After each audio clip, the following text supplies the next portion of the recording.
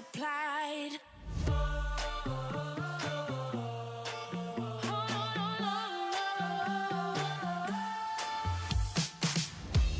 I can't be stopped. I'm breaking through now. Ready to rock. I'm invincible. I can't be topped. I make them say wow. Walking the walk. I'm invincible. I got away with persevering, watch and see. And anyone who's interfering goes through me. Nobody does it the way that I do. Keeping it old school while bringing the new. I got away with persevering, watch and see. Come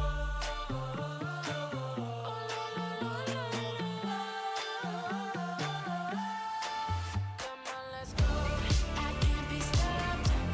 I'm breaking through now. Ready to rock. I'm invincible. I can't be topped. I make them say wow. Walking the walk. I'm invincible. Invincible. I'm invincible. Invincible.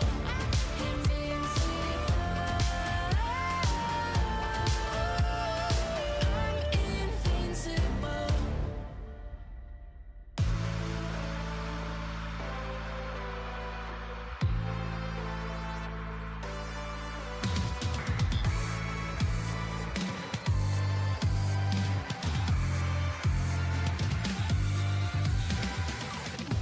Let's fly.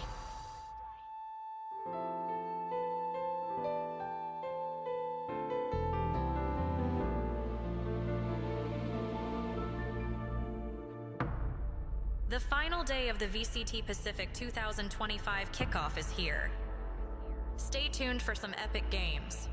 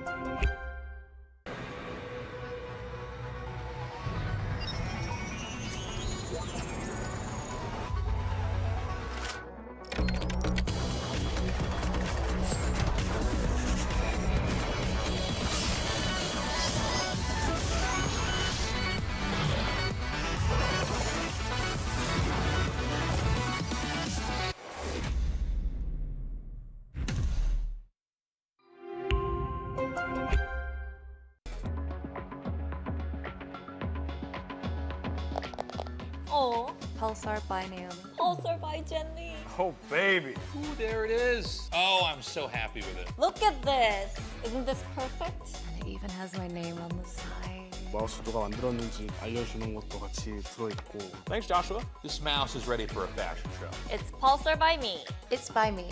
It's by me. It's by me. It's Pulsar by you.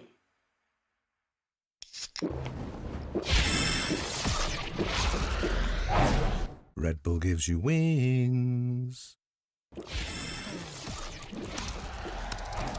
Red Bull gives you wings.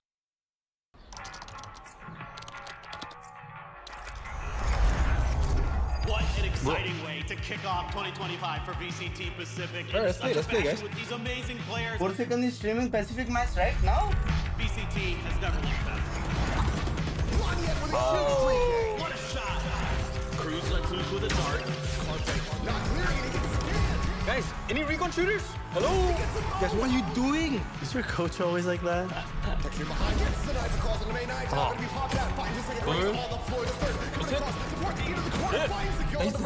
아 어디야? 아 아니야. 아 하지 마. Cruz has stolen it. We're gonna get the texture tantrum. Unbelievable. 버스피는 더 빡세다 그랬던 것 같은데.メイ君そっちのチームどう？おじさんいるけど、まあいい感じだよ。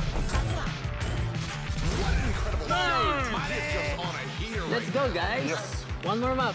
Let's run it back.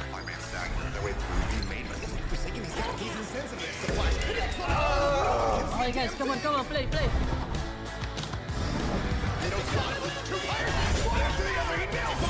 Dulu ngapain sih? Kok nggak jelas banget?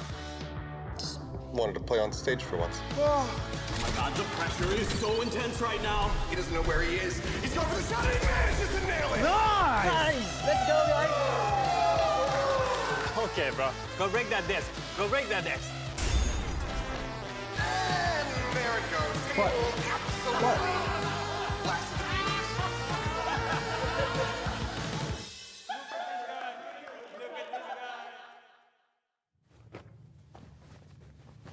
Where's my jersey?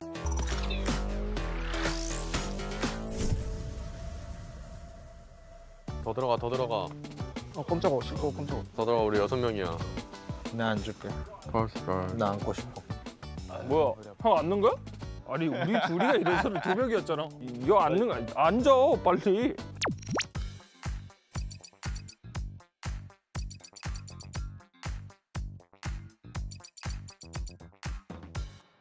아무나 앉아. 난 앉을래? 야, 그냥 가위바위보 이긴 사람이 플레이어 해. 가위바위보. 나는 여기 총괄 할게 그냥. 아, 총괄해. 못할 때마다 뒤통수 다시 때린다. 예? 아 예? 이거 아니야 코치는? 앞으로 나와서 룰렛 돌려볼게요. 앉길 잘했다. 야. 문어크가 어려울 것 같은데요? 일심동체가 제일 어려울 것 같아. 괜찮은 걸로 좀 뽑아봐라. 카메라 등지지 마라. 야 돌릴 줄 아냐 그거? 그건 내가 알아서 할게. 냥냥 펀치를 할게. 기본 팩에. 돌려. 돌린다. 냥냥. 이거 냥냥이다.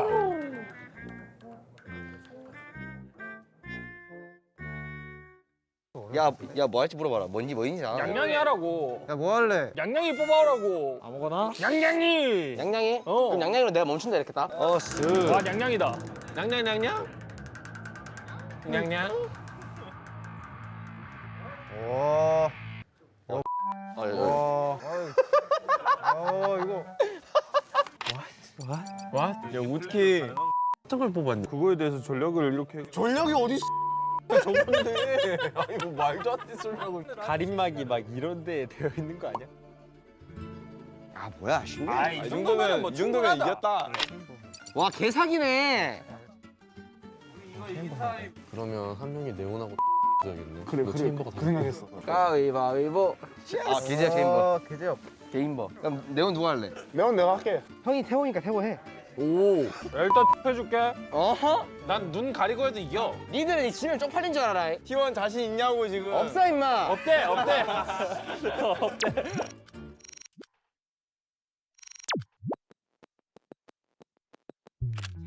야 시간이 안 보여. 된다. 야 스킬 어디야? 스킬 어디야? 스킬 어디야? 스킬 어디예요? 무조건 재영 형한테 몰아줘야 돼. 야 어디가? 야 러시가. A 가자. 야, 우리 A 간다. 걸어.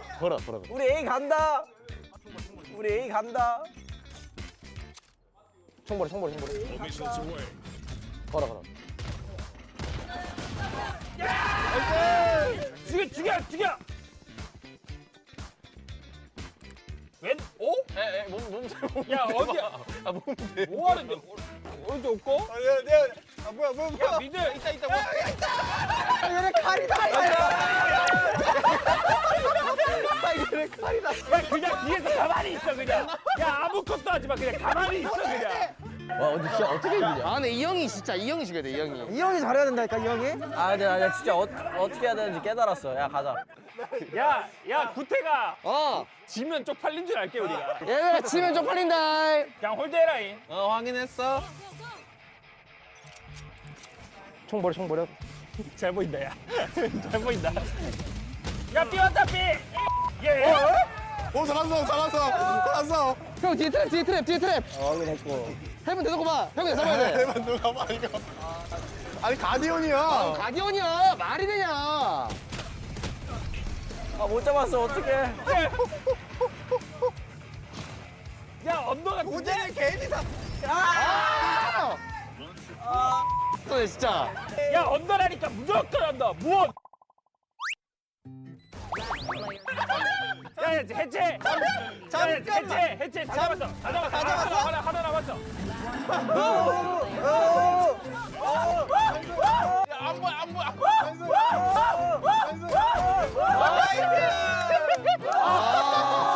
아 이걸 어떻게 이겨? 야 우지야, 내가 봤을 때 쟤네 시작을 연만할 것 같거든. 도망쳐. 도망쳐봐. 아 총을 줄 수 있다. 아니 총을 못 쏴.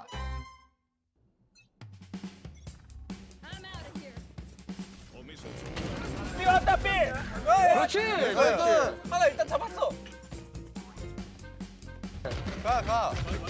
서래.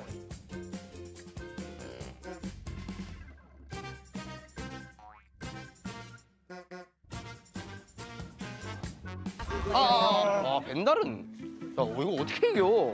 근데 진짜 어떻게 이기냐 이거? 얘 몰라. 나 가고 있어. 빰들아. 어예. 자 안 보이나 보다 진짜. 진짜 안 보여. 잘 쏘는데? 먹었어. 빰 먹었어.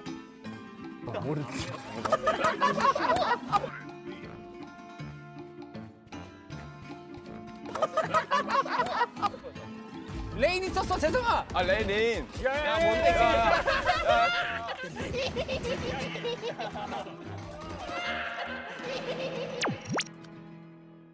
야 얘네 스킬만 쓸 수 있네. 아 잘 안 보이는구나.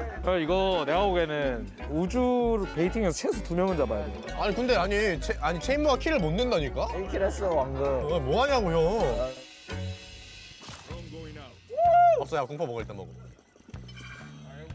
야 둘이야. 에이 둘이야. 가지마. 트레비스 가지마. 가지 말래. 안 한다. 가지 말래. 아예. 가지마. 미드. A 갈 거야, 우리 A 갈 거야. 야, 미들 트럼 깼다, 이거 뭐야? 야 무해. 삐. 가. 또 진짜. 뭐 하냐고요? 이 형이 잘해야 된다니까, 이 형이. 나이스. 뭐야 어게 했노? 아, 진짜 어떻게 이기는데? 야 우주야. 설마네. 백사 살았나? 야 태호 공 있다잉? 설. 아닌데? A설. 뭐야 이거? 잠깐만. 맞겠냐?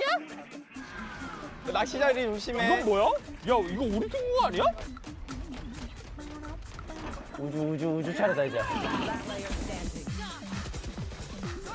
야, 나 두 명 잡긴 했어. 사이트. 에이스 사이트 내가 에이스하고 임마 나야요. 좋은데? 다 해주잖아. 잘 바꿔야 될 것 같아. 잘 바꿔야 될 것 같아. 아니 이거 재미가 시간 못했잖아. 1, 2는 해봐지. 아니야, 너 나와, 내가 할래?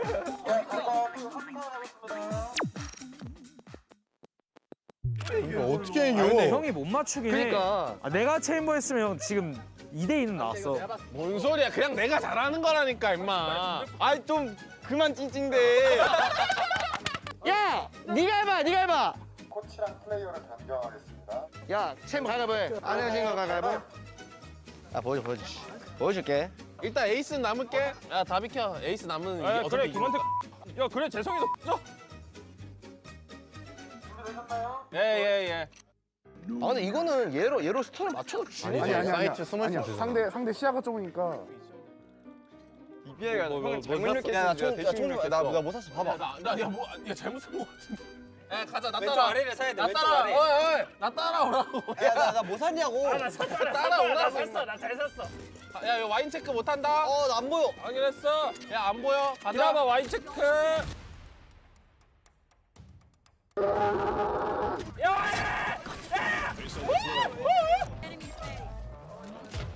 붐. 55. 잡아. 해줘 한 번만 해줘.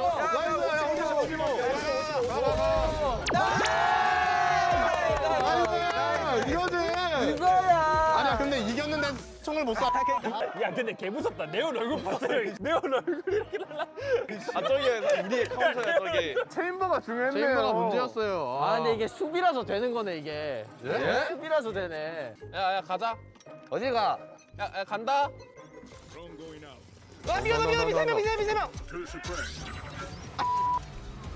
들었어. 아 마켓 체인버 마켓 체인버. 잡았어. 나이스. 어디야? 어디야? 레일의 그 마켓 쪽. 어디야? 메인.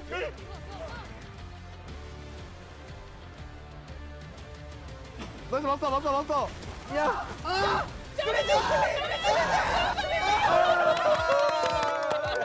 내가 있으라고 내가. 쉬운데? 좋은데? 아이 쉽네. 야 너네 접어라. 어디야? 접어야 되긴 하겠다. 챌린지 뭔지 예측이 가시나요? 아 저기 스킬만 쓸 수 있는 거잖아요. 조준선만 보일 것 같습니다. 서로 챌린지 뭔지 한번 확인해 볼까요? 아 이거 X끼네 이거. 아 근데 너무 많이 보인다. 야 근데 우리보다 훨씬 낫다. 너무 많이 보인다. 이러면 너무 쉽지 이거는. 총을 버리고 스킬만 사용해서 플레이합니다. 단 칼은 사용할 수 있습니다. 칼은 아무래도 못 버리니까. 내가 헤드헌터 든 사람이 잘했어야 했어. 야 근데 체인버 누구냐? 재혁 씨. 체인버는 잘했어야 아, 했어. 체인버 감사합니다. 아, 감사합니다. 예예예. 고생하셨습니다. 아 일단 태호 나 태호. 에이스. 어땠어? 예? 예? 니 잘한다 임마. 잘한다 임마. If you carry this game, I buy you ticket for New Jeans. Okay. Oh, okay. Suddenly locked in, bro. Carry is how much? 25? Hey. What do you mean? Carry is how much? 25? Just win the game, motherfucker. 네, 가면고시 인재를 정말 게임와 잘했다. 야, 소대. 너는 어때? 소대. Oh, feeling like to be Indonesia. I think I'm gonna pee in my pants. Dude, I give you $100, 100 USD if you pee in your pants. Deal? Deal? Eric, you gonna jump today? Yeah, if we win 11-0, I jump for the last round. How about 10-2? No. 팀이 끈다 생각하고 얘들아. 그래, 오더. 분위기 올려줘. 러시 많이 분위기 올리자 분위기. 러시 많이 뛰어도 될 듯. 아이 그런 억텐 하지 말고 자신감 있게 하자. Go, 화이팅! Let's go. First match of the season, baby.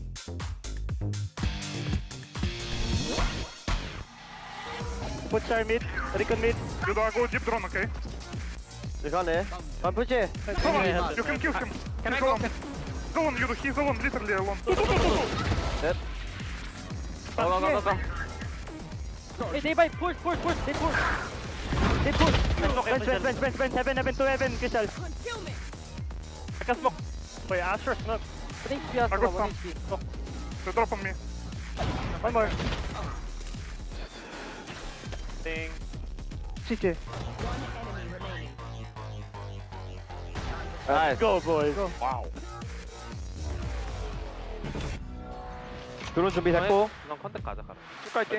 상대 에롱 드론. 필드 테러 없다, 이번엔. Nothing much.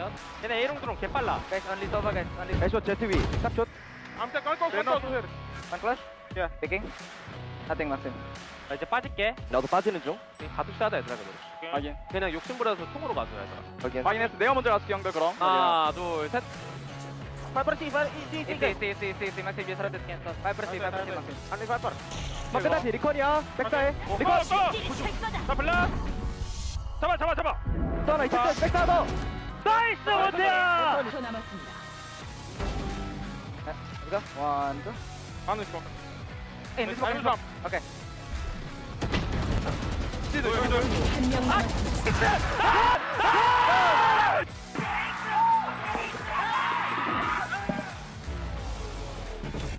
Save your prowler. Don't prowler first. Let them end Viper's walk. After Viper's walk, you're gonna prowler. Yeah, recon. 이거 깨게. 깼어? 갔다. 너리콘. 싸워, 괜찮아. 야, 죽어. 끼리. 나와줘. 한피. 또 떴다 우빈. I think they might want to take A. Guys, can you fight A main, guys? Can you fight A main? Can I use the ulti to A main fight, guys? Can. If he take A main, just hit A, okay? Just hit A. Apat dito A ah. Baka mag-drone ah. Pakul nga pag nag-drone. Ulti ako. Wala ulti. Wala. Siya pala ngayon. I break molly. After my first. Secret. You're doing the setup, I think? No. Yeah, demolish. In the side. Sako. Planting na boys. Planting. May pull mo na. Tinol ko na. Sa dagot. One HP also. Can you pick the hook? Seal. The low default. I'm default flash. One power. One HP there. One HP. No need to pick flower. Power. One more. One here. Ah, guys. Damn! Wait, 3 no money, guys. Guys. Damn! Okay, ready? Go. Come closer. Okay. Holding left. Smoke mid, puppy. Holding far. Okay, holding here. Two even. Okay, help me. Heaven ulti. Nice. Kill leave. Nice. Whoa. Give us me the ace. Kill. Last in mid. Yeah, go kill. I go jump for you, brother. Wait. Go. Trap. Kelly, go, baby. Hey. Sorry. Hey, Marshall, is that? Sure. Yeah. There's smoke. They do this smoke. Kevin, okay? Kevin. I'm with you. What's my gun? Out. Invent. That's heavy. More side. Two. Got a bulldog. Full left here. They're probably heavy groups, guys. There's lots of group heavy on Eco. Nice. Side. Nice, good job, Joseph. 3, 2, 1. Go straight, guys. Reloading. Launching point. Someone watch it a big stun, huh? Yeah. I'm planting this. One enemy remains. Whoa. Run. Whoa. Okay. Hey, ready, no? Let's go. 오pen.リサイト降りるよ。目が見えたらピックいくわ。はい。これピストルと多分同じ。チェックできないなんかナイフとかフラッシュで。よ。ジェン俺とスイッチしよう。ジェン俺とスイッチして。テンポ。多分 PI 点ないまだ。131。この後ドローンでビット確認する俺。ポイント2段できてる。一席降りた。降りてきてる。一回も目で。いいよ。はい。続目今入れる。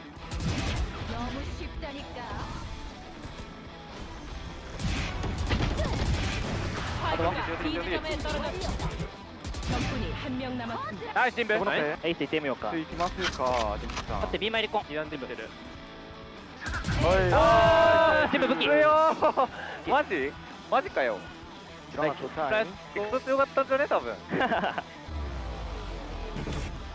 들어가게 벌린다 하나 둘셋 할게 네 KU 셔 좀 더 올려 좀 더 라인 다 같이 올려 다 같이 다 앞에 와 다 앞에 와 까줄게 가자 하나 둘셋 다 찍혔어 이거 램프 먼저 5명 다 찍혔다 램프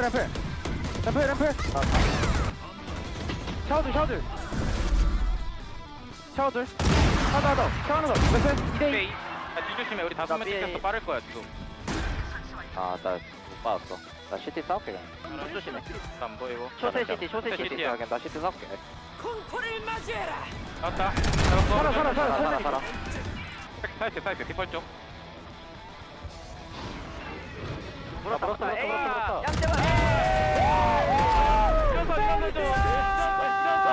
대불교 BTS3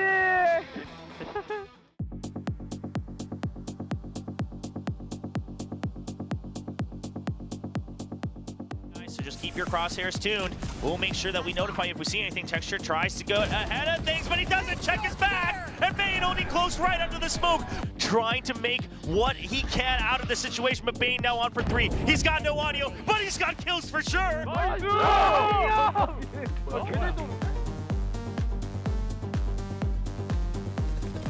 Ends up getting taken down. Solid efforts from RQ, but at the same time, Margaret pushing forward, takes some control over B. Trey dead, and Xpero. They get cleared, Cushy trying to hold things down. Francis unable to find the contact, means that Jemkin gets a second lease on life. Margaret still holding though, now on for an ace. This hole. He's anticipating the jump peak, but Margaret.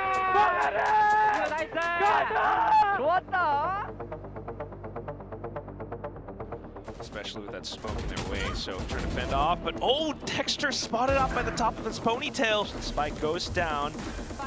Unfortunately, the util expires. Karen and the shock dart to try to hold them off. Bane trying to set a bit of a flank, but still continuing to watch it, looking for the timing to swing. The recon goes through, and there it is, Karen!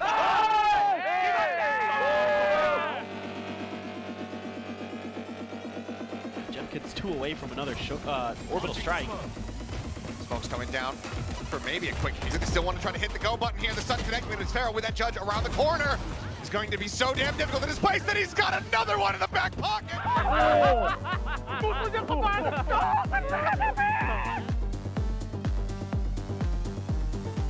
And this here would be a huge boon for them to close this out 2-0. Well, still there. Well, the push through. Ivy on the swing, able to find one. Margaret getting another. Jemkin, however, holding it down. Now a showstopper. They're all collected together.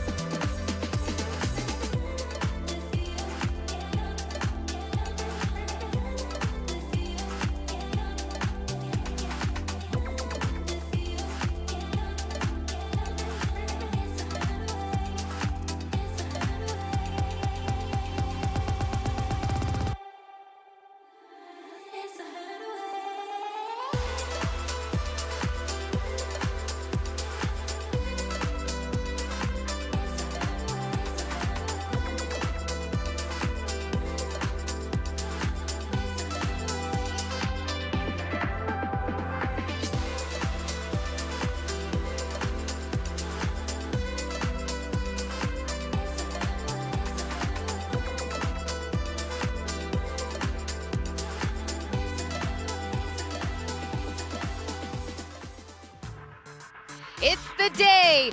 We've been finally waiting for this moment. It's Valorant Champions Tour Pacific. It's the grand finals of Kickoff. I'm your host, Victoria, Champion Ninja, and with me we got Big Ski, we got Pilski, and Big Time. Now I have to ask, have you guys recovered from yesterday? Because we saw an incredible best of 5. Just about. I mean, that was an unbelievable series. It was great to be able to watch it here. We can literally lean over this little balcony here and watch the players' reactions all live. Yeah. There was so much to watch. I mean, so back and forth the whole way. We saw, speaking of 5s, we saw the best of 5s, and we saw 2 aces coming from Texture of all people. And that might have been 2 aces too many for the Gen G curse, because... I mean, I really thought that when he started acing, especially when he closed out Split with that ace, I was like, this is it. I can't believe it. He's converted the curse. Of course they're going to win. But no, it wasn't quite enough. I kind of felt like it was the opposite, but yeah, unfortunately, you know, Gen G falling down at the last hurdle, and they've broken their streak of appearing at international events. That's going to be very difficult for them to swallow, and they're going to have to recollect themselves heading into stage 1 now. Yeah, I think there's a lot of pain there. For either team, there was a point where I don't think we want to see either teams fall. We just would have been fine with them going on forever.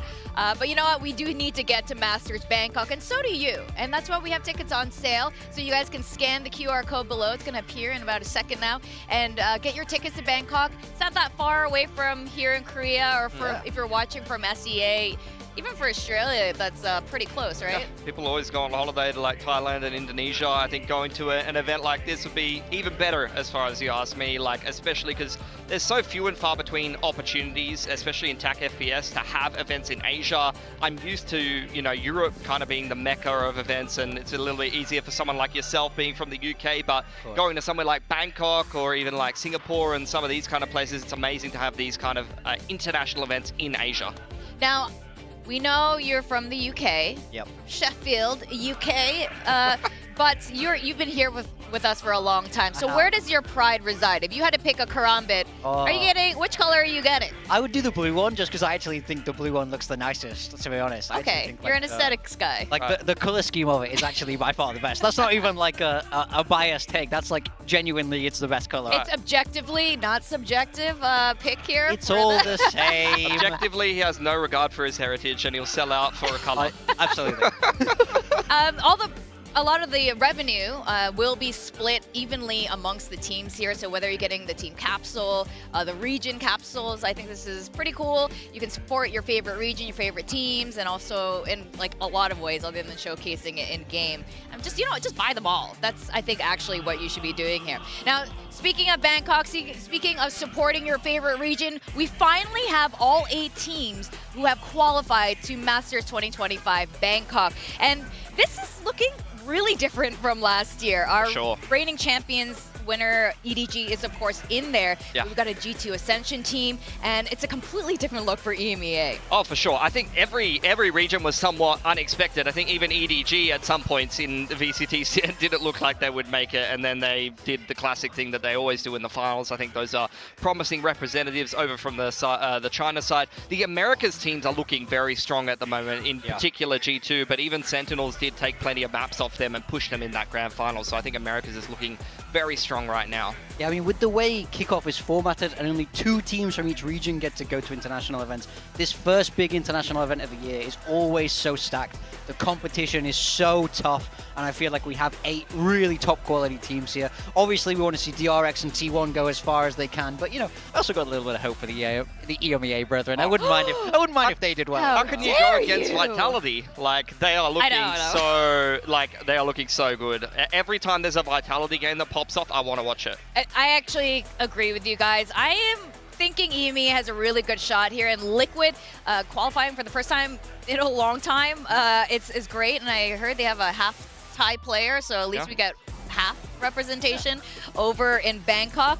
Yeah. But let's bring it back to our region now. We had a pretty intense kickoff, a lot of surprises along the way. I did say, I'm just gonna call it out now, since my Spike Talk podcast, I said T1 is definitely gonna be in the grand finals. It did knock out 2 of some of my favorite teams, including Talon and Paper X, down to the lowers, but but T1 is there. Now, how are you guys feeling about this now that we are at the grand finals moment? Yeah, I mean, it's been a crazy bracket so far. I mean, I'd like to know if anyone actually got their pick'ems right for this, because I don't see how you would have. I can't imagine anybody seeing this tournament playing out exactly as it has, but I do think we have two amazing teams in the grand final. And Pilski, let's talk about these lowers. The lower bracket was just as intense, probably more intense than the uppers, and not just because it was elimination, but because the teams were playing really, really well. Yeah, and there was upsets as well in the upper bracket. So you got teams that you did not expect going into the lower bracket down there. You had some very close games. I mean, DRX was down there. They lost to DFM. That lower bracket round 2 is craziness. That Nongshim RRQ game was very, very intense. And then we have the Korean powerhouses right at the end of the tournament here. That game between Gen.G and T1 was nail-biting as well. We've had so many fantastic games and surprising storylines. So today we're going to crown a new Pacific champion. And I know a lot of you at home are saying, oh, it's 2 Korean teams. But you know what? Something is actually very different here. Yes. First of all, it's been 3 years since DRX was in the top seed of the grand finals. So this lineup has changed for the first time in years. And they changed last year, and it seems like they finally found their footing. Yeah, absolutely. I mean, I love the changes that DRX made. They tried to reinvigorate, bring a lot of youth into their squad, and people doubted them. You know, we checked the tier list from before kickoff. People were not super high on this team because it was a lot of rookies. It was a lot of more unproven players, but I think they've stepped up so well this kickoff, getting DRX back into the final through that upper bracket, which, as we said, has not happened in a very long time, and I think it's so well deserved for this squad and this coaching staff. Yeah, Hyunmin and Freeing have been transformative for this team. It's actually kind of the known quantities that may not have had as much impact or have gone missing here or there. So I think the talent pipeline in Korea has been fantastic, and DRX are benefiting from that. Now, ex-DRX is now on the side of T1. We've got Sax and Buzz here, of course, some of the core members from the old Vision Strikers. But T1, as we were saying, a lot of us were voting this team as one of the favorites to make it really far. And here they are, finally. A little bit of a lower bracket moment, but they're here. I don't know if I was expecting in this fashion, though. There have been so many moments throughout this tournament where I have doubted T1, where I've thought T1's about to get knocked out of the tournament, T1's about to get knocked out into the lower bracket in round 1, but they've steadily improved over the tournament, developed more and more of an identity, and they have continued to impress in every single game. I think yesterday against Gen.G, they could have won it right from the get-go, and then Gen.G was doing some absolute heroics on the comeback, but it's undeniable that these guys have got some certified star players that can drag them through any series in any circumstance. And, you know, on top of that, some great approaches as well. It's not all firepower. There is some nuance and some tactics there also. Yeah, I think they're hitting their stride now. They're clearly defining the meta that works best for them. We see a lot of double duelists. It's very much their own style. And, you know, they had a lot of doubters. When you have a lot of expectation, that always happens. But it was great to see them end up in this final like so many of us thought they would. Now, a lot of people have been comparing their play style. It's very similar, but one thing that's very different are their coaching staff. For sure. Termi's been around for a while. He is definitely well respected here, and Autumn has definitely been stepping up for the side of T1. In fact, the best thing to do is hear from the horse's mouth themselves. We got Jen and Bella on standby with our 2 coaches.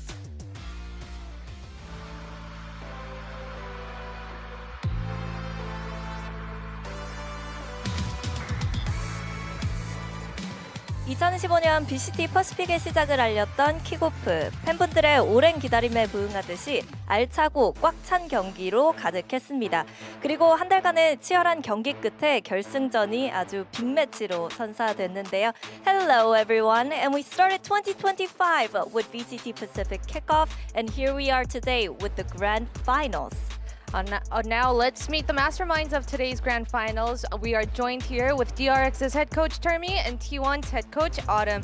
DRX의 터미 감독님과 T1의 어텀 감독님 모셔왔습니다. 안녕하세요.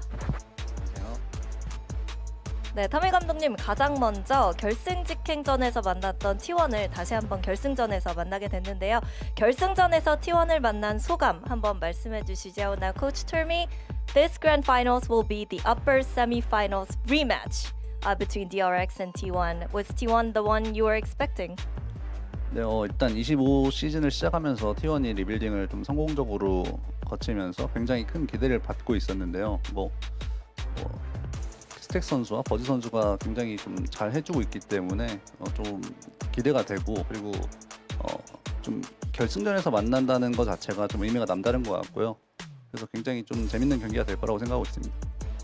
Now with their fresh roster coming into the 2025 season, there was so much hype around T1 and I feel like Buzz and Stux are doing really well on T1 as well. And to be able to face them in the grand finals, it truly means a lot. So I'm very much looking forward to today's matchup. Going off on that, T1's first kickoff grand finals starts today, and it's a desperate situation for that trophy and that win. Autumn, you're facing DRX once again after they've sent you down to the lower finals. How does it feel to meet them again? What are your thoughts? 이제 팀 창단 후에 팀의 첫 킥오프 결승 진출을 맞이한 T1입니다. 우승이 그만큼 간절한 상황인데 또 결승전 상대를 패배를 한번 선물했던 DRX를 다시 만나게 되신 소감 한마디 들어보고 싶어요. 되게 저에게도 되게 의미 있는 경기이고, 왜냐하면은 제가 이제 프로 발로란트 씬이 처음 생기고부터 이제 항상 터민님한테 많은 영감을 얻고 제가 제일 존경하는 분이기 때문에 저희가 실제로 한국에 와서는 한 번도 아직 이겨본 적이 없거든요. 그래서 어떻게 보면 한 번 다시 승부해 볼 수 있는 좋은 기회가 생겼다 생각해서 이번에 한번 최선을 다해서 한번 이겨볼 수 있도록 노력해 보겠습니다. It's really meaningful that we scored our first kickoff grand finals, and Termi and I, we go long back. But this is, I don't think I ever got a win against him since here in Korea, so hopefully I'll be able to seize the opportunity now that it's in my hand. 네, 그리고 터미 감독님 이번 킥오프에서 현민 선수와 프링 선수의 활약이 뛰어났고 그리고 또 DRX 팬들의 모든 걱정과 의심을 한 번에 씻어내지 않았나라는 느낌이 들기도 하는데요. 또 그 덕분에 960일 만에 결승 직행이라는 의미 있는 결과를 만들어내기도 했습니다. 오늘 경기의 키플레이어를 한번 뽑아본다면 누가 될까요? Now, Termi, Fring and Hyunmin really proved themselves during this kickoff, proving themselves to be a great pickups actually. And it's been 960 days since you guys qualified to the grand finals through the upper bracket. So if you had to pick one key player from DRX, who would that be? 현민 선수와 프링 선수는 사실 VCT 퍼시픽에서는 첫 데뷔이기 때문에 많은 분들이 잘 모르셨을 거라고 생각을 하는데 그렇기 때문에 걱정도 많으셨던 것 같아요. 근데 보란 듯이 두 선수가 좋은 모습을 보여주고 있기 때문에 너무나 만족스럽고요. 그리고 960일 만에 직행인 건 사실 몰랐는데 글쎄요, 오늘 누가 잘 할지는 모르겠지만 현민 선수와 프링 선수 둘 다 잘하기 때문에 두 선수 중에 조금 그래도 좋은 모습을 보여준다면 승산이 있다고 생각하고 있습니다.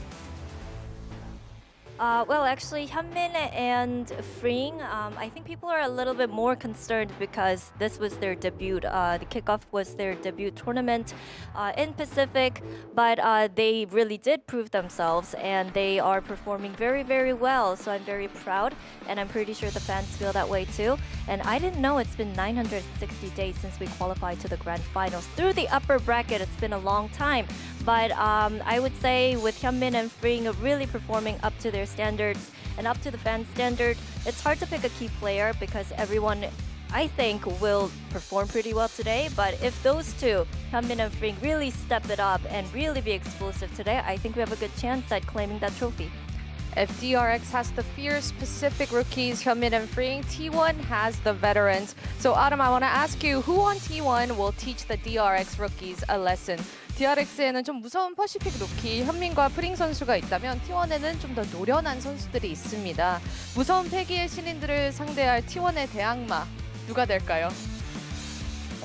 사실 베테랑 선수들은 원래 베테랑 선수들의 밸류 자체가 항상 꾸준하게 자신들의 역할을 묵묵해준다는 거에 있다 생각하기 때문에 그 친구들은 저번 경기나 이번 경기나 사실 큰 걱정이 되지 않고 오히려 저는 이주 선수가 오늘 좀 키 플레이어가 될 거라 생각을 하고 있습니다.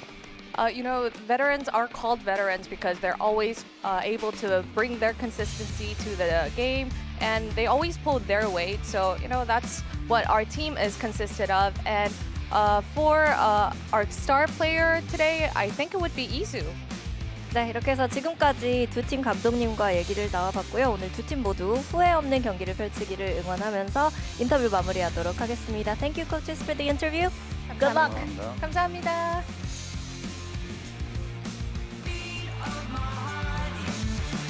Dance till we try, stay strong as like a beat. always interesting to hear from the coaches themselves. Now for either team, it's going to be their very first ever Pacific Championship win. And we can look at the data here. DRX is clearly dominating in the lead, but you know, when it comes to Valorant, you really never know. It really just comes down to today's match. Yeah.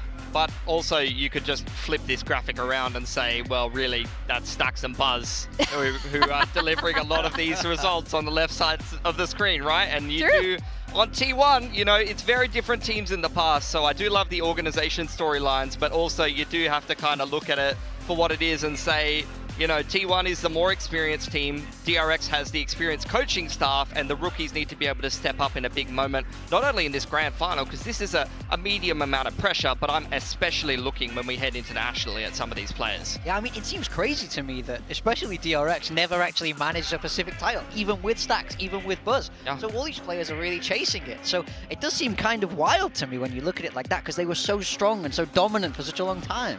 Well, in fact, speaking of DRX and that reshuffle for the first time in ages since last year, they finally found some solid footing by stage 2 last year, and now back in the top seed, they have the map ban advantage, 2 maps that will be banned.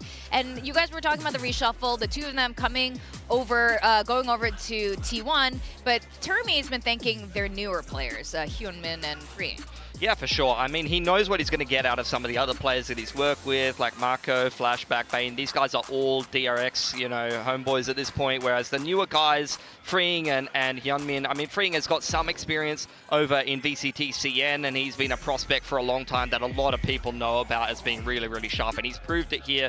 But over on the side of Hyunmin, I mean, he's been fantastic despite being very inexperienced, so I think it's very key that he performs today, and he has performed very well in this tournament, and the coaching staff is always going to have a big focus on a rookie like that that's playing a role like Duelist.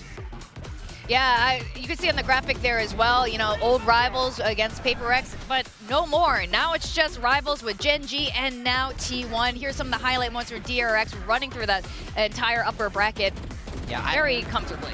We've seen them play so solid all tournament. I mean, I do think it's really nice for them. DRX will love the fact that they've been playing against Korean teams the whole way. Yeah. I think they understand everybody that they're against, but they've been so fluid. You don't qualify through the upper bracket like this without looking dominant in some capacity. And I felt like they haven't really been challenged in the way they would want. I mean, T1 came close, but DRX always managed to take it over the line. Yeah, I think close on one map, Bind in particular. There were times where there's some teams pushing DRX here and there. I mean, Gen G were slower starters in this tournament, so I don't think they even pushed DRX as much as they possibly could. So I think there is an air of familiarity that's easier for DRX to deal with in some ways, playing these Korean teams a lot this tournament. But over on the side of T1, I mean, they're really cooking in the graphics department, aren't they? Wow, Stacks. That's actually what Stacks looks like. You can't tell underneath the jersey. No. I don't even know if we've recovered from yesterday, so I can't imagine how these guys are feeling coming into today. But Stacks is he's looking pretty good. I think they're going to be feeling great. I mean, don't get me wrong, the game wasn't the cleanest from either side. It was back and forth, and there was times where even I doubted my own brilliant prediction. But It was brilliant. I do think that they're going to be feeling great, knowing that they got that win. They get another crack at DRX, because they won't have been happy that DRX knocked them down to the lower bracket. This is for sure a revenge game today, especially for this man. But T1, I mean, focus on the bottom right, because bottom left, that's a whole different roster. That's a whole different kettle of fish. Could have lost against Boom. Could have beaten DRX, could have lost against Paper X, definitely could have lost against Talon, and then yesterday against Gen G, they should have won easily, and Gen G was just pulling heroics after heroics in the comeback, so maybe a little bit of an issue closing that game. And so I'm keen to see which T1 we're going to get today, because it's been a lot of different looks so far this tournament, but what I will say is they've looked better and better as they've played more. Yeah, I feel like they're really growing into the tournament, to be honest. You know, at the start, especially in that first game against Boom, we were not sure. Yeah. The idea of Super Team was thrown around in the offseason, and then we were not sure collectively on this desk. But over time, they keep proving it themselves a lot more, and I definitely feel like they're coming into their own now. This roster is looking more and more synergized, and we're seeing the individuals really start to pop now. Yeah, that was rather incredible. I think it's a really good point. I felt that T1 coming into this tournament was the strongest of all the teams here. Everything was just kind of settled in already, but it's really refreshing to see the improvements happen over the course of Kickoff, because you don't want to peak at the beginning of a tournament. You want to get better as the tournament goes on, so this is very promising. I know Buzz wasn't performing to his top potential yesterday, but they still managed to close it out in the end, and we were talking about this a lot yesterday and at the desk, that this is really important for the rest of your squad being able to step up. Oh, for sure. Like, Buzz is one of the most consistent duelists in Pacific time and time again. He's always putting up numbers. So what a super team to me is really if your main like focal point in terms of fragging is not fragging in a series and you still win, maybe there is some little bit of super team vibes coming in there with some of the other guys that are able to step up. And now, speaking of super players and super teams, Mako, I think, is just, he's one of my favorites. Definitely a super player. Mako does no wrong. Mako, the maker. I can't believe how young this guy is, because he just feels like such a mainstay here in Pacific, especially Korean VALORANT. Yeah, we really wanted to highlight him today. You know, it was back and forth, especially at the start of the tournament. We weren't sure if he was getting an IGL or not, but he bounced back. He went to the coaching staff and said, hey, I can do this. Let me IGL. And now we're sort of seeing a return to form in his individual level on this smokes role. He was well known to be one of the top controllers in the world for such a long time, and it's nice to see him battle for that title again. And some of the tighter games, he's gotten them across the line. Like, he's been pulling some absolute heroics, running around with a ghost inside of smokes and winning the eco rounds and just doing absolutely ludicrous plays. And that's what you want from your controller play. You want them to be able to make plays on something like an Omen or dive in and out of smokes and be comfortable playing in those very claustrophobic site engagements. It's actually so incredible how this guy is since 2023, and then when we saw him officially in franchise.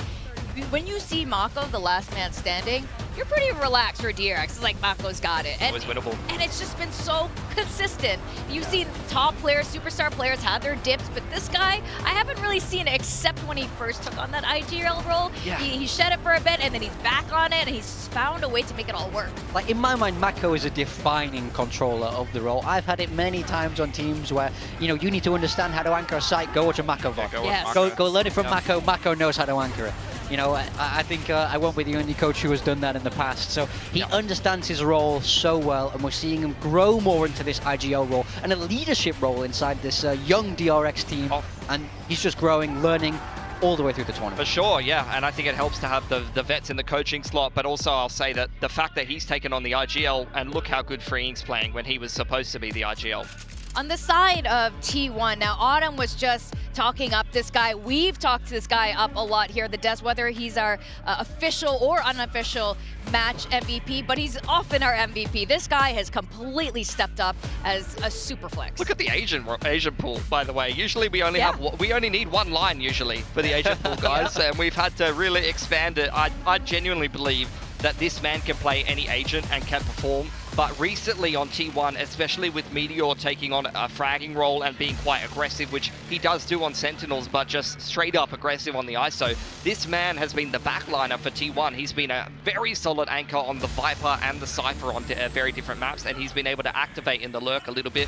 Although I think some people are starting to take note that this man is always on the lurk, and they're starting to abuse it a little bit. Yeah, for sure. I mean, he has his patterns, but who doesn't? And I think a player like Izu is an absolute dream for coaches. You know? If you have somebody who's always down to play anything, just is willing to do whatever it takes for the team, it's so amazing. You can come up with this comp and you go, hey, you okay on Cypher? And he goes, yeah. And then you go, you okay on Yoru? And he goes, yeah, sure, why not? You okay on Raze? Yeah, I can do anything. I think it's so underrated. Like, seriously, from a coaching perspective, both you and I will know, like, you almost never get that. You never get players like that. They will complain. These guys will whinge if they don't get to play the agents that they want. It is the norm, you know, especially when it comes to players that can frag hard. They want to play the agents that will win them the game. At the same time, though, I mean, I don't know. It seems like Izu, even from watching how he interacts with his teammates, he's the one to comfort others, and he's the one to, you know, after a tough loss, try and pick the boys up. So it's great to see that as well. But for Izu, I mean, it would be very easy for a man with this talent to be a massive ego, but at the end of the day, he's playing with some of the best players from Korea and some of the most historic players from Korea. So you do have to drop it a little bit and make some space for the other guys to shine. Definitely. Well, Izu does it all.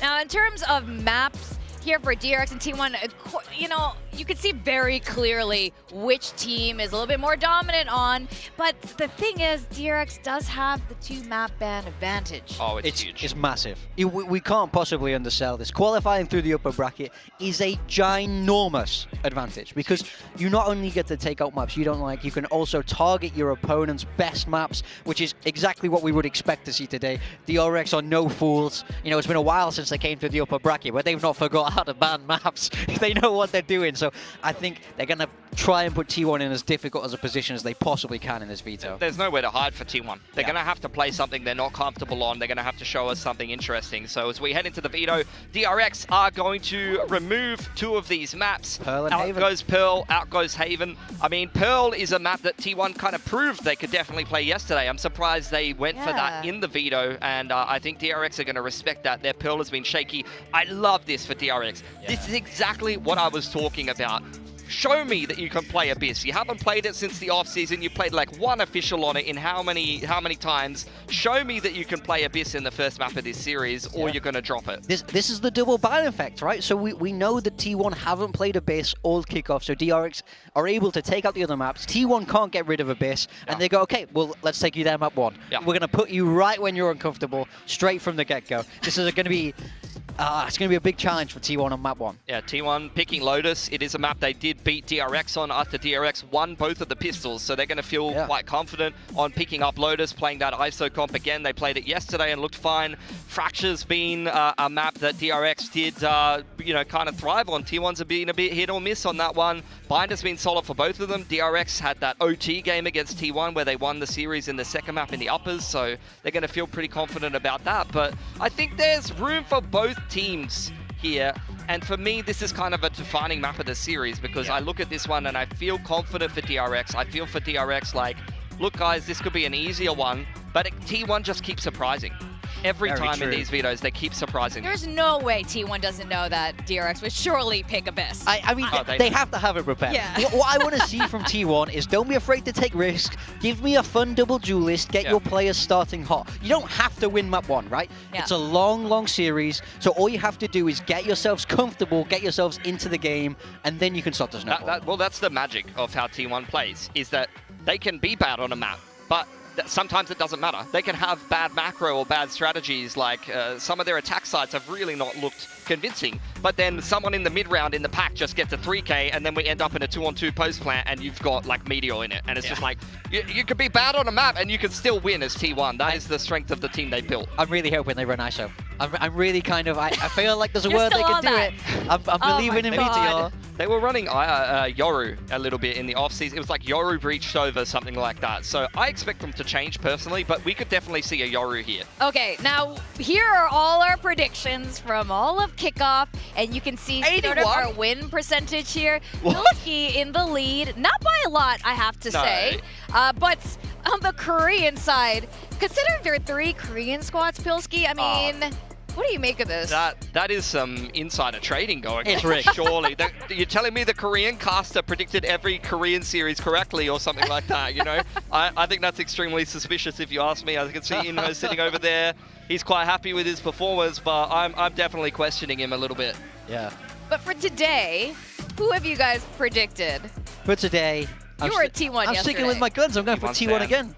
I think I've got some bandwagoners following me now. You know, I've set the trend, but it's okay. They, you know, you can follow me if you want, but that's fine. I mean, I do believe that the double ban is going to make things hard, but I really believe in the power of the rematch. Yes. When you get to bounce off that lower bracket, you come back up, you get that second go at a team.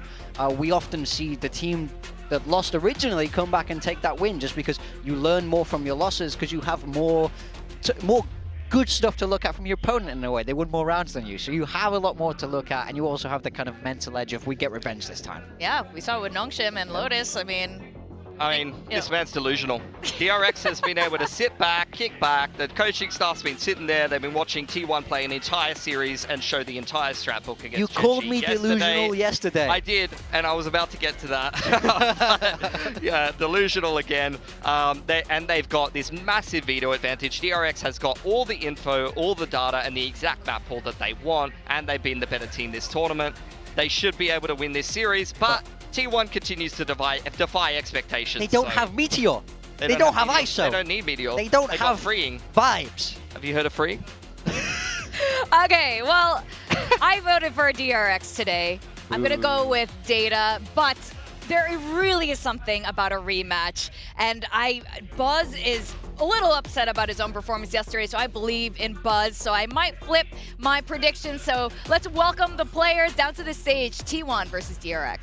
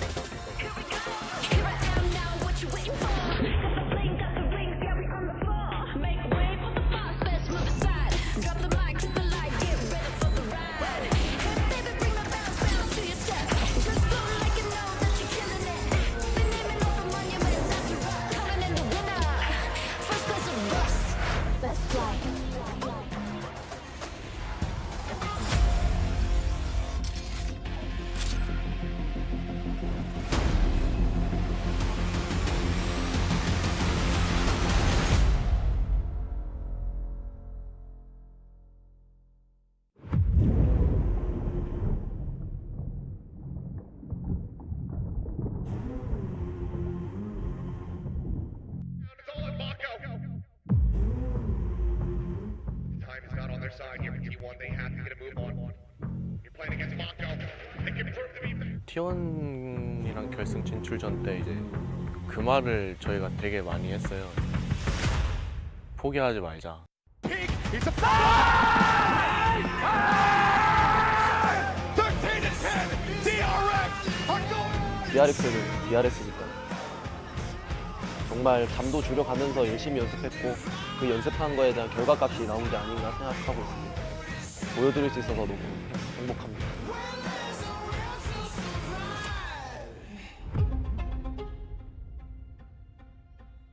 이길 수 있는 순간들이 몇 번씩은 있었다고 생각하고 있어요. 실수 없었으면 저희가 이겨서 결승에 직행했을 것 같습니다. T1이 실수를 더 많이 해서 졌다고 생각하기 때문에 이번엔 실수 없이 이기도록 하겠습니다. 네, 실수가 없다면 더 쉽게 이길 것 같습니다. 실수 때문에 졌다고 하지만 그 실수가 결국 프로의 세계에서는 실력이거든요. T1이 그런 말을 괜히 했나 싶을 정도로 제가 만들어 드리도록 하겠습니다. 잘 열심히 해봐라. 화이팅! 사실 DRX는 예전에만 잘했지 지금은 별로 잘한다고 생각 안 하기 때문에 저희 T1이 무조건 이길 것 같습니다.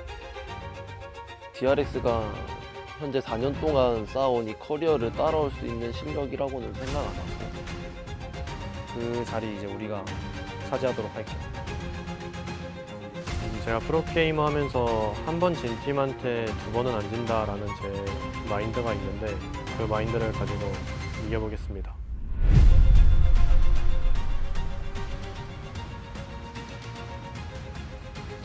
제가 예전에 들었던 말들 중에 하나 있잖아요. 결국에 DRX는 DRX다. 이번 결승전에서 그 말을 증명하겠습니다.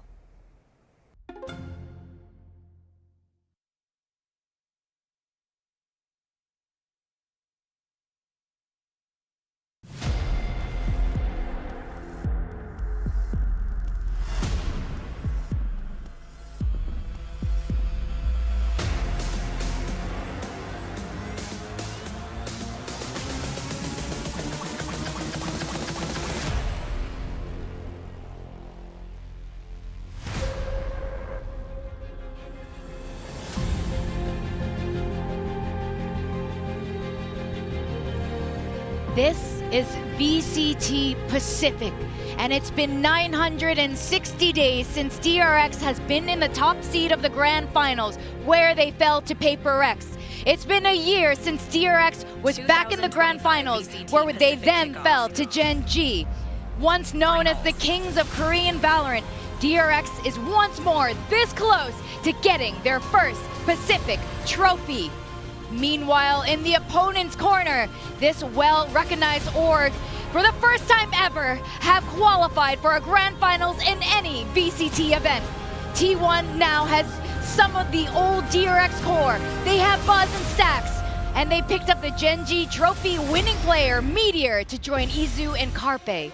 So, a lot of investment has gone into creating this squad, and perhaps a worthy one considering we're back on the grand final stage today. This is VCT Pacific. I could not be more excited. And this guy is going to come out, try and cement his legacy today as a rookie duelist who can really do it all, take his team the distance. He's had a fantastic tournament, but there's still one last step, one more thing to prove to put himself at the top of that food chain. He needs to perform in this grand final. This man as well, also doing extremely well for DRX so far, has played that more supportive role in the team. And I gotta say, I've got my eye on him in this first map in particular. The last time this man played Abyss, he dropped 20, 30 kills and really pulled DRX across the line. So this could be a big opening map from Bane. Yeah, we see Bane a lot talked about as the vibes guy, right, of DRX. He's the cement, he's the glue that holds them all together. So we have a lot to expect from him, and especially in grand finals, vibes are more important than ever. Mako, a massive addition to DRX back in the day, and continue to impress everyone at international events. And as the new IGL of the new edition DRX, I'm really looking forward to seeing if he can pick themselves up a grand final. This is how much of a bet he is. He just touched the trophy. Oh. You guys know about the trophy touching That's first, superstitious. right? I would not be touching a trophy. What are you doing, man? He's so casual about it. He's been here so many times. He doesn't care anymore. Oh, that's brave. Yeah. I certainly respect it. Now, walking out, we have Flashback. Flashback has had some doubters this tournament. I think he's been a little more quiet than we've seen from him in the past, but now is his chance to light up the stage once again. He's been a rock-solid piece for DRX, and he still has plenty of gas in the tank, plenty left to prove. Yeah, he was great in the off-season, and in some of the clutch moments, he's come through for DRX when they most needed him. But this is the man that everyone fears at the moment. He's abusing the new meta on the Teo. He's been really dominant, and he is definitely performing in this grand final. It was interesting to see. He finally had his first off game of the tournament in the qualifying match for DRX in that upper bracket final, but every single other map, this man has been dominating. We've spoke so much about Freeing, the truest Teo enjoyer in VCT. I think he's stepped up massively. He's been a key reason why DRX are all the way through into this final, and more to do. Now, T1. T1, they were going through that upper bracket, getting knocked down by this very team on the stage with them, DRX. And they have been one of the favorites to win it for a lot of people at home, a lot of the talents talking about this team, but there are a couple hurdles along the way. Izu is looking pretty confident, though. Yeah, look at him shushing DRX there. Mr. Yoga himself, incredibly flexible. There's nothing he can't do, and he wants to step up, lead his team to a victory today. Yeah, this man is no stranger to top placings in Pacific. A lot of international experience as well. One of the best duelists. Oh, he touches it as well. Oh, he's really feeling himself, and although he had a lackluster game yesterday, that is far from what normally happens. This man always performs, and I know in this grand final he's going to want to be beating his old org. Oh yeah, it's revenge time for Buzz, and I think he wants to prove himself again. Another man who wants to prove himself, Stacks, obviously former DRX legend, IGLing against his old club here. He wants to bring some trophies back. He's doing it all over again. 19 when he went to his first international event. He's aged now, slightly older, but still plenty of fire beneath him. He has so much experience under his belt. Together with Buzz, I think alone this squad has actually more experience than DRX in totality. Carpe is another one of those players, a lot of experience. Oh, for sure. I mean, he's an Overwatch legend, and he is continuing to place in grand finals over here in Valorant. It was extremely questionable for me when T1 was bringing him into this roster at the last minute, but he has really performed quite well, particularly in the game yesterday against Gen G. Really, honestly, when Buzz went missing, Carpe was really key in some of the rounds to bring that series across the line and finally stop Gen G's comeback. Now this man, I think, is absolutely key to a T1 win today. He's been, flexing around. We see him on the Sentinel, then we see him on this secondary duelist. For me, he's the jewel in the crown of this T1 team. I feel like if there's going to be one person steps up, leads to a victory today, can upset DRX, it's going to be Meteor.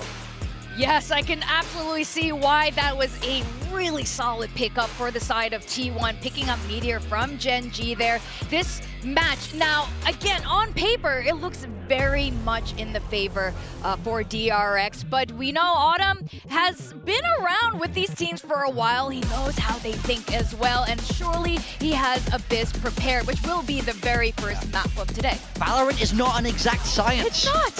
It's hard to measure, it's inquantifiable, it's intangible. It's energy, it's vibes. That's what I firmly believe in. DRX have fantastic structure, fantastic coaching, fantastic strats, but in my mind, that's the whole reason I predicted T1 today, is they have something to prove, and I think that matters.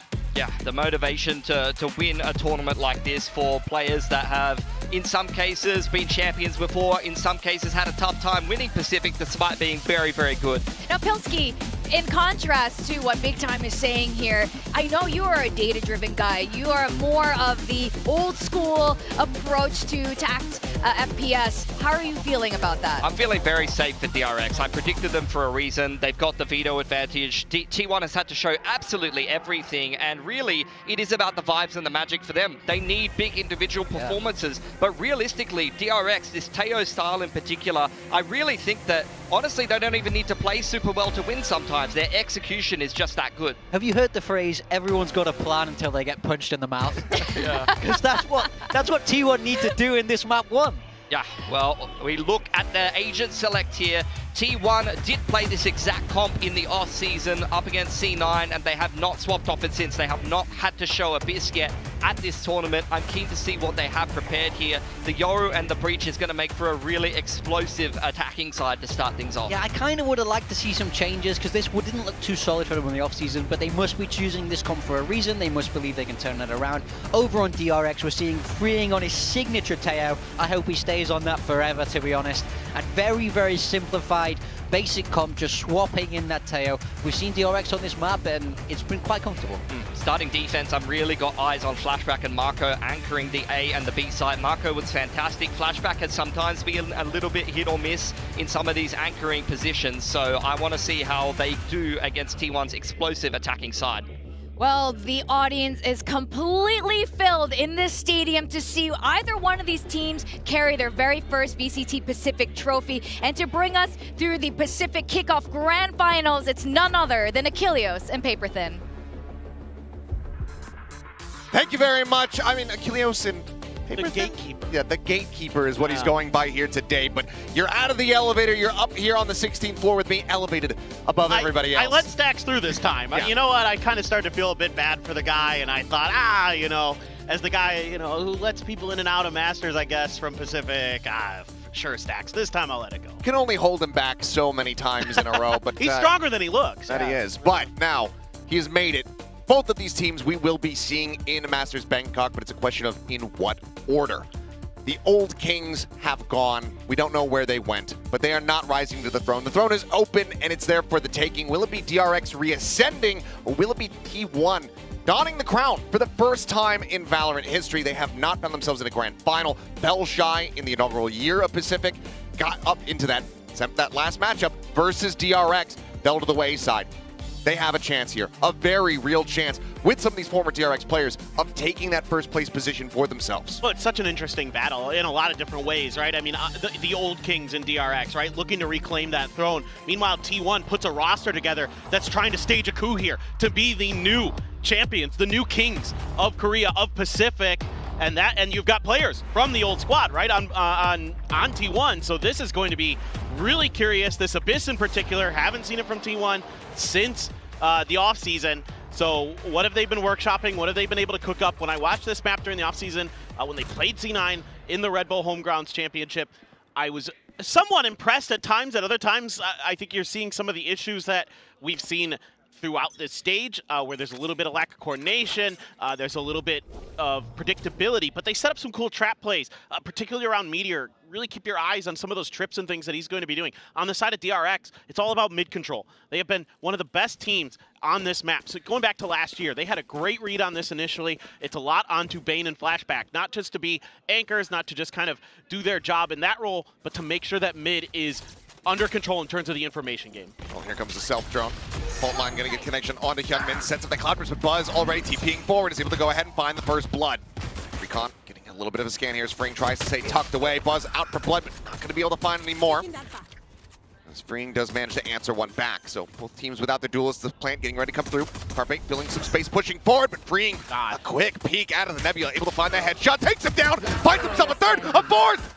I must wait. As Meteor now suddenly the last one standing, and Freeing will get an ace to kick off the grand final. Welcome to the stage, T1. This is what you're in for. The man is Tejo personified, and he gets it done with the Ghost here. Just walks in and starts knocking players down. Unbelievable. I thought T1 looked like they have a pretty sharp execute. Buzz getting the opening kill. They've got the aftershock to try to set him up for a second. A good stun onto Hyunmin as well. So Stax, I think, using his utility pretty nicely on the breach. Obviously, you would kind of expect that. It is his, I would say, signature agent throughout the years, but that is just disgusting. And just, there he goes. He's letting him know. I mean, this is another thing about this DRX team. Obviously, you've got firepower. Obviously, you've got skill, but they have emotion now. They are so loud. Even Mako gets involved. And seeing that energy really get ramped up throughout the days, but 5-0 start for Freeing. He's going to be a big pain point here for T1, you would suspect, given that Armageddon is just 2 charges away. Quick little jump peek on the gate crash. Identifying the position there of Hyunmin, seeing the Outlaw in hand. Definitely going to be looking towards Meteor, see if he can do any damage. And then considering the push-up, it looks like call is made to not over-aggress, to play this out a little bit more patiently. Buzz similarly, though, quickly building up towards his own ultimate. We've seen just how impactful these dimensional drifts have been across multiple regions. The stealth drone gets the spot out. Stars being placed. That's going to be immediately the intro coming through, but Flashback is at the ready. Says, yeah, you tried using this one last round. It got you a kill, but this time you've fallen right into my trap. Gate crash shut down. As Freeing trying to hold the line. It's going to be good for another kill. Flashback, however, on for 3. Now a 4th to go ahead and close it out. DRX, a very clean 2-0 start. Yeah, this is concerning for T1, not just because you're losing these rounds, but because you are stacking ults on a couple important players. Freeing's already got the Armageddon. You're a couple away from the neural theft for Flashback.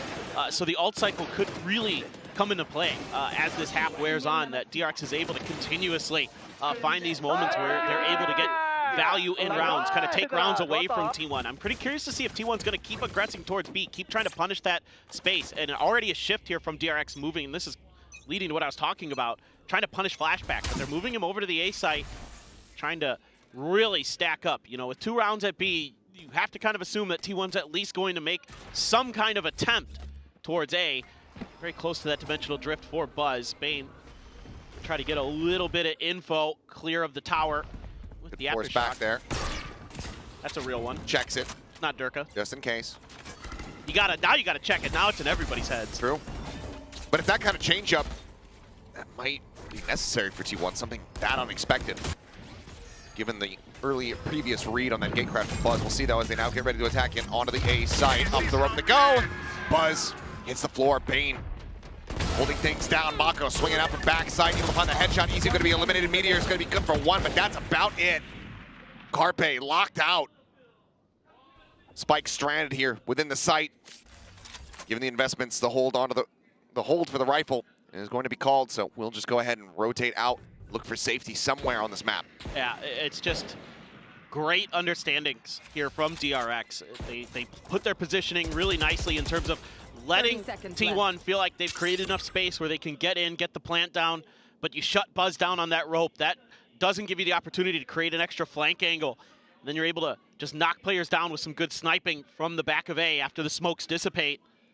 And you're able to do a nice job there. Use the Armageddon to make sure that any of the reinforcements trying to arrive from A main aren't able to really do any damage. That's great stuff for DRX. And they have been just so good on this map. On the side of T1, man, they need to work the map a little bit more. This is something that has concerned me with this team throughout this stage, is they can get a little bit predictable. They can get a little bit execute heavy, and I think that's obviously partly stacks of style, going all the way back to the Vision Strikers days and things like that, but also just maybe still trying to find some some comfortableness with this team. Comfort, yeah. And I think that's going to be something that I need to see coming into Bangkok that T1 needs to work on, is being able to spread the map a little bit more, contest some space, bait out some utility, because otherwise you can generally kind of understand what they're doing pretty quickly, especially with a team that's like DRX that is really aggressive at getting early info. Well, there's the cam out. Jump across, a couple players going to be noted there by Mako. Reaggresses getting up top here in this position. Fake out going to be cleared. Meteor scaling forward, they're going to try to take some space. Young Men just setting up the cloud burst. Buzz with the TP forward gets in relatively for free. The drop down, and this time does end up getting punished once more. Flash up over the top. Mako trying to tuck away. It's in behind the box alongside Free. He does take a bit of damage, but Mako on the re-swing, able to find the headshot. Buzz going to be taken down through the box. After Shock, they try to force them forward, force them into the open. Covering fire, however, is established, just freeing.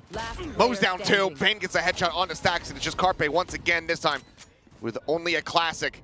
Trying to see if he can deal some additional damage, but push up into the smoke. Look at the right click, point blank on the flashback. The two players down, but DRX now 4-0 to start on Abyss. This is a great round for Freeing again on this B site, but he does something a little bit different this time. Obviously, he's fragging out. We know he's capable of that, but he throws a great stun here when T1 is trying to set up a play to break out from behind the B-site box. And that slows them down, okay? Buzz able to get in, get that first kill. That's great. But you can see around the corner right in front of Mako, there was a stun there that slowed up T1's attempted kind of multi-person swing out that they were trying to do. And that also set him up for some big kills. He continues to just be, I'm just going to say it, the best Tejo in the world. Yep. He does it in so many different ways. Until proven otherwise, and that's likely going to have to wait until that Masters Bangkok stage. Right now, looking incredible. T1, first time out of the grand final. First time out in this position for Autumn. And there's a lot on the line here for T1. Pride, obviously. Sure. As an organization, you put this team together, for Autumn, having never beaten Termi in an official match. That's a huge deal. That's a huge battle, a huge mental hurdle for everybody, not just Autumn himself, but the whole team to get over. And for Stacks and Buzz, of course, you've been coached for so long under that guy. You want to show that, you can do it without him, that you have the ability to break through and be an even better team than the old DRX, the old Vision Strikers. What you are now as T1, this new squad, can really do damage, not just regionally, but internationally as well. Something we're going to have to keep our eye on as the day goes on. Well, into the dimensional drift, that's the call off the rip here as weapons back in play, fake out. Just out of the ultimate here does Buzz, taking some space here in tower. Splashback caught. Full blind, pushing up through that smoke for a brief little moment. DRX now trying to get people in position for a retake. Meteor, waiting to see if he can go on a linger here, but presence is going to be noted. Shots exchanged, but none connecting. Zizou's drone spots out two here at backside. Re-swings, eats a bit of damage. Flashback puts him down to below half health. Rolling Thunder online here. 4 stacks for the post plant. Stun to the corner does get dodged out. Stacks able to find one. Buzz coming away with another. This time the round looking very solid for the side of T1. 2 casualties, so some damage dealt, but don't have to commit any further ultimates into the fight, and they get themselves on the board. Yeah, just a quick hit here from T1. Something that they've been able to do reasonably well in some of these rounds is get there fast and get to the site. It's just generally DRX's retakes have been quite good, and a lot of that is on the back of Freeing, of course, but this time around, even though Freeing does get one, Stack's able to shut that right down. It's ready for the re-swing. Get Meteor up on the box. Good control of mid this time from Meteor, at least understanding that nobody was going to be pushing through vent, so that allowed Buzz to come back down to the site to back the rest of the players up a little bit. And that was a really nice hold from T1, finally able to get something on the board. Let's see what they want to do this go around. Kind of that 4-1 classic style that the desk talks about, that T1 likes to run, especially on split. Good info game there from Meteor, though. Cam got the tag out onto Hyunmin. They note the operator on the opposite side of the map, so it looks like they would just want to try to barrel into A once more. Just about these trips. Very narrow one. Shock Dart will be able to clear out one. Rolling Thunder goes into the back. I believe Flashback just shallow enough to not get caught by that, and there's the ping. As Bane chooses correctly, the fake out goes off the side of the map. He's going to drop down off tower. It's going to be Flashback, however, with covering fire. Comes away with the kill on a Carpe. Now the neural depth invested. All three remaining players from T1 noted here in A main. Trying to push forward from here. Could just be nigh impossible. 3v5. What a great setup. Fantastic shutdown as the fault line, not connecting onto anyone. Freeing still here in heaven. Meteor trying to just storm his way into backside, but Bane guns them all down. I think that was a collat there for Bane. That was crazy good stuff, though, from Flashback on this Cypher. Just a great read on how this execute was going to look. He saw and he understood. He double took, yeah. 50-50. He thought about going for the fake out first and chose correctly. Well done. But that dual trip setup from the get-go was going to be what might give T1 some grief in that round, and it did. Just the way that they were low to the ground, spread out towards both angles that they were going to have to go through. They weren't cleared at all. And that really stymied their ability to find any kind of success there. So it's back to a low buy. Stinger in hand for Buzz, Guardian for Meteor. Oh. One into the shoulder through the corner of the wall. Another little jiggle gate crash peek out onto the A side, but nothing really going to be noted there. Bring some taps, holding Meteor at bay, just waiting out this cyber cage. I know you want to aggress forward off this one. Just dumps the entire mag to stop him. Really just does not want to give up that vent space easily.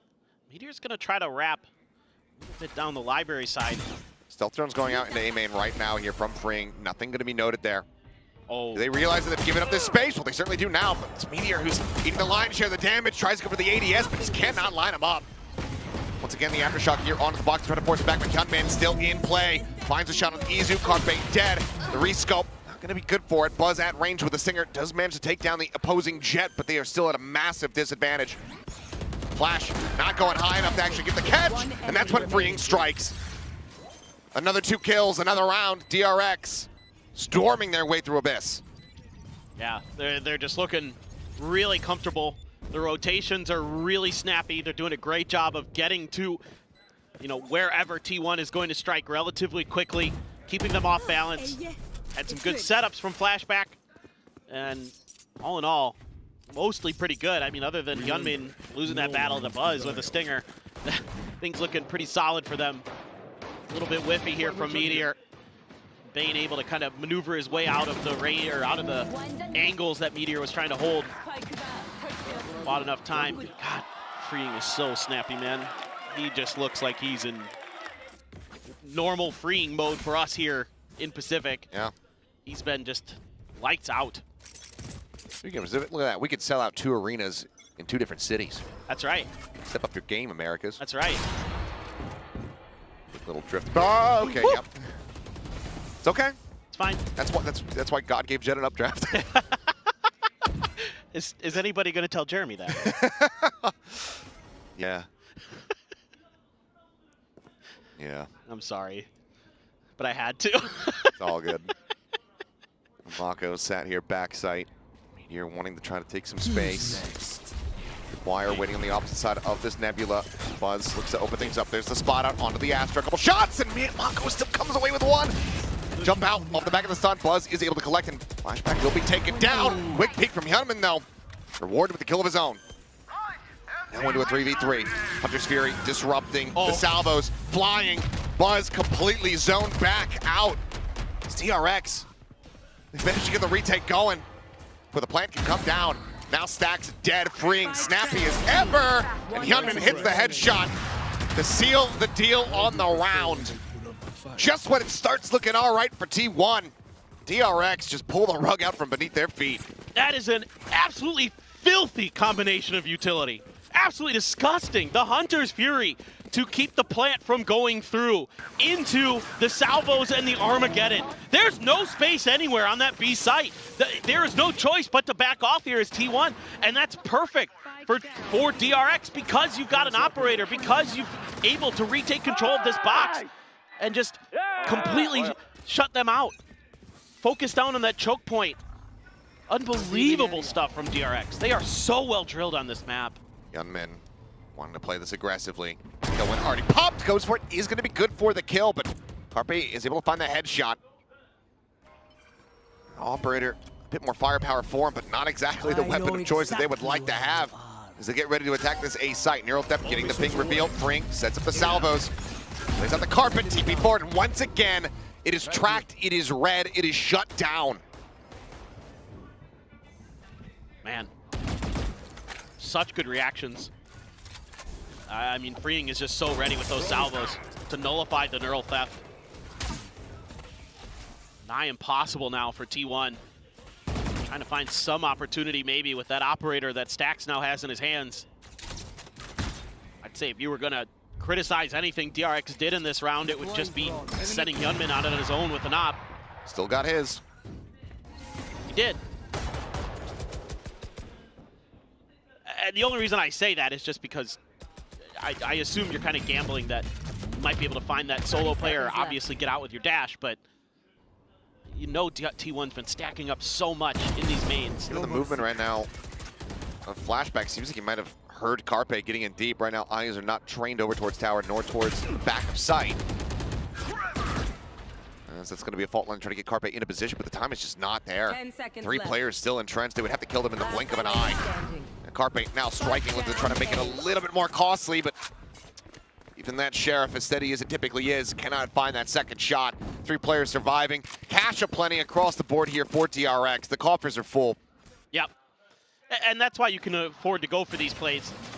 One's so ready for it, but after that, the cookie crumbles, and it's the Tejo that stalls all of this out, that really just leaves T1 stuck, not able to break through the way that they were hoping. TPs are being read pretty nicely. Yeah, second time out from T1. Gotta try to stop the bleeding here. This has been a disastrous half so far, but see it all the time where teams come back even though they've had a rough start. We saw it yesterday with Gen G. Yeah. So this is definitely still doable, and I think, honestly, you know, T1 I thought was okay on this map in the offseason on the one time they played it, but clearly you're starting to see they were avoiding it for a pretty decent reason. Yeah. It's just, to echo back from, you know, the first year that we had seen, you know, a best of 5, you're forced to use certain things in your map pool. It kind of reminds me of that first Lotus that we had seen from DRX in 2023 versus Paper X. Yeah. Hit it for so very long, and we're like, oh, maybe they have something prepared. No. Nope. No, it was hidden for a reason. Still looked pretty brutal, and right now, it's shades of that. It does feel that way. And you knew no matter what that this is a map that DRX was going to be first picking. It is just such a good map for them. They really have such a good read on how to play it. Again, look at this mid control that they're taking early. You know, Yunmin with the op being backed up by the Tejo, just in case there's a little peek out from Meteor or anything like that. Meanwhile, T1 not comfortable, not confident to challenge any of those angles because of that operator in play. It's going to be in the back of your mind. Take flight. So you might get a little bit of vision here. I think Meteor got spotted on the other side by Bane. Just going to see Mako on this side. He's been playing this position the entire time. So they're going to wait out the stealth drone. He's down. Spot on the 2, though. Yeah. Decent amount of information. Gate crash forward here. Mako positioned just behind where that TP would come into play, but looks like T1 not going to look to play around that B site. As Cam gets the spot out. Flashbang challenges in for the fight, and he wins it. Doesn't even take that much damage. Now Carpe picked off, still lingering around in window. Hyunmin just snipes him down. Now you don't have any smokes. You don't have any breach utility. How are you meant to close out this round? That's a fake out. Flashback readjust. Buzz does manage to come away with one. 2v5 into a 2v4. Oh, but look at Bane. Because of that mid control, they're able to come at you from every angle. Oh, Buzz though. We're broken, yeah. Shorty at that range, not going to do much there for Hyunmin, so Buzz is able to capitalize. But around the back, as you mentioned, Bane encroaching on their position now, and right now there is not much of a read of it. Buzz now starting to lend credence to this potential flank, and Bane will be able to strike first. Leaving it now to Izu. The 2v5 into the 1v3 to try to close it out. Finds the first. Bane taken down. But Mako swings the corner, has the headshot, and Fring's got the defuse. 9-1. Yeah, they just look so good right now. DRX is winning duels everywhere on the map. The operator helps, of course, taking down Carpe. But winning that one against Meteor is a big deal for Flashback because then he's able to double down on it, swings to the other side of the box. ADS catches stacks with Spike in hand. Buzz doing what he can here to find a couple kills. You know, the first thing that came to my mind when you're like, oh, what can T1 do? And I'm like, Buzz go kill. Like, that's about your only option at that point. And he tried his damnedest, but still, with so much map control for DRX, just is so hard to read the timings and what angles they're going to be coming from. And especially when you're losing the fringe battles, you know, with that solo player you're leaving behind. That opens up so much space for DRX to maneuver. Look at Hyunmin again. This mid control completely ignored, completely abandoned by T1. And he's so far ahead. Flash, fake. The rush forward here on the corner. Mako does get caught this time. Thought he made it around the corner, but ends up getting bogged down. Hyunmin watching the flank, however, and just absolutely rips Meteor apart. Down to 8 HP, but still alive. Maybe an opportunity for him with that Guardian in hand. We'll have to just wait and see for now as Fring looks to open things up a little bit more, and he does, and Stacks similarly gets taken down as Bane swings out from the same angle. Jun going to be cleared. Meteor desperately trying to make his way over. It's a small, little, narrow pocket to tuck into there for Izu. Keeps him safe for the moment. At the 59, but now Hyunmin striking. He's able to find Carpe, and they know the last two players are going to be dinged up. They know that they're going to be weak. Up and over the box they go. Bane, the one who comes away with the kill as the defuse now gets started. And Meteor is still just a world away. The knives will finish him off as DRX decide who they want to give it to. Of course, it's going to be Bane. Get the Hunter's Fury online as they move up 10-1. Looking for damn near perfection in this opening half. Again, even though there is a bit of a punchback, but DRX is freeing in particular. His movement here, so good. Mako gets taken down. That way, that little shift of the adjustment of the angle there. Buzz gets caught trying to spray and hold. He's able to find the headshot pretty quickly. And this early tracking by Hyunmin of Meteor makes it so much more difficult for T1 to kind of understand and hold their lines a little bit better. And they really have to force the issue at B-Link. And they can't win the battles. That's been the story of the map for sure. Deep dart, not going to catch anything onto Hyunmin as he's tucked into a smoke. This time around, Buzz doing a little bit of peeking in towards mid. Actually going to send his gate crash all the way over in towards B-Link. And he TPs through with the dimensional drift. He's going to get a lot of info on the back of this site. This might just have to be a retake for DRX. I don't know if they're going to be too bothered by that, just given how they have gone so far. Buzz now coming out of the dimensional drift. The Hunter's Fury going to be opened up for Bane, looking for the interrupt. The Cosmic Divide going to be called in here as well. Trying to lock anybody who's already on the site in, lock the others out. It's Fring, going to be spotted, taken down so very low. Push back the opposite side of the wall, but Meteor with a quick peek is able to go ahead and find the punish. Scales forward, taking some space, setting up a tripwire quickly. Does get cleared here by Mako as the plant now comes in. Cosmic Divides cutting up the site here into quarters. But Hyunmin on this lurk, striking. Izu going to be taking down Flashback in at the same time, and a Bane up onto the Raptor. Finds one. Gets traded out. 2v3. This is now just Mako left standing, looking for the clutch. Cannot make it happen. T1 will at long last find themselves another round win in the last round of the half. Yeah, it's looking like it could have been 11-1 for DRX. Really like the way that they decided to try to set this up, but T1 was able to get Cosmic Divide of their own and cut off enough of DRX to kind of keep them off balance. Great reaction play there from Meteor. Hyunmin lurking in those flanks, so annoying to deal with. Not much they could do, but see a little bit of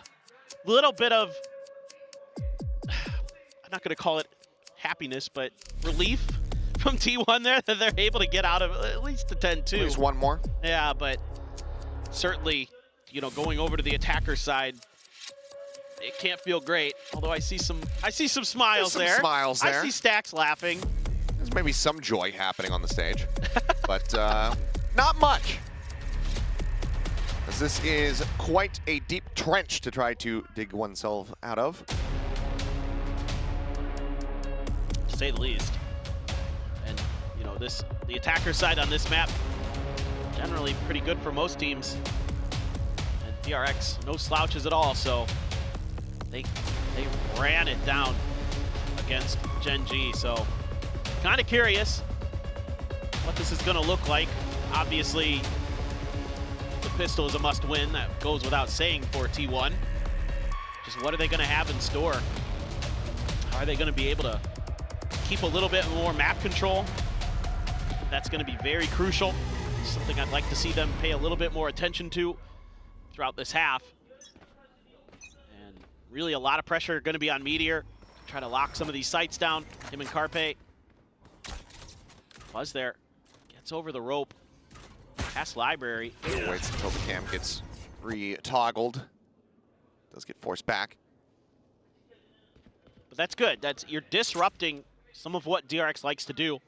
Use that cam, get a lot of information in mid, keep them a little bit more off balance, make it a lot harder, make them have to commit a body to keeping track of any Buzz. Attempted lurks. Out on their heels. Does he just go for the peek or does he continue to pursue? At least grab the orb. Doesn't necessarily know they're out of audio range, but with this peek on the corner should now know it. Looks like he is just going to continue on the prowl. Got to be wary of the Cypher. Flashback potentially still kind of waiting through there. Buzz has gained so much space. Is Flashback going to be aware of it? I don't think he is. If he can make it around the corner before this trip, looks like, yes, he will now be safe. That flank can be noted. Salvo's going forward, Carpe tucked in onto the bridge. Here alongside the Nebula's Gunman going for the entry. A little bit whippy there, back and forth. It's going to be Mako Bane coming up with one apiece. Stacks 30 seconds left. on Flashback before falling to the wayside. 3v2 now. It's Meteor swinging out back. It tucked away for so very long. Now noted, and all comes down to Buzz. Looks like the call is going to be for a double face. And that delivers another pistol round win. DRX get up to 11. Yeah, pistol rounds continue to plague T1. Been a real problem throughout this stage. Still looking a little bit off balance here in this first map. I mean, obviously, you know, how much of this is coming down to the fact that they played back-to-back grueling days of Valorant. Yeah. You know, you don't rarely see this kind of lack of just, frankly, mechanics from this T1 team. A little bit off balance. So, might just need a map to kind of stabilize and resituate. See it all the time. Look at this here from DRX. 4 players with the regen armor as Meteor pushed up so very aggressively. He just gets cut down to size. Bane Tag there. Stacks does get a headshot. Bane was playing bait the whole way. Jumping out there, bouncing around. Drawing the attention. This Nebula goes up. Spike gets planted. Full kit on this Tejo for the post plant. As doesn't need the kit for that one. Spots out Stacks, takes him down. And for T1, what are you meant to do? Swing out, Buzz. Apparently is meant to just get an absolutely nasty headshot there on the Gunman. And will eventually fall as shock darts get invested. Bane guns down Carpe, denying another ace here. That's just an eventuality now. Izu, far too much to try to deal with here. Try to maybe go for a kill, but on the peek out, gets tacked up. He swings for it. Thought maybe he was just going to wait out for the spike. He does not. Freeing finds another 4K, I think our third and fourth 4K of this map. All in the hands of DRX as they now move up to map point. Yeah, it has just been tremendous stuff. Again, it's Freeing and Bane, just like the last time we saw DRX on Abyss. Just absolutely having their way with the other squads. These initiators, so valuable for this DRX team. And they are so quick. So well aware. And even with some of these lurks from Buzz, I like the attempts from T1. I like what they're doing. They're just not able to hold the line on the sites long enough that really Buzz can find that much effect. And of course, with the weaker weaponry in the previous round, that doesn't help anything either. It's going to be flashback with an outlaw, a couple guardians, Bulldog freeing with just a ghost. Take flight. Bane getting pretty close though to a Hunter's Fury. Gets started, so doesn't want to go forward there into the Cloudburst. Now we'll go chasing in and immediately gets gunned down. Bane's well similarly going to be joining him in the grave as Buzz goes sent off the side of the map. Now suddenly a 2v2. As DRX just kick in the door here on this A site.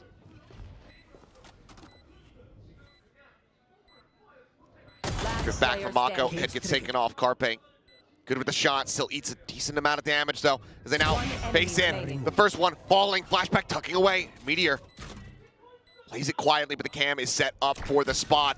Cage triggered. The dart does not connect. He doesn't have vision. It's just a tap. Meteor not scaling forward, however. Plays it out patiently. Waiting on the sides of that cage. Finds the kill and gets T1 another round win. God, that's so much damage done to T1 though. Yeah, look at their economy. DRX not going to have any problem buying up. Just carrying over the guns from their bonus for the most part. And this initial hit looked like it was going to get shut down. And then Flashback finds just a tight angle around the corner with the Outlaw to take Buzz down. Just playing off of each other so well right now, or DRX. It's something that they've been doing all stage. Coordination through the roof for them already. 3 Guardians, 2 rifles, and half armors is what T1 is able to scrape together. Do have the dimensional drift for Buzz. So you could find a way maybe to play for retake or a late round sort of info gathering mission. See what they want to do. But I do like the way the Buzz is being really aggressive at controlling mid. Appreciate that this is something T1 is respecting. It's just DRX has been just so solid. It hasn't made that much of a difference.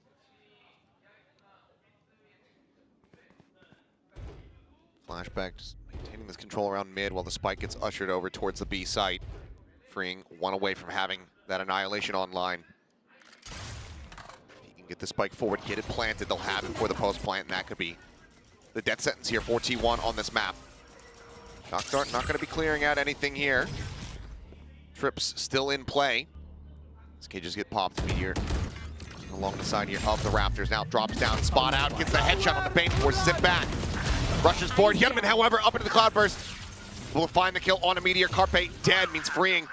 Has that Armageddon already set to go. Dimensional drift from Buzz, just trying to scout things out. His flashback watches the flank and cuts down Izu. Buzz now with everything on his shoulders, but he cannot bear the weight. Stacks the IGL. Has to answer, but he cannot respond. DRX come out swinging on their map pick of Abyss, and they close it out 13-3. Another absolute banger from DRX on Abyss. They are so strong on this map. Termi continues to show that he has a great read on the newest map that we're gonna have here in our map pool. And it is, something that really helped get them the distance at Champions last year, where they got to another 5th, 6th place finish. Still very sturdy, still very comfortable, obviously it being their first pick as well, but the 13-3 score line is gonna be in the back of your mind if you're T1. Got absolutely shellacked there. That they did, but still saw some smiles on the faces of the players as they were leaving the stage. Seems like, and as we've often heard, and I'm sure, Big Time will reiterate on the analyst desk in a few moments, sometimes these blowout maps are the easiest to move away from. So perhaps for T1, just getting over that first hump that is this Abyss, maybe it was an expected pain point for T1 to say, yep, okay, we got clapped. Now we focus up, we go into our map pick, we go into our comfort with Lotus. Yeah, and I think a lot of, the emotions that got spent yesterday are going to make today easier to stomach as well, to make these losses like this.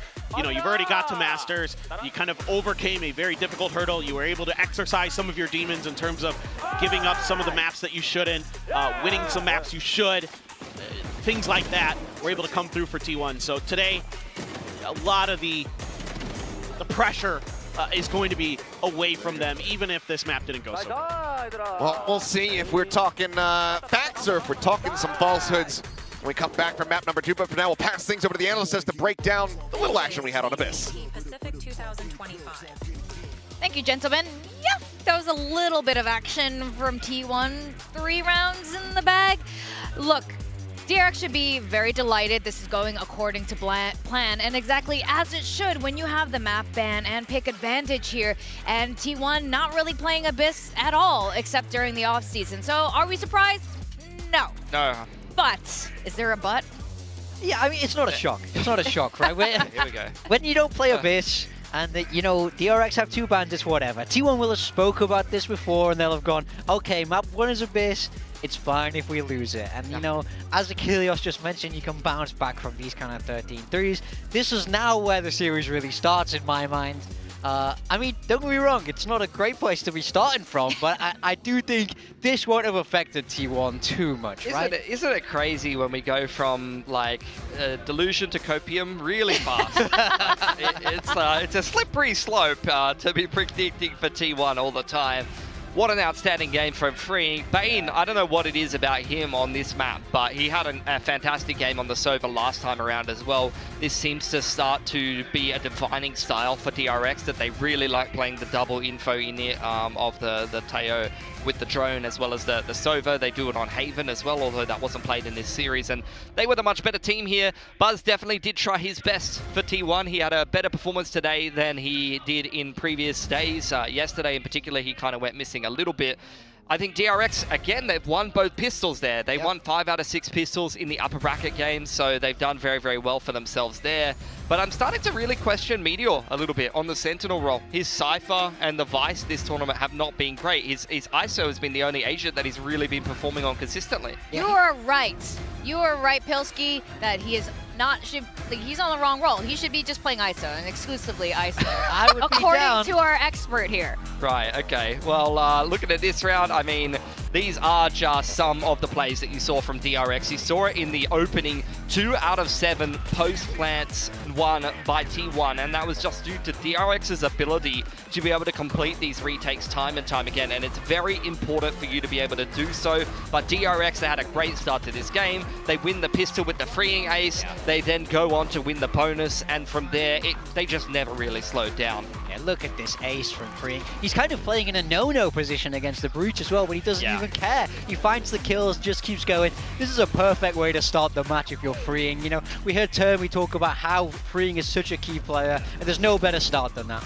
Yeah, I mean, he's completely out of position there, and he's still able to come up with magic and win the ace for his team in the pistol that really set the tone for the rest of the game. This was a great one. This was a T1 round that you wanted to see. They immediately bring out the dimensional drift. They try to isolate the Cypher on site. I talked about Flashback and Marco being able to anchor down, and T1 do actually end up exchanging well into a 4-on-3, but that's where the retake ability from DRX is fantastic. Look at this full set retake with the salvos, with the Armageddon, where do you go? With the Hunter's Fury, and the ability of Hyunmin to just peek through that smoke and even up the numbers before they even kick off this retake. It's like, even in the even rounds, DRX is able to win them. I just think they understand this map so well, right? It's very easy to see why they picked it. I think they were miles ahead in terms of macro this map. But again, to be expected from T1, they don't like it. But this man right here, Freeing, he's been huge all tournament. 21-5, aced in the pistol round of the grand final. This is Pacific rookie, by the way. It's a nice stat to have in the pocket. This guy's decent. He I'm not crazy about him, but he's okay. He's a decent player. It's not bad. It's not bad. I want to know though, because you're a big Freeing Taeho fan. If you could choose one, Freeing Taeho or Meteor ISO? Freeing's getting signed by T1 actually after kickoff. He's moving across, and then I have a super team. I really hope they've got deep pockets. That's got to be an insane figure for anyone to buy Freeing right now. That's got to be at least 7 figures. I'm feeling the way he's playing at the moment. Jesus Christ. Well, we are going to get to see both today because Lotus is the second map of today, where we do know Meteor plays ISO, and he is phenomenal on that ISO on this map. I've actually grown to love this ISO pick even more because this is the thing, is people talk about ISO as it's this, you know, it's just like Reyna, but it isn't like Reyna. I think how they use it for their A fight is spectacular. We saw them win the A fight repeatedly against Gen G.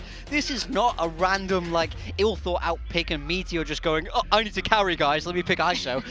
It's well thought out, it's well planned, they know what they're doing, and they've looked good on Lotus now. So, yeah, because he snowballed every game.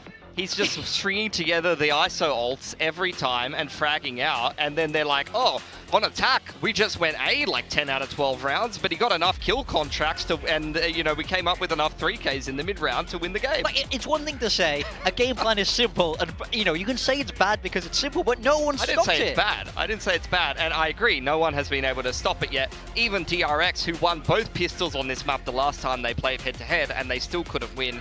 And for DRX, my big question marks here are what happens if they don't win both pistols, because they won both pistols and the bonus again on Abyss, which is massive momentum. Haven't been tested too much just yet, but also I feel a big issue on this map. I don't really like singling out individual players too much, but they've even role swapped, and Flashback even on the Vice has had a tough time on this map. And Flashback's someone that in the clutch moments and in some of the tougher games, he's come through with big plays when it comes into the XVX, but as an anchor, he needs to be able to stop T1 because they're going to be running at him with this comp, and he's going to be getting ISO altered by Meteor. They're going to be running into C and just trying to send it at him. He needs to be able to anchor and hold his sight, or he's going to get abused in this map. I mean, I do think Vice is a good pickup against this ISO because you can't really break the wall, right, without having to go a little bit more towards C, and that's not something T1 particularly want to do with this comp. You know, we talk about them taking A and going into A a lot, and that's because trying to challenge C when there is that Vice is going to be difficult. So I want to see Flashback stick to his guns and carry on with that Vice, but I do agree with you that I think his performance has to be up, because if T1 discover him starting slowly on this map, then I think we'll see a change in strategy and they'll just start targeting him. Like, T1 are not above that. It's a very legitimate strategy. If somebody is struggling, you run at them. Even for not a strugglesome player, like even just a normal Viper, like if you think that you have a timing, Slam C is a strat on Lotus. That is the next, that is like where you start to sequence things. It's A-Fi, and then we're doing some C defaults. We're doing a 3-1-1. We're pressuring C. Guys, we're not hitting C this round. Don't worry about it. And then 2 rounds later, you do the C default, you throw the same pieces of utility, and then you're in C 10 seconds. And if you don't time the counter utility right, or you don't have nanos or vines in the right position, or you're slightly out of position as your anchor, or you get caught off guard or whiff the shot, it's over. The round's over because the other team started with the rubble fight and they're too far out of position to rotate to C. You guys bring up excellent points for both sides right now. Very fair arguments. And I think that's why this map is going to be very hard to predict. Now, we've been seeing so much Lotus here in Pacific right now. We've had multiple overtimes on this map, and I will not be surprised if we end up getting another overtime. DRX has had time to go home, workshop this, and in time for this match against T1 in this grand finals. Yeah. And Meteor, on the other side, you know, his ult was up online the entire map of Lotus yesterday, and just him plucking out a player just like that, I think that's going to be coming in really handy now. Now, we know your predictions for the full series, but for this particular map, I do want to know how you think this is going to be. I'm with T1 still. Okay. I feel like they can forget that map 1. It was a base.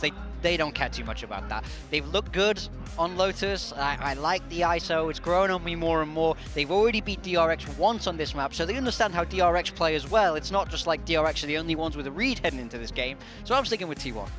I think DRX, like, I think they've, again, watched Gen G play T1 literally yesterday. I don't know that Gen G planned well enough for that series. I really want to see DRX play quite flood heavy and just really respond to wherever the pressure is from T1, because there's no nuance to these attacking sides from T1. They slam the same sides, they drone and take control where they're going to execute, and then it's like a singular lurk. So I think it's a simple style to break down, but can you stop it is the question. For DRX, Flashback is back on the Viper. The Vice did not work too well for them, so they've gone back to their original comp that they played 2 games ago. Yeah, I find this interesting because especially when DRX are going to be attacking, we see the Viper will go across A so that the Viper has space to lurk, but we know that T1 will spend an awful lot of utility to shut down this lurk, so Flashback's going to have a tough time on that attacker side, and as we mentioned before, he has a big job to do if he wants to anchor C. I mean, T1 are great at this rubble fight with this comp as well. You know, it's not considered a util heavy comp necessarily, but they often win the rubble fight with this comp on defense, so that A rubble control going to be defining right from the get-go. Well, T1's going to need to win this map to feel a little bit more comfortable going through this best of 5. Buzz is either meditating or he's taking a nap because he's so tired and has had no sleep since yesterday. Yeah, locked in. He is ISO in that moment. They could be playing 10 maps officials in 2 days, so that's going to get quite tiring for the boys on T1. Absolutely. All right, we are going to go into map 2 of Lotus. We're going to send it back to our casters, Achilleos and Paper Thin. Thank you very much, Meteor. Back onto the ISO. And I think to date in Kickoff, it's lost 4 times with the ultimate. All the other kill contracts have been successful. I think it's something like 8-4 with 1 whiff. Most of them were yesterday. Yeah, that is very true. I was having a little bit of a rough go of it, but that's kind of what happens when you end up grabbing, the likes of Charon with your ultimate. But grabbing these DRX players, not necessarily going to be much of an easier task for him either, but Meteor has been a force on this pick. As for now, DRX collected up, and well, that vulnerability goes through, and Hyunmin's the first to hit the floor. Salvo's out in response, a little bit of damage. Oh no, a kill going to be found back to Zizu. He's going to take it down, but flashback going to be noted here outside of C. It's killed off by Carpe. Still hard to read exactly what DRX is thinking, so Carpe is going to go recheck. Woohoo, took a little damage. And he does, but Mako's up close and personal, and the right click shall deliver. Swaps over for the Ghost. The plant can now come through. Big flank coming in from Stacks. 2 Sheriffs and a Ghost in hand here for the 3 remaining players on T1. Ghosts abound for DRX. A couple shots going out. They try to line it up, and Mako has already got himself across to the opposite side. Just lingering within the smoke, but Stacks with a great headshot. Takes out Freeing. Oh, takes out Mako. Looks for a little bit more. Cannot take out Bane. Haunt with a quick clear, knows that one's going to be forward here on the side, tries to go for the fight, tries the challenge and separate while he could, but cannot make it happen. T1 will get their first pistol win of this grand final and start Lotus off with a win. Yeah, so it's going to be a very different start to the last time they played Lotus. It was actually DRX that was on the defender side who came out roaring, took a lot of rounds, even though T1 was able to come back and win the map here off the back of the undercut. Able to find that first kill. Still, though, value out of those salvos. Freeing continues to be just such a nuisance. Stacks going to need some more of that. Stacks we see on Split. He's able to step up and frag out. Obviously, the IGLing, always kind of a interesting point with Stacks, and as the desk was talking about, something that we are hoping that T1 can start to diversify a little bit when we see their attacker side. It's a 4-man, now turning into a 5-man push up B mid for the side of DRX. Oh, up and over. The wire does get cleared out there for Hyunmin. It's Shock Dart for the bounce, and Hyunmin eats quite a bit of damage off that. Down now to 34. Meteor, double tap shield still there. The decay does hit. Drone to try to check close. Prowler sent in. That is not going to connect. They're on to Buzz, so he's able to find 2. Walt gets raised to Shorty here. Not going to do too much. Can't get the reload off in time. And now it is all on flashback, still on a flank, and noted by Carpe. Watching the angle, finding the headshot. T1 fairly clean. Only Buzz as a casualty, but the Guardian will be recovered and carried forward. That is a 2-0 start that T1 desperately need after that Abyss. Yeah, already seeing some good play off of the ISO utility. Again, the vulnerable hitting to set up the shock dart from Stacks. Get some extra damage. Little things like that are going to make a big difference, especially when your opponent has a shorty. Might be the difference between, them getting 1 or 2 kills and getting none. In this case, looking really good, using the contingency as well. He capped him. Yep. Knew they had him weak. Good job. And yeah, so far pretty solid for T1. Reacting pretty well to things, comboing off of each other nicely. Something that they're going to need to continue to do well. And here comes that A Rubble fight. Desk was talking about it. This is really challenging for anybody to break through. They delay on the ISO util this time. Hyunmin does eat a bit of damage, and Buzz just aggresses on the back of the paint shell. Flex 1. Freeing, fighting back. Let's get rid of that forward pressure. Finds another. Is Meteor going to be taken down? Spot on there from Mako onto Carpe, but Carpe wins the fight. Stacks backpedaling, eats a bit of damage there on the exit. He and Carpe both whittled away at, but still alive. As the drone gets a spot out. Bane tries creeping forward. Maybe considering wallbang attempt, but we'll just go ahead and keep it quiet. Bit of a pause now. DRX tries to figure out exactly how they want to set this up. Have the Haunt, have the drone. Yep, have the Annihilation. Armageddon, yep. Annihilation's the deadlock ultimate. I know. Thank you, Brain. Yep. I get those 2 mixed up in my mind, especially when teams are playing both. But you have a lot to work with, and T1 is respecting that, giving them a little bit of extra space. Carpe pretty well dinged up already. Want to clear behind the toxic screen as well. So the setup, the drone as well, flashback. Swing onto the corner, Carpe able to find it, 13 HP, still alive. Stacks maybe considering a couple shots, but Now tries to line it up and will be able to find Bane right before he falls. Freeing now committed forward on the site. If he can win this fight versus Izu, he's in a decent enough position to try to use the ultimate, or the other way around. There's a swing up, but Carpe is a bit too swift. 3K from the Omen gets T1 a bonus conversion. Yeah, and it's this extra delay on some of the util that kind of lures DRX into the rubble fight, where Buzz has that shotgun, able to put it to decent use. Even though Freeing punches back nicely, T1 has a lot of their players in place to help deal with this.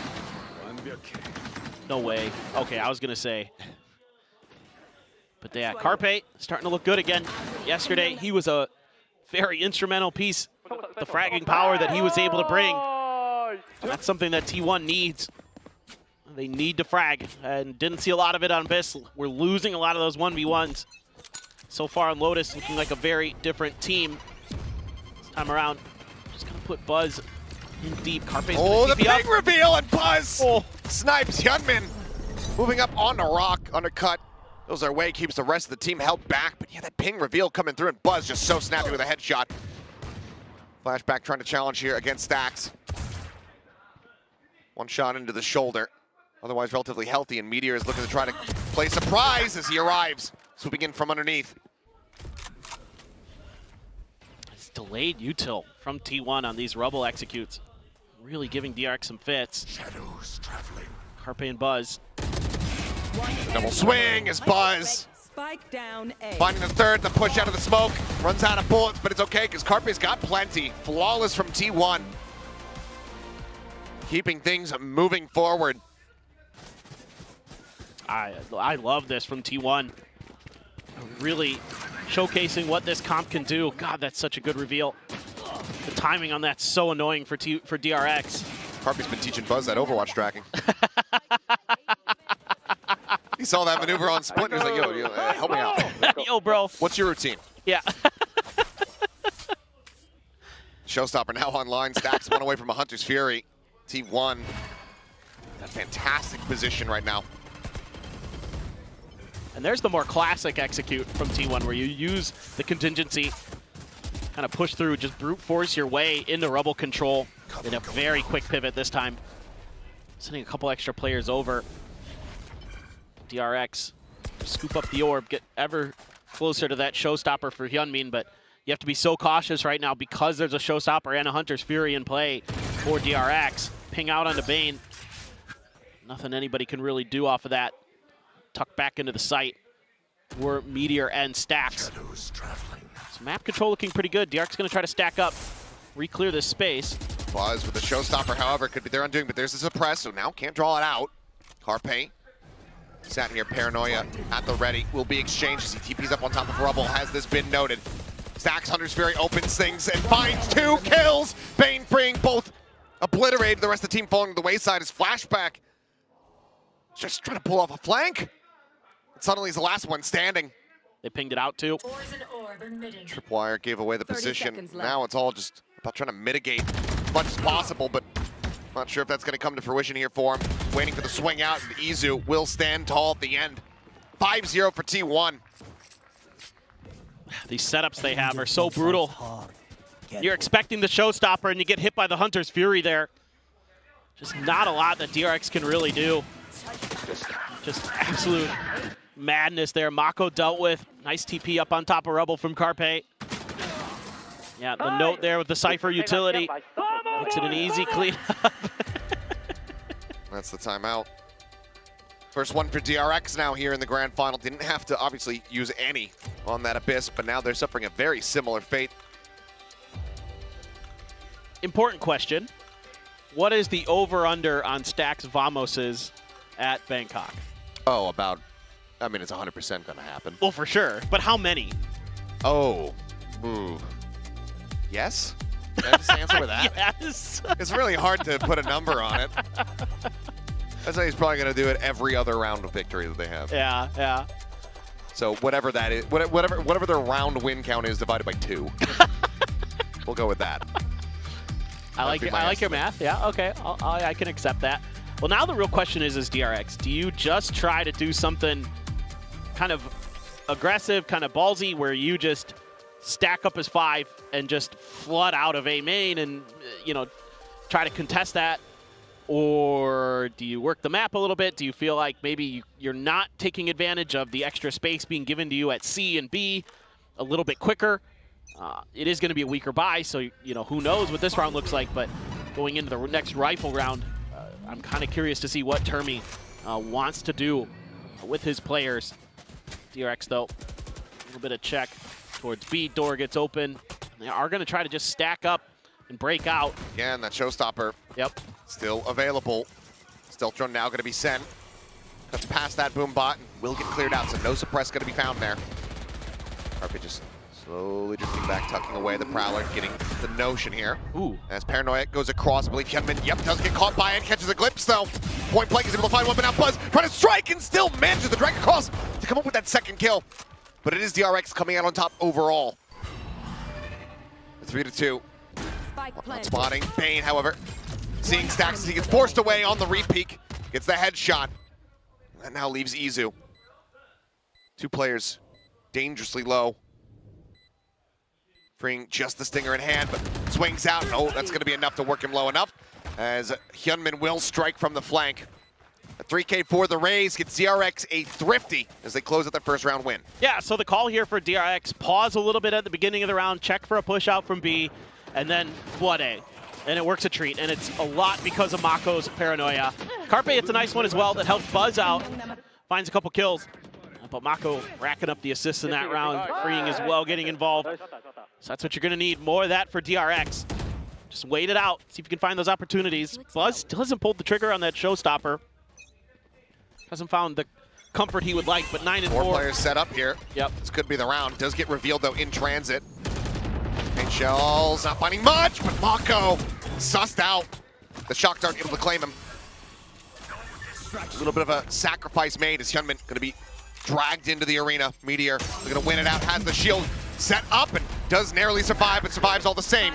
Buzz sends up the showstopper, flashback taken down. The Armageddon from beyond the grave. Does manage to go ahead, or rather not from beyond the grave. Does manage to find him. Freeing, cannot survive, and there's just nothing more for Bane to do. Undercut, gets across, finds the bone, and Meteor now starting to feel it as T1 deny any follow-up round victories here from DRX. Oh, dude, that combo with the drone into the undercut with the double tap ISO stepping out, so annoying to deal with. Nice little setup there from T1. They're able to find some good value here finally. Meteor still hasn't really looked himself today, but able to win out on another ultimate. That combo there is so brutal. Getting a little hypey there. Yeah, Meteor's starting to feel it a bit now. Buzz? Buzz? Okay. Okay. I was like, don't do it. Don't pull a Navera. I know you like this shorty. You gotta buy. Yeah. And does get a weapon passed over. Full purchase back in though for DRX. The C site widely going to be emptied out. Izu nearby here at Waterfall. Tripwire cleared now. Second one is set up at the top of the ramp. With a Nightfall and Showstopper, this should be really difficult for T1. Oh, the undercut again! Undercut with the shock, a little bit of spray out from Waterfall. And that's the plant interrupted. Mako does manage to answer one back. Meteor going to be taken down. And then once again, this is the plant. Able to go ahead and stick it. Showstopper drawn out that just tried to delay any aggression coming through, but Buzz already pushing forward, already taken down 2. The call comes in. He's approaching from behind, and Buzz is just picking them to pieces. Flashback now once again, last one standing. The plant not for him, nor is this round. Izu pushes him off, and this is just insane dominance from T1. Buzz is able to slip the net here somehow. The Nightfall had gone out. The Showstopper's in hand, and Hyunmin can't figure out where the heck T1 is. This is just, again, yeah, that shock dart Vaughn combo that they've been really leaning into today. Another nice Paranoia from Carpe is what leads the way. That's what sets Buzz up for this. Beautiful stuff from Carpe with his util. Something I was a little bit kind of raising my eyebrows at yesterday and the day before with Carpe. Sometimes it looked like he was a little bit lost when it came to his util with some of the controller agents, but today on this Omen on Lotus, he looks fully locked in. A weak buy, Hero Rifle for Hyunmin, Guardian for freeing. Flash goes deep enough. Yep, got tagged. No Hunter's Fury, so no worry about that coming through, but there is a double push getting ready to come out of B main. The shield leading it. No, man, they line up for a brief little moment there, but he's still able to come away with one. Stack's going to be taken down as Buzz sends out the paint shells to try to delay. Mako drifting across. Did he catch a glimpse? The answer is no. But Hyunmin, what a snappy readjustment. Cleans up the headshot and then swoops into the back sight. So over top of the row, finds Meteor, and Hyunmin starting to come online. Spike planted. That's huge.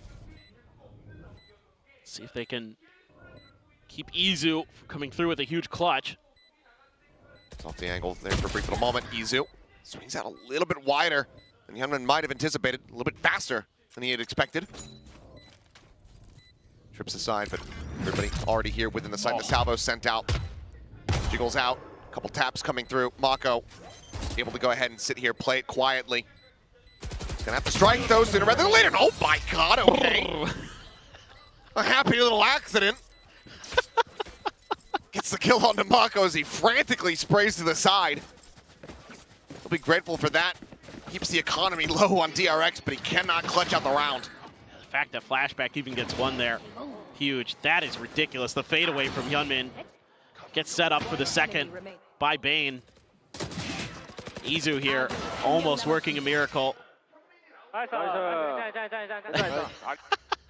That flick over to the side though, and all of a sudden Mako's dead, and I'm like, is this gonna happen? Well, Operator now. Would have been a back-breaking round to lose. Yeah, for sure. Still some hope. You have a Viper's Pit if you can get to the place to use it. There's the bounce across. The boom out going to be cleared out, but Bane able to find one. Izu taken down. Stacks forced away. Meteor has the double tap shield. Swings out, but Hyunmin again having a huge round. Bounce the paint shell forward. Forces Carpe back away from the smoke. The Prowler scouts. The Judge noted the plant coming through. 5v2, and this is the round that they opt to go for that Operator. Buzz, in all likelihood, yep, it's just going to drift away. Showstopper not going to be good enough at a 2v5 to try to encourage a retake. They will go for a save, and DRX will find themselves a third round win. Now Hyunmin going to be one away from another showstopper coming into that next round. Yeah, Buzz has his as well. But I like the decisiveness we're starting to see from DRX. It's starting to bring them some rounds. So I think this might be a good opportunity for T1 to take a timeout, if just to ice Hyunmin, if just to slow down what he's been doing these last couple of rounds. Because he is frying. And you need to make sure that he isn't just going to start taking this map over, because this has been such a good start for T1. You don't want to let go of what could be a just devastating counterpunch against DRX. Let's see if they're going to go for it. Timer's still moving, so it looks like not going to quite come through. Maybe if there's one more loss, but oh, just disgusting. Fantastic 1-2 tap. Just back-to-back brutal rounds here for him. Now just one away from the showstopper. Bang, bang, headshot. That's basically what he said there. Do have turn sights back to this rubble, and this has been a pain point. Meteor has his ult here too. See how they want to use it. There's the undercut, there's the ping on the Buzz. As he gets out in front, the showstopper going to be set. Oh, nice. Checks over towards Rock, but yeah, TP away. Mako able to avoid it this time around. Playing up into the smokes, pushes forward, is able to find him. Buzz going to be taken down, freeing, able to find Carpe as Meteor backpedaling over towards the door. Nearly manages to get the spray down. And he's going to send it. Whoa! Trusting in his abilities, knows that he gets the HP back. Flashback drawn into the arena. The shield falls. And Meteor comes out on top, but he's now isolated and picked apart. Izu with the Operator in hand to try to clutch us out. They know that Op was saved. And now the gun barrel's been spotted. And it'll be ripped out of his hands. Fantastic minor adjustments from DRX. Gets them the victory over Rubble. And now going into the last round of the half, they have 4 ultimates to work with. I was going to say, please show me some of Mako there, because him dodging the showstopper, then completely befuddling Buzz, getting behind him, broke things open for DRX. And Meteor there sent the ult, hoping that the rest of his team would be able to hold the line, but have to leave a player over just in case there's a rotate to the C site. Still no timeout. Autumn gonna rely, trust in Stacks and company. Try to figure this one out. 4-man push opens up B.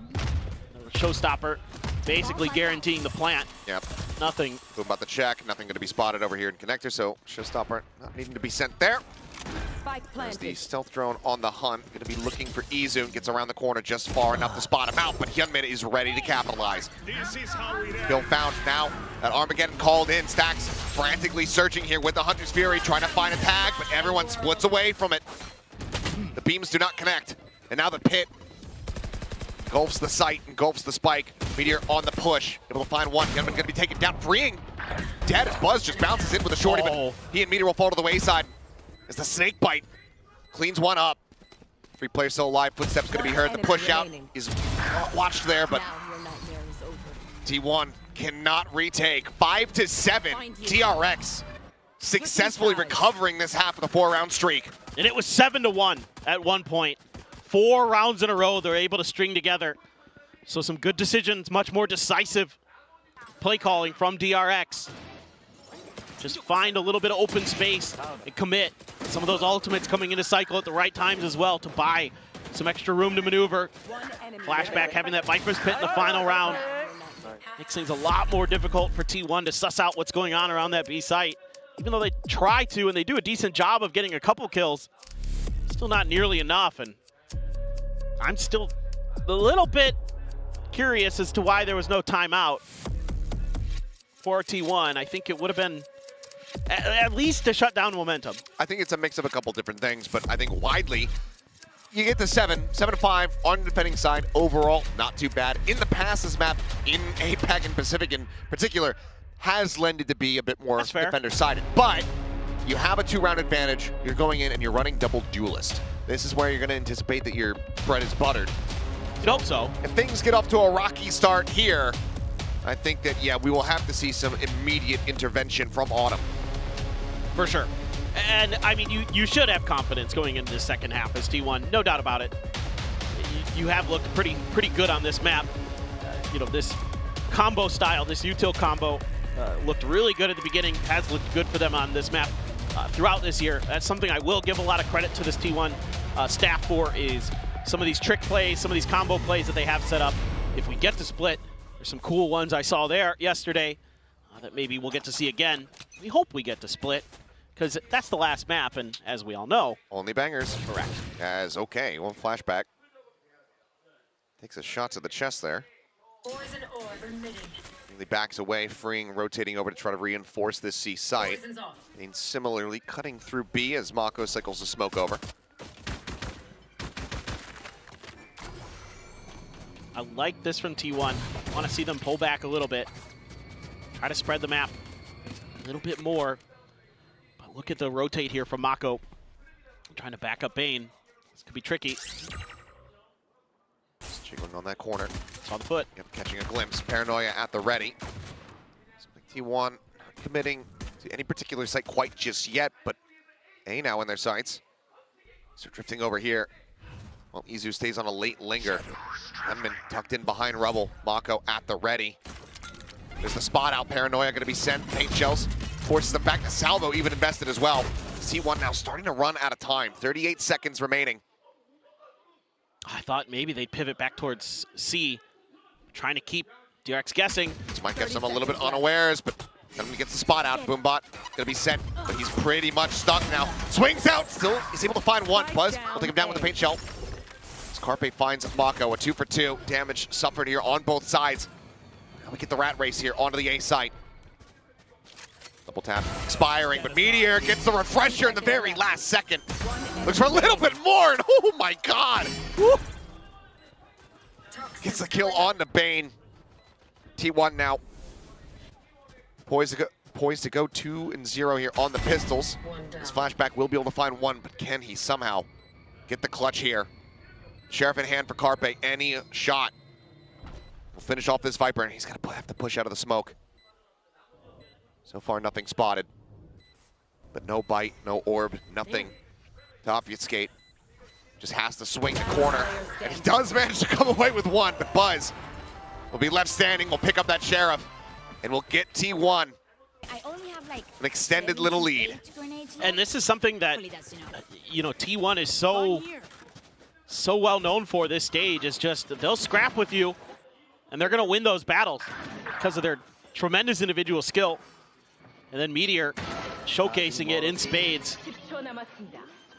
Nice little readjust there on the rope to get the double tap back up. I got to give Flashback some credit. He was super patient on the other side of the map. I was just watching him and watching Izu to see what would happen over there. And he was able to best Izu, and that gave him a chance at the very least. Kind of kept it somewhat even. See, he's not going to get the catch. Paint Shell's a bit shallow. Opening volley of Util. Successfully avoided here by T1. Just taking their time, working forward to Rubble. Smoke now, ooh, dissipating. Hyunmin, last second jump across, does get darted. Meteor on the slide up. Gets himself over towards this door. Carpe covering fire, able to find one. Mako going to be taken down. Buzz gets Hyunmin. Now spreeing, trying desperately to duke it out against Meteor, just cannot make it happen. Bane will come away with an elimination. Carpe going to be on the floor. Flashback this time with a shorty. They have a bit less of an opportunity, I think, to find the impact that he did in the previous round.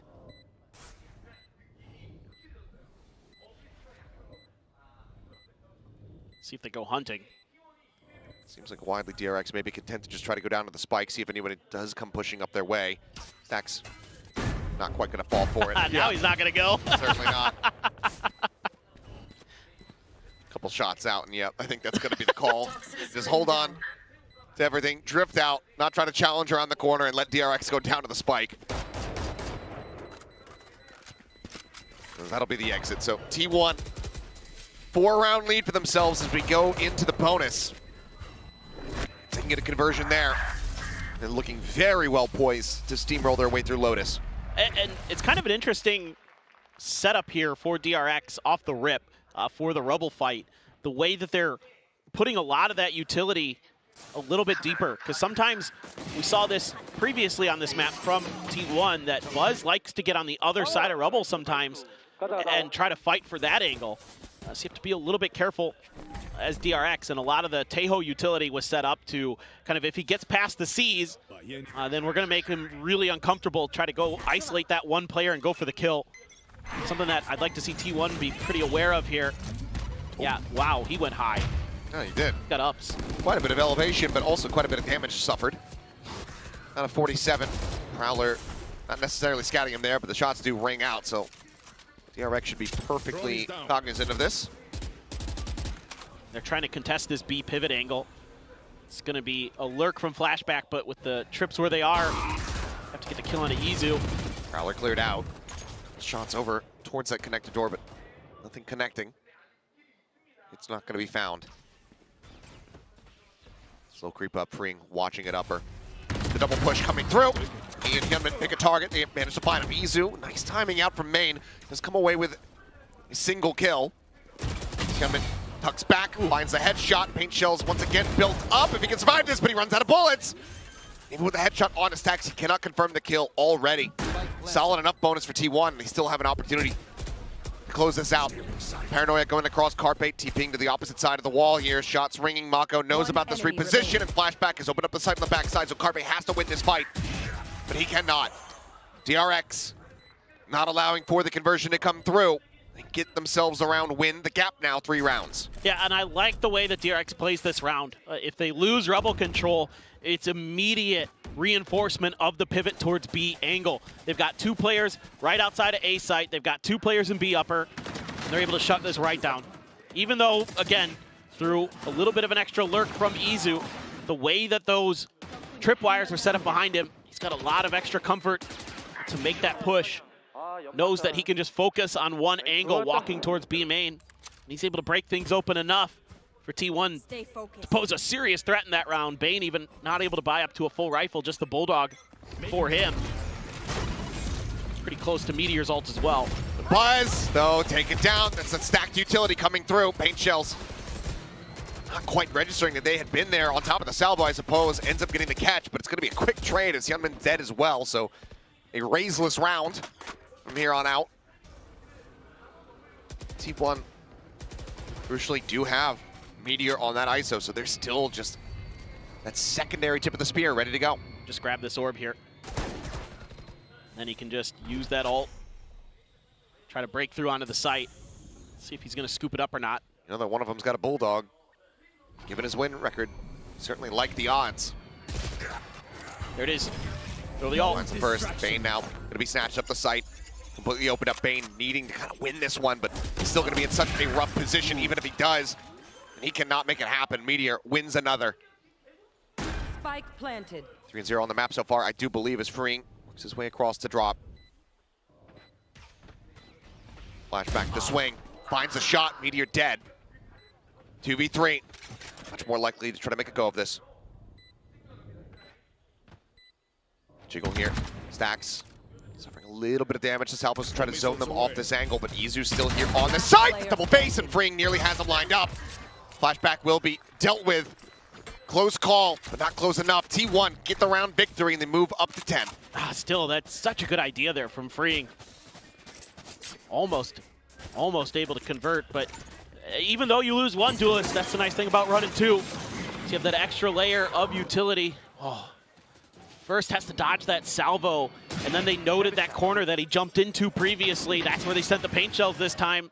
Good read there from DRX. But once Meteor gets the kill and has his ult, that's a free 2 for nothing.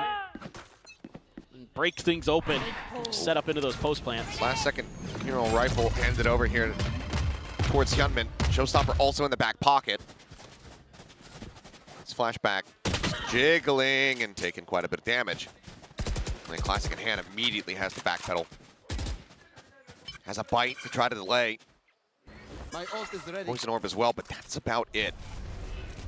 Smoke cycled over. The drone will lead the charge. Like, not going to be sent out, but the spray from Mount. Buzz just comes away with it. Gunman's here, though. This took too long. He's going to be looking for his Jemkin moment.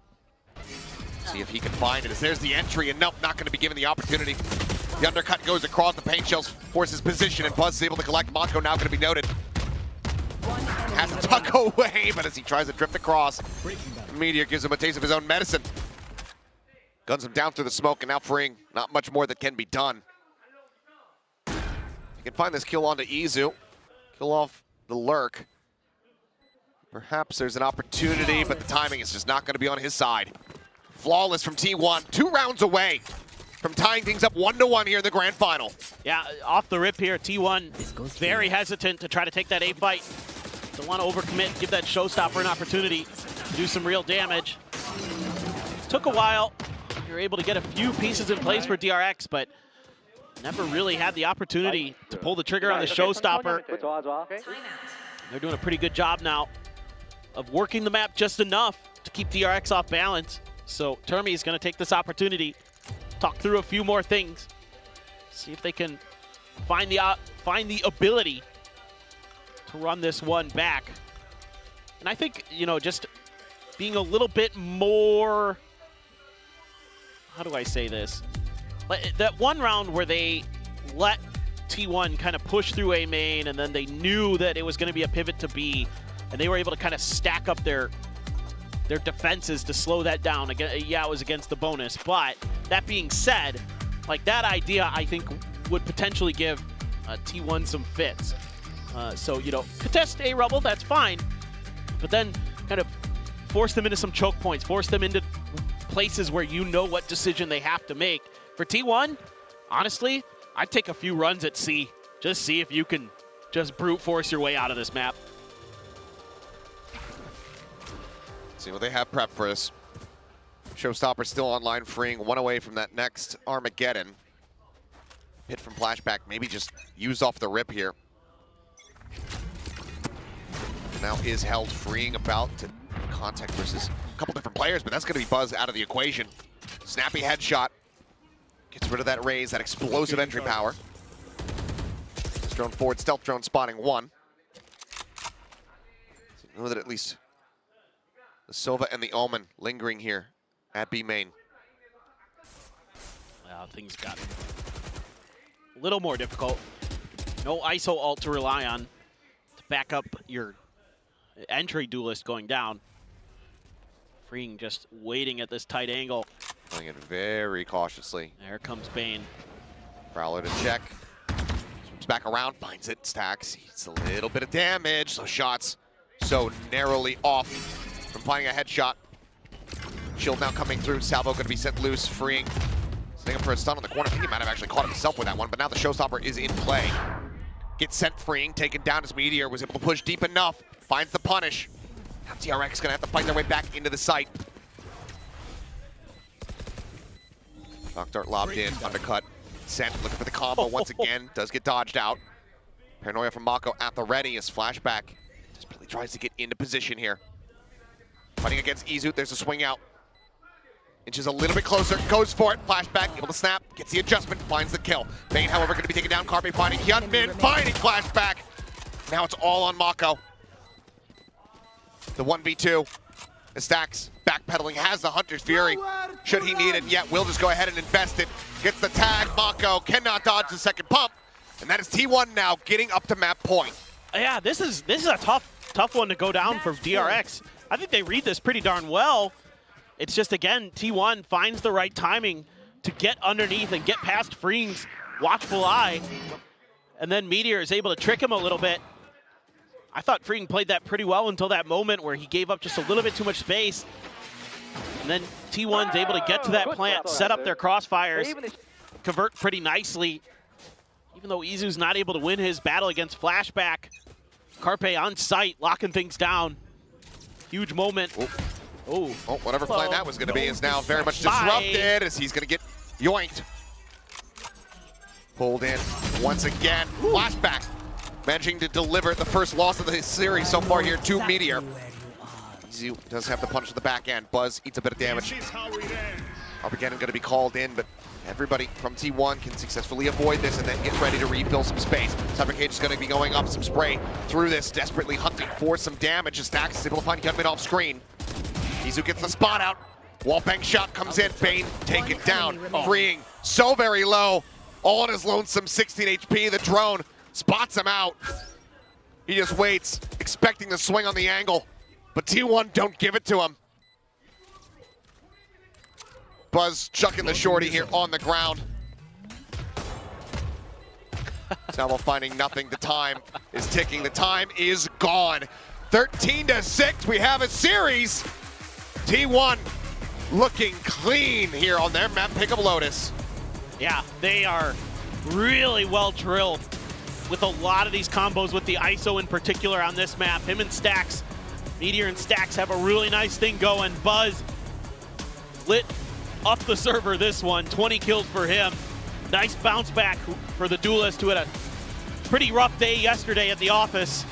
Today, right back to that normal duelist we are used to seeing. Carpe fragging out as well in the Omen. So I saw a lot better util usage from him. So it's a few extra days to kind of think things through, work things out. Carpe looking really nice, really sharp. The aim continues to be good. He had 18 assists on that map. Oh, Carpe. Yeah. Involved the whole way across for the most part. 16, 9, and 18, as you say. Damn good performance from Carpe. Slotting back into this T1 squad. Playing an off roll, frankly. Yes. And still looking so damn good with it. Man's a gamer. That he is. DRX. Maybe a bit of a sleepy time here on Lotus for them after that breezy victory over on Abyss. Both teams having some pretty concise wins. Does that change as we get ready to move over towards Fracture? How scrappy can we get? Fracture, another map that's been so good for DRX. They've looked so well polished on this, and especially because of the Tejo. What does T1 have to kind of try to counter it this go around? Because this is the map where DRX was able to best T1 to send themselves to Bangkok. Well, we're going to see if they can do it once more. If T1 will be able to get themselves up to that match point. For now, we'll pass things back over to the analyst desk. Well, it's 1-1 on the scoreboard now, one for each side, and it looks like we're going to have a long day today, boys, for this grand finals. It has been a little scrappy. T1, as you guys were pointing out, hasn't changed a thing and somehow still works. And Morgan, you're giving me this like little smirk, like, I know. I love Meteor. What a guy. He just goes, man. He just goes. He sends it on the ISO. full confidence, full trust, exactly what they needed after map 1. Obviously, map 1 did not go their way. This is the momentum that they needed. This is the confidence builder of like, hey, yeah, we can actually hang with these guys. 13 threes, whatever. Yeah, 100%. I mean, you know, DRX, it felt like they had some ideas, but they couldn't really execute them well enough in the server. Again, unfortunately, Flashback just seems to have a rough time on this map. Like, regardless of what agent he's playing, he tends to have a tough time. Couldn't really get involved too much on the attacking side. You know, he did pick it up a little bit more on defense, but yeah, it just wasn't a great showing for DRX, and T1 just ran them over with the ISO and the Rays on attack. Even when they were like getting the drone disrupted and not necessarily, you know, getting too involved in terms of interacting with the game with the util, they would just dry contact. Like, they would just walk into a front B smoke and then, you know, storm out B, get a kill and get themselves into a post plant. And that's what T1 does. They just get scrappy, they get enough kills to put it into the mid to late round and then win the game from there. I do think it's nice to see Buzz returning to that top of the scoreboard. This is kind of what was missing yesterday for this squad a little bit. We highlighted it a little bit then, but these first 2 maps, he's come out swinging. Yeah, I think that's a great point. I managed to catch Buzz real quick before this match, and he said he wants to make up for all the kills that he didn't get yesterday, and it looks like he's on track for that right now. And, you know, Freeing still trying to do what he can, and like you guys said, like, the theory could be there, but the execution is a whole nother story. Yeah, I mean, when you got Meteor ISO ulting you pretty much every round and winning all of them, just continuing to snowball. Like, he didn't even snowball as hard as he has in other games in this game. He had a lot of help from Buzz, for example. It particularly helps them on attack, though, to keep snowballing. Like, you can see DRX in this gun round getting somewhat low on money on some of these players, and that is the potential of the ISO ult to snowball the game in your favor. If you can just get that extra pick here and there, then it can help to break your opponent's economy. Yeah, I mean, I think the ISO can also provide a lot more value. We see this with the undercut and the shock dart. They try to pair up these pieces of util all the time. And one thing we speak about continuously with this ISO comp is the A rubble fight. You know, they're really taking that crown to me of unstoppable in this area of the map, and that was a big reason why they were able to get off to such a hot start on their defensive side. Yeah, DRX was, you could tell they had some ideas of what they wanted to be doing against it. A lot of the time they were waiting in the early round, respecting the early wave of utility and then looking for a timing to get out, but it just wasn't working for them. You could see they're very much trying to isolate the player on Rubble's side, but then it's the player playing off of him that is able to actually make a pretty huge difference there. You can see Late trying to re-clear Rubble there on the side of T1, but what I wanted to really highlight here for DRX is the adjustment that they made. I think they really recognize that there's no fade as the initiator rotate on this C site, so you could just slam C, and I know you slam C with a lot of different, against a lot of different comps on this map as like that next layer of your strategy, but particularly against a Sova and an ISO comp, like being able to get into a post plan on C is pretty strong. I think this is maybe a good lesson for DRX as well. They are both going to Masters Bangkok, and it's very clear this is the map they still need to work on a little bit. Yeah, I think I definitely think there's room for improvement here. I really like what Flashback was doing here. You know, we talk about him trying to get a little bit more active, pushing down C when there's that big A fight going on to try and restrict T1 in that second half. And, you know, those are the right ideas. Those are like good, tangible answers that will have been discussed beforehand, but there's only so much you can do, you know? Finding answers in theory is one thing, and being able to execute them is another. When we have people like Buzz in the server, just shutting you down. I mean, you know, I talked about it in terms of the Rumble fight, where they're waiting out the initial wave of util, and then they're trying to use the Teo utility and the Fade Prowler to be able to re-clear Rubble and actually get a favorable fight. On defense, exactly like you said, like all of that A fight was happening. It's like 4 players against 3 on attack versus 3 players on defense, and then the C anchor is jump spotting and pushing up C. So it's clear that DRX has a read, has an idea of what T1 wants to be doing, and I keep saying it on the desk, like, it's very straightforward the way that they're playing. But if you can't stop it, you can't stop it, and so far, no one can stop it. It's actually crazy. The very first time we saw Carpe come onto this Lotus, and with this particular comp, I think we had a lot of question marks about it, but now, at this point, maybe less question marks? I think he's definitely... Is it a stamp of approval? Yeah, he's fitting into the team well. I don't get me wrong, I think his controller will continue to develop over time. There is still kind of room for improvement, and I'm sure he would say that himself, but he's holding the fort down, he's doing his job, and he's also like managing to deliver plenty of kills, plenty of assists when he needs to. It's more about how he's adapting to the pressure that I'm impressed with than his role in himself. The thing is, I think his positioning and his ability to get kills in the mid-round and his aim right now is a really, really high level. His controller play at times can look a little bit off. Maybe he's a little bit mistimed on the smokes and the utility isn't always perfect, but positionally, he's been so fundamentally sound and he's putting up numbers for T1 in the last 2 series. I will say, as we move back across the Fracture, Carpe seems much more comfortable on the Brimstone. He's played way more games of Brim than anything else moving into this team, so that's not surprising to me. So, as we look towards Fracture, we know DRX are going to be playing Teo Breach. It's locked on, but now it's where we see T1 go with the Teo comp that they previously showed, or do they want to try the double duelist again? Well, the double duelist, they kind of used it in the first 2 games, and they were comfortable playing against the Teo comp with the double duelist. The secondary comp that they pulled out later towards the end of the tournament with the Teo mixed in has been a bit more hit or miss. It did work for them in one game, but then the game against DRX, the first half wasn't particularly convincing. What I will say is, though, I felt like on that attacking side where they did lose the game, they were coming back on that attack side. They looked better than DRX on their attack versus DRX's defense. I felt like DRX's read and the strats that they were running were a little bit janky. I felt like they weren't really cycling their ult economy very well. I felt like Bane was out of position quite a lot on that A side of the map. So I actually really do think that T1 have got a good read and a good idea of how to win this, especially if they start out attack on this map, which I think they are looking at this graphic. Yeah, so for me, I think the first 2 maps went more or less exactly as I would expect.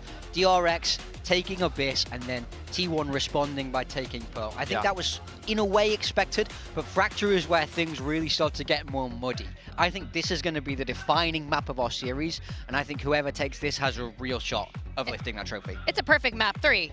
Yep. Both of them have warmed up. Both of them have shown the other team what they've got, shown the audience that.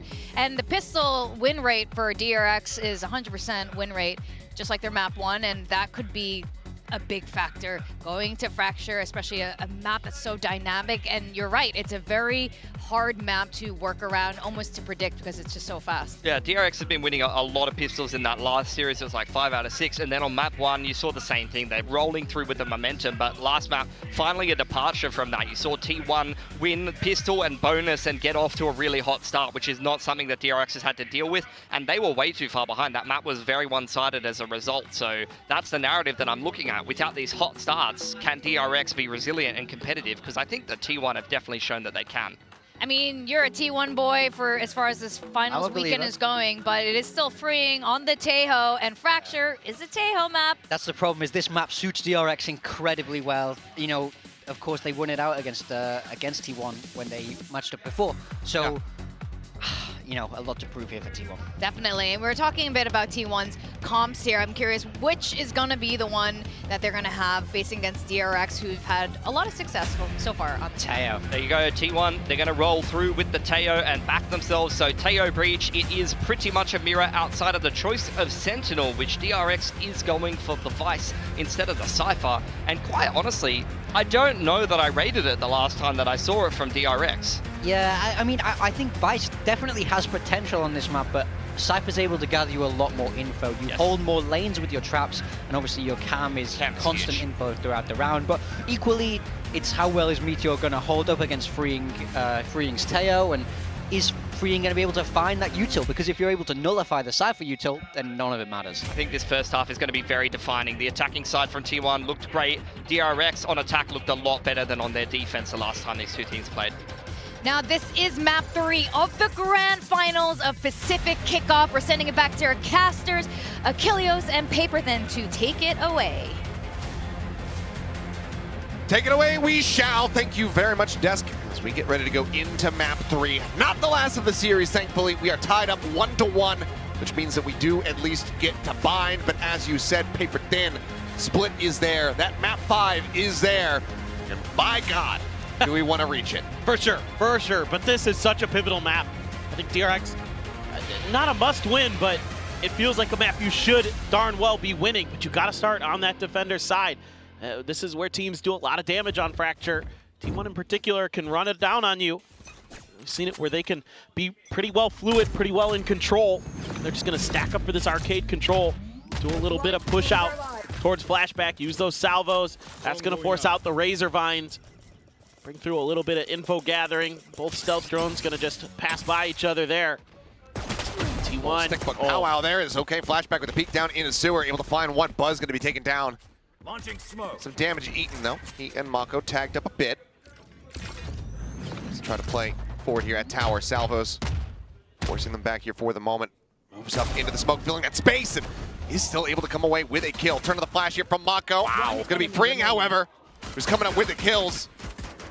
2 more for him. It's now just down to stacks. We'll get a parting gift there onto Hyunmin, but this pistol belongs to DRX. Yeah, the beat and switch there. Really nice at the end of the round from Mako and Freeing. Doing a great job working in conjunction, and even though Flashback gets pushed off of the site, he's able to buy a little bit extra time with his util. They use their stealth drone to confirm, and then DRX sends Flashback right in. Able to find a huge kill with that right click before he gets taken down. Clears out Buzz in sewers. So a nice start on this defender side to get the ball rolling for DRX.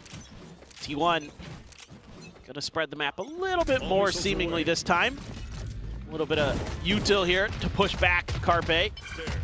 That's gonna at least open up the orb for Buzz on the other side. They have 2 forward shoves on this south side. Yep. Hyunmin working his way further and further. Mako has the peek down into sewer. Gets a little bit more damage across. Now everybody tagged up here as he's just going to go for the swing. Freeing getting one, getting a second as Carpe will fall. Did manage to finish off the former weakened Mako. As at Meteor now, just going to be collecting an orb. To see if he can get anything done here, find any more damage. But for now, it looks like these 4 Bulldogs likely to be carried over unless this Sheriff can absolutely sing. We've seen it before where Meteor can do things that defy belief. Certainly going to be extremely difficult. And Sheriff was worried that, turn the tide, that Lotus versus Heretics. Yep. Man's had some nasty rounds with the Sheriff. Can this be one of them? Angles lined up. Flashback just holding close. 30 Bane seconds. ready to try to collect an assist, but there you go. 1 kill going to be found. 1 less Bulldog to carry forward into that bonus. Bane will juggle it away. And for Meteor, he is eventually going to want to get taken down in some fashion or another. Footsteps going to be heard. 10 seconds left. Time starting to dwindle. Grab the Bulldog. Yeah, has the Bulldog in hand. Now another opportunity to maybe do a bit of added damage. As he's not going to be able to get any kind of plant here, but it looks like widely DRX say, okay, take the weapon. We're going to leave you. Where will they go this time? Well, all right then. But, yeah, just solid stuff. Sewers push, dealt with that extra space that they took early. Using those guided salvos to clear out tree. Work to treat, allowed them to take control of that sewers angle. Let's see what the response is going to be from T1. They're going to continue to just try to work the north side of the map. Try to see if they can break open from Dish perhaps this time. Freeing there though on that Tejo. Oh, and that's enough of a spot out. Slowly trying to creep back over towards safety. Gets himself successfully over to drop it. Down to 33, does have that regen shield, so a little bit more on the back end to reinforce the health. Looks like this is just a grab of the orb and then a pivot. All of DRX though stacking at A lobby. Kind of curious. Looks like they're just going to try to set up, try to hit Meteor in the back, make this a one-directional Flashback needs affair. to get the hell in the tower now. It's all right. Yeah, does mention tuck back, but just a shorty and a ghost to speak of. Salvos go out. Buzz riding his way up the rope and able to go ahead and collect the kill. Down to 41, but still surviving. It's T1 full control over this B site for now. Mako still on a very late lurk. Working his way across, but Carpe nearby noting this here at bench. Spike planted. Caught with the timing though. Over onto the iPad. Ends up falling. Izu counter swinging. Keeps him in with the advantage. Xiamen clears out the trip. Ring trying to work forward. Stealth drone up on top. Nothing going to be noted here. Angle watched Bane, maybe anticipating this a bit. Will be able to go ahead and win out the fight. A tad bit closer now is the round. Meteor, gun down, recovered Vandal here from Hyunmin, able to find some damage, but on the swing out, comes down to Freeing and Bane versus Stax. Flash goes forward, some damage here onto Freeing, needs desperately, however, to get through Bane, and he cannot. DRX managed to win out the third round, converting the bonus. They're so good at reading the map, and they're so patient on this retake. This is a nice little piece of trickery from Flashback, showing that he had one gun, switches over to the shorty, did quite a bit of damage to Buzz, made the kill onto him that much easier, but they are just so good at really just taking their time, working together, coming at you from so many different angles. A main control there. Really, really powerful, and T1's gonna dig back into the north side well. Still have enough to almost get through a full buy. It's a Guardian and a Bulldog having to be bought down for Stax and Izu respectively. Still pretty slow there. Use some of the Teho util to guarantee this orb. But from there, are you gonna just try to work your way in towards this A site? One away from a showstopper now for Buzz. And it's just kind of back to all reliable. DRX going to play it somewhat similarly, not nearly as many players here, but Meteor going to play it a little bit further forward, has the cam behind him. Meteor ends up falling here. Suddenly the players on the rope that much more exposed, but looks like they're just going to go ahead and back away. Oh my God. This noise now noted, but Mako. My ult's ready. To find one, how much more can he get? None. Gunman dead on the opposite side. Solid kills in reply here from T1, bringing it back into a 3v3. Bane down to 8 health. Flashback, however, filling in this position, creeping in right alongside where Mako had just fallen. Some noise gets noted here in main. Just the concuss available at the moment here from Freeing. A kill gets him at Armageddon. Like you say, Flashback still slowly, carefully pushing his position further and further forward. Salvo sent. Flashback desperately trying to get there in time. The concuss gonna be sent down. Now he strikes. They're both stunned up. They're both killed off. As DRX rescue the round. Maintain their lead at 4-0. This is playing with fire in a lot of different ways for T1. The fact that they get as far in this round as they do, a little bit surprising. All coming across that rope to try to bail out Meteor.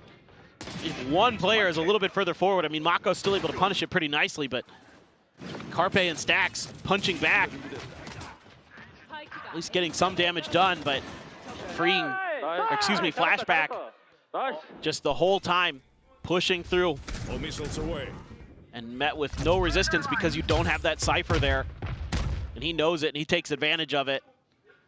This time, kind of a spread formation for DRX. T1 as well, trying to set up for what seems like a beat crunch of sorts.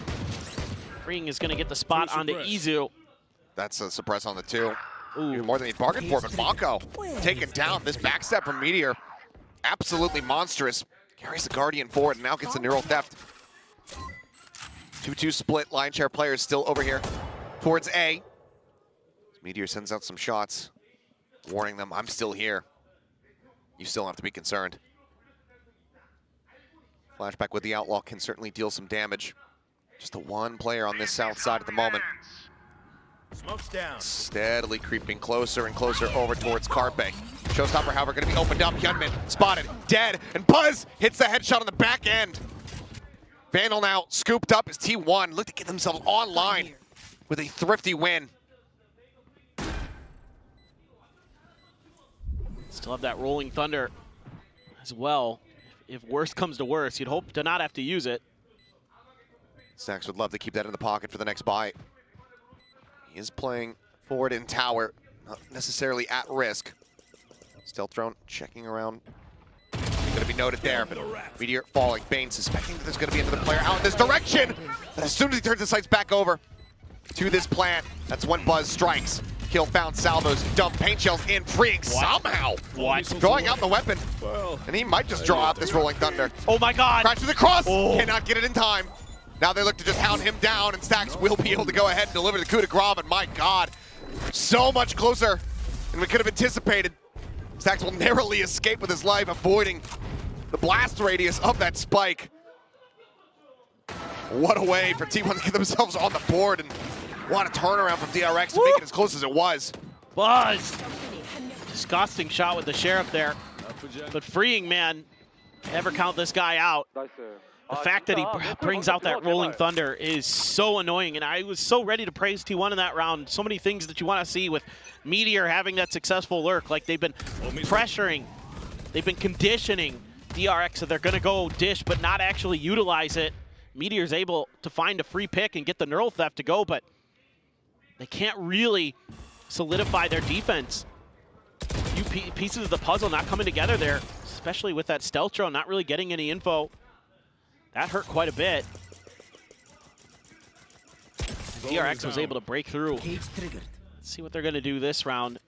Drone cleared, Meteor. Very well noted, and they're looking at the triple face in. There's the swing out. Flashback, he'll just take the fight. Doesn't even really need the reinforcements. Eats a little bit of damage there. Right there. This drone gets cleared. Aftershock at the ready here for Bane. Sends it. Knows that he's going to be pushing them forward, but cannot get readjusted here on that Buzz, who sends it the blast pack, but Hyunmin still hitting the shot despite being pushed back. Uh-oh. Now pinned into the corner, stun up. The Aftershock will claim him. Still in with a 3v3, but Mako wrapping around from Dish has the orbital at the ready. You have the Steel Garden with Flashback behind. They're ready for it. Now they're sent. Carpe getting the spot out. Izu, however, gets rid of free. It's all on Mako. He doesn't get the opportunity to try to invest the ult. Gets taken down. T1 get a follow-up round. Yeah, this is great stuff here from Carpe in particular. Watching that backside, that keeps that round alive. The great adjustment from T1, recognizing something that had gone very, very wrong previously. I like DRX there, kind of being like, all right, if Meteor wants to lurk through here, we'll have something to say about it. Nice util combo from Stacks with the breach. Again, his signature agent showing some good value there. The stun into the Aftershock to clear some space. Buzz having a decent start, 5 and 6. Getting ahead of all this util. Dodges the stun. Quick sidestep. Thorns are out. Explosive start into a very quiet mid-round. Flashback just jiggling on the corner. Nothing to be noted, though, and Buzz just slowly drifts back, joins in alongside Carpe. Now looks to continue pushing forward, though. Making so much noise here. Seeing that additional aggression here. Mako just going to be cycling another smoke in all likelihood down onto main, but thinks better of it for a moment and sends it out. T1 just trying to fish, see if anybody's going to take the bait from DRX, but they're being extremely patient. One suppress. Yeah, there's Meteor. Suppress on the one, but Mako now playing very entrenched. And he's in the orbital. Tries to open it up. Buzz leaping forward is able to find one. The rest of the team going to be cut off though in Flashback. Goes ahead, has the follow-up. Armageddon, their own orbital now going to be invested here.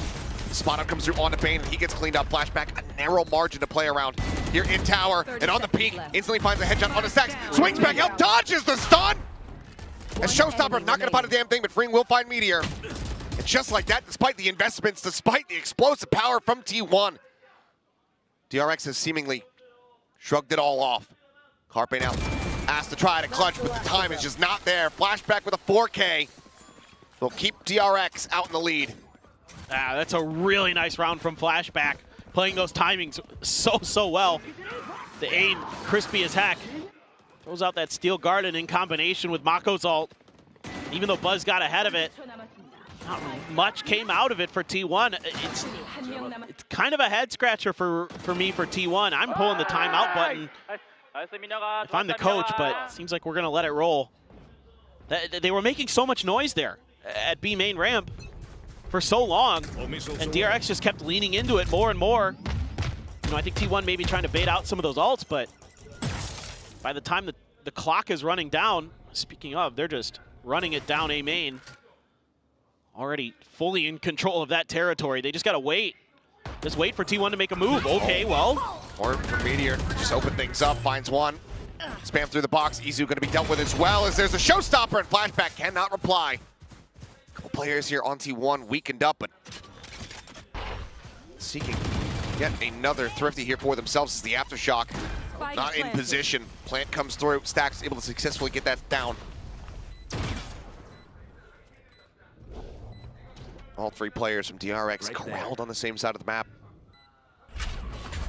One in tower, two at arcade. Meteor here at canteen. The fault line going through, and Hyunmin stunned up. Easy pickings here for Meteor, as it looks like the call to retreat and save has been sounded. DRX backpedaling away as T1 continue to fight back.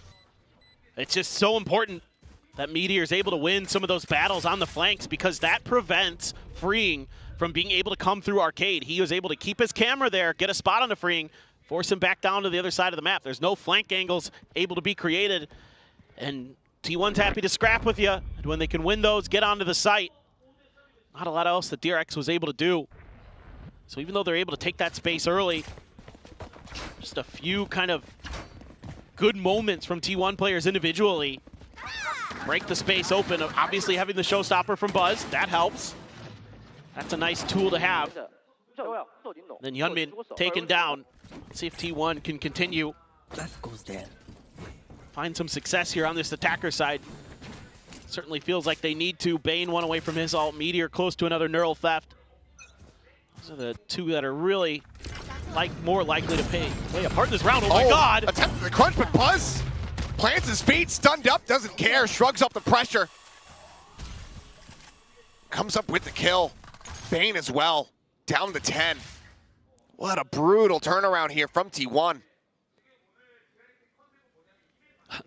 Sometimes you just win those. I don't even think they necessarily saw it coming. I just think that they counteracted so incredibly quickly. Yep. Double rope across now as everybody gets collected forward. I know exactly. Neural theft given over as they join on this south side. Immediate pivot to A. Spot out coming through, but Meteor still on that lurk, working his way through sewer. Going to be hearing these footsteps. Mako at tower, drops down. He's watching the angle, but now turns his back. An opportunity here for Meteor to try to strike. I mean, Mako trying to watch his rear at every twist and turn. In the meantime, back over here on the A side. Bane's going to come up with one. Buzz going to be taken down, but Stacks also dead seemingly here over at Sands. Counteraction has done well. Now the pivot once again back over towards this side. Meteor, the pings come through. 30 seconds Those, left. they're all going to be collected forward. Here in spawn, the initial shots are not going to connect. Gets suppressed, but doesn't need his util, needs to hit his shots, and he just cannot make it happen. These are now his turn. They're nearly lined up, and Mako is just too damn clean with it. And T1 going to be kicking themselves for this round. Oh, no doubt about it. I mean, they're working the map as best as they can. They're trying to use the neural theft to get to the other side of the map. DRX is ahead of it, and then Meteor, frankly, is ahead of DRX, but I'm not sure if Mako just kind of suspected that maybe somebody could be around that corner. He peeked out and then went back, and it just kind of broke Meteor's brain. And then the drone came out right behind him, which I don't think was initially intended for Meteor, but sure worked a treat. Nice little happy coincidence there. A little bit of util being thrown around both sides. It's a two-man push towards Dish. Stacks there. This is an attempt to sell a bit of a fake. It's the wall. It's going to be Rolling Thunder now built up. Or just a grab of the orb, and then they're going to try to just crunch them with that Rolling Thunder. That's going to send DRX players away from the site, at least some of them. See if they can successfully execute on this T1. They've kind of corralled DRX pretty nicely, but Hyunmin, Danger Man, right next to Stacks. It's tucked in behind the box. Do they read this at all? Seems like the answer is going to be yes. Yep. Well-timed Boombot. Trying to get the clear out, but Hyunmin just strafes away from it. Looks for the second kill. Cannot make it happen. Buzz is able to find one at the end of it all, but everyone's just piling forward here into Mako. As he comes up with 3. Cooks them, shoots them, and serves them up. DRX swallow T1 up in that round. Now 7-3. God, he is just so nasty. Just absolutely so well played. And again, this Rolling Thunder catches a couple players. But Mako, oh man, what a reaction on the Buzz. Oh, hi, Buzz. What's up, buddy? And he got a kill with his molly as well. Fantastic hold. Fantastic positioning from Mako. Now we're going to get the timeout from T1. But it just feels like some of these ideas are either overthought or underthought sometimes for T1. I thought maybe you could throw a little bit of that breach util, throw out, you know, a flashpoint, or throw out your fault line towards the A site, buy a little bit more attention over there, and then try to work your way back over towards B. You know, you grab the orb and, you know, DRX isn't really bothered by that. They're more keen on just kind of holding the line over at the B site. And T1 has been kind of widely ignoring A. They haven't really messed with it too much. As basic as it is, you got to make DRX respect it a little bit more here. And that's what I'm talking about, using some of that utility to try to sell some of that fake a little bit better.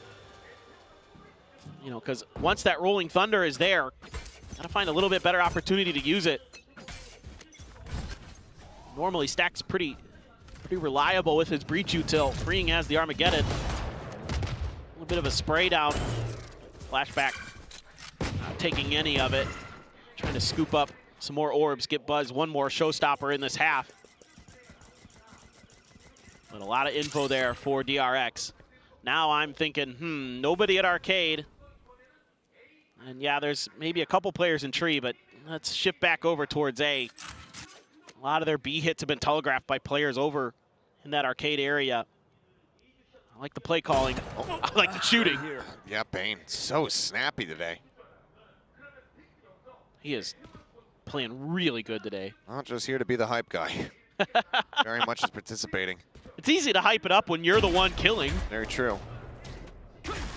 Sends the fault line just in case that pressure continues to come through. Salvos as well do get drawn out. Buzz gets his way through. Sands and Freeing not aware of this at all. Because I'm getting caught completely off guard, but Hyunmin is here. He is not flashed up. He strikes. 2 kills found. Mako there, reinforcing. As it is just Izu at 60. Stuck inside of the smoke, and that Boombot is gonna spot him out, and it's gonna kill. Doesn't manage to get it with the Sheriff. A rare sight as Hyunmin gets 3, and DRX looking for a 9-3 half. They're just reading this so well. Again, just understanding the tendencies of what they've been seeing and reacting to it incredibly efficiently. Hello. Just a kiss. Kiss of death from the Boombot. Well, now Orbital as well as that Armageddon. The showstopper, one away here for Hyunmin. Buzz very much needing this orb. And the orb that DRX is thinking they might go for is not the one that Buzz is going for. Well, either way, they do have an op to protect this one. Trying to fault line him off the reswing. And just a bit too much movement there from Flashback. Little wonky, but Mako still finds Meteor. Holding down that Arcade side. Pivot back over towards the A site here, it would seem. DRX very much anticipating that this pressure is still going to collapse onto B, so they're not in position to shut this down. Call comes through. As Buzz takes some space, gets himself over towards drop. Hyunmin right here, nearly shoulder to shoulder. Gets the spot out, swings out of the smoke. As it's a messy affair, but one that Hyunmin comes out a little bit cleaner. Spike planted, Bane going to be taking down Showstopper at the ready. 36 HP, spot out. Sees 2, sends it. Showstopper going to be a bit shallow as they're able to tuck back, but they're zoned away. Salvos keep them cleared for now.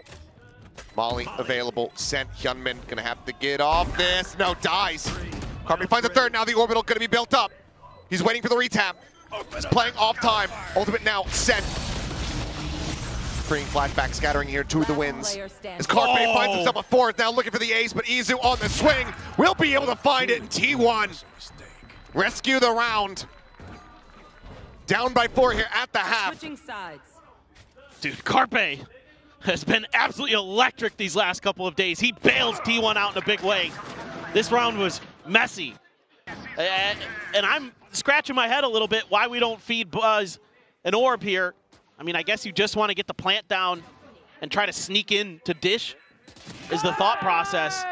But that prevents, you know, that showstopper coming through, and that's when the alarm bell started ringing in my head. I'm like, oh boy, DRX is going to have their showstopper. This is looking dicey, but thank God for Carpe. He's able to hang on, get that orbital strike, and just make it basically unwinnable at that point.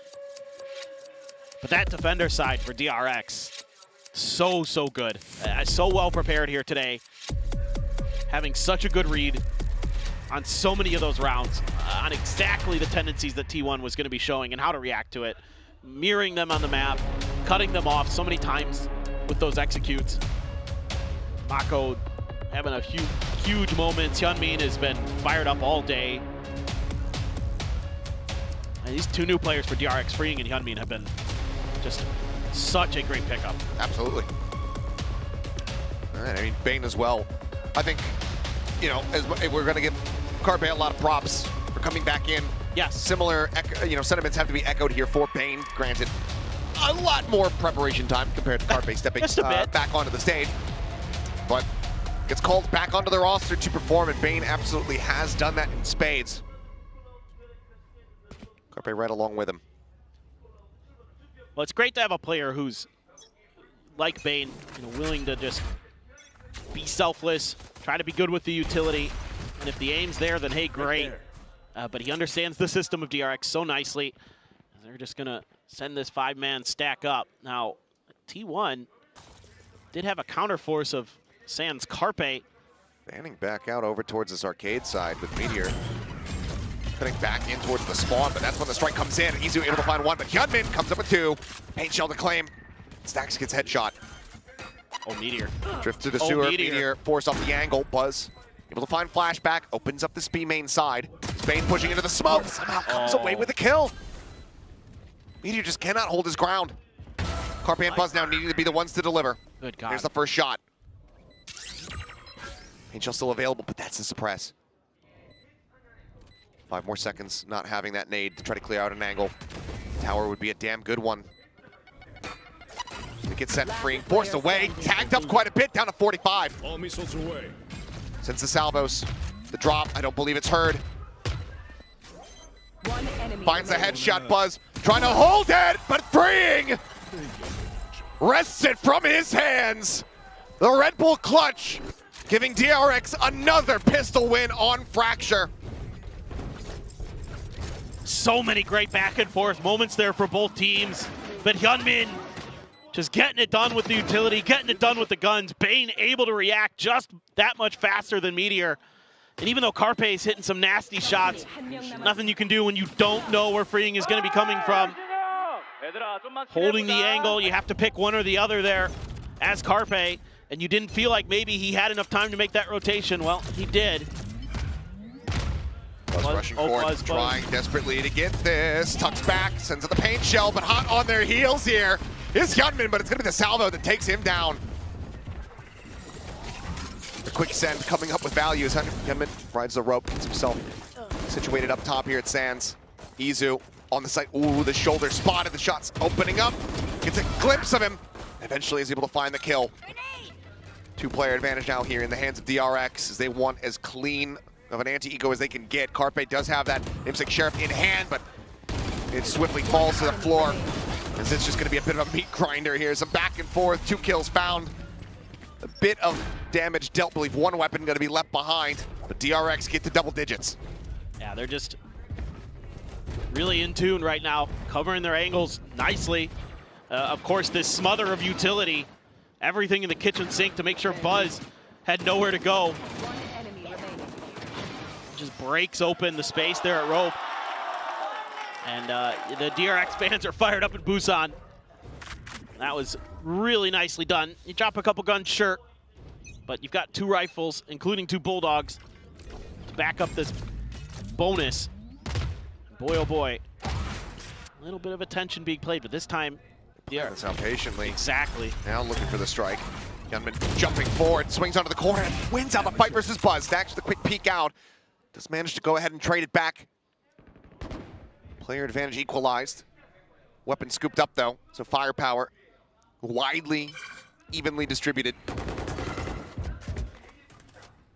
Just a tap of the orb, grab it and go. That's gonna pull the rotation at least temporarily from T1. Just Meteor here on the side by himself. Look at how patient Flashback has been. Just looking for that Meteor lurk. Meteor had a real struggle on this site the last time against DRX. He was getting absolutely bullied. Taeho utility again should be clearing out that early trip. See if he can hold the line. You're dancing around the center boxes, able to find one. Mako put down on the floor, but now they look at the refill space over at A, freeing, slowly trying to trip forward to make a contact here against Izu, who wins out the fight. 30 seconds left. 3 players now on this A site. Meteor sounding the call, saying, yep, they're all pushing in towards main right now. As the door at Sands gets opened up. Swap of the weapon. All of this being heard, all of this being noted by T1, who seemingly have this round in hand. With Meteor getting ever closer. Finding that backstab. 10 seconds remaining. Nothing more that can be done here from Bane.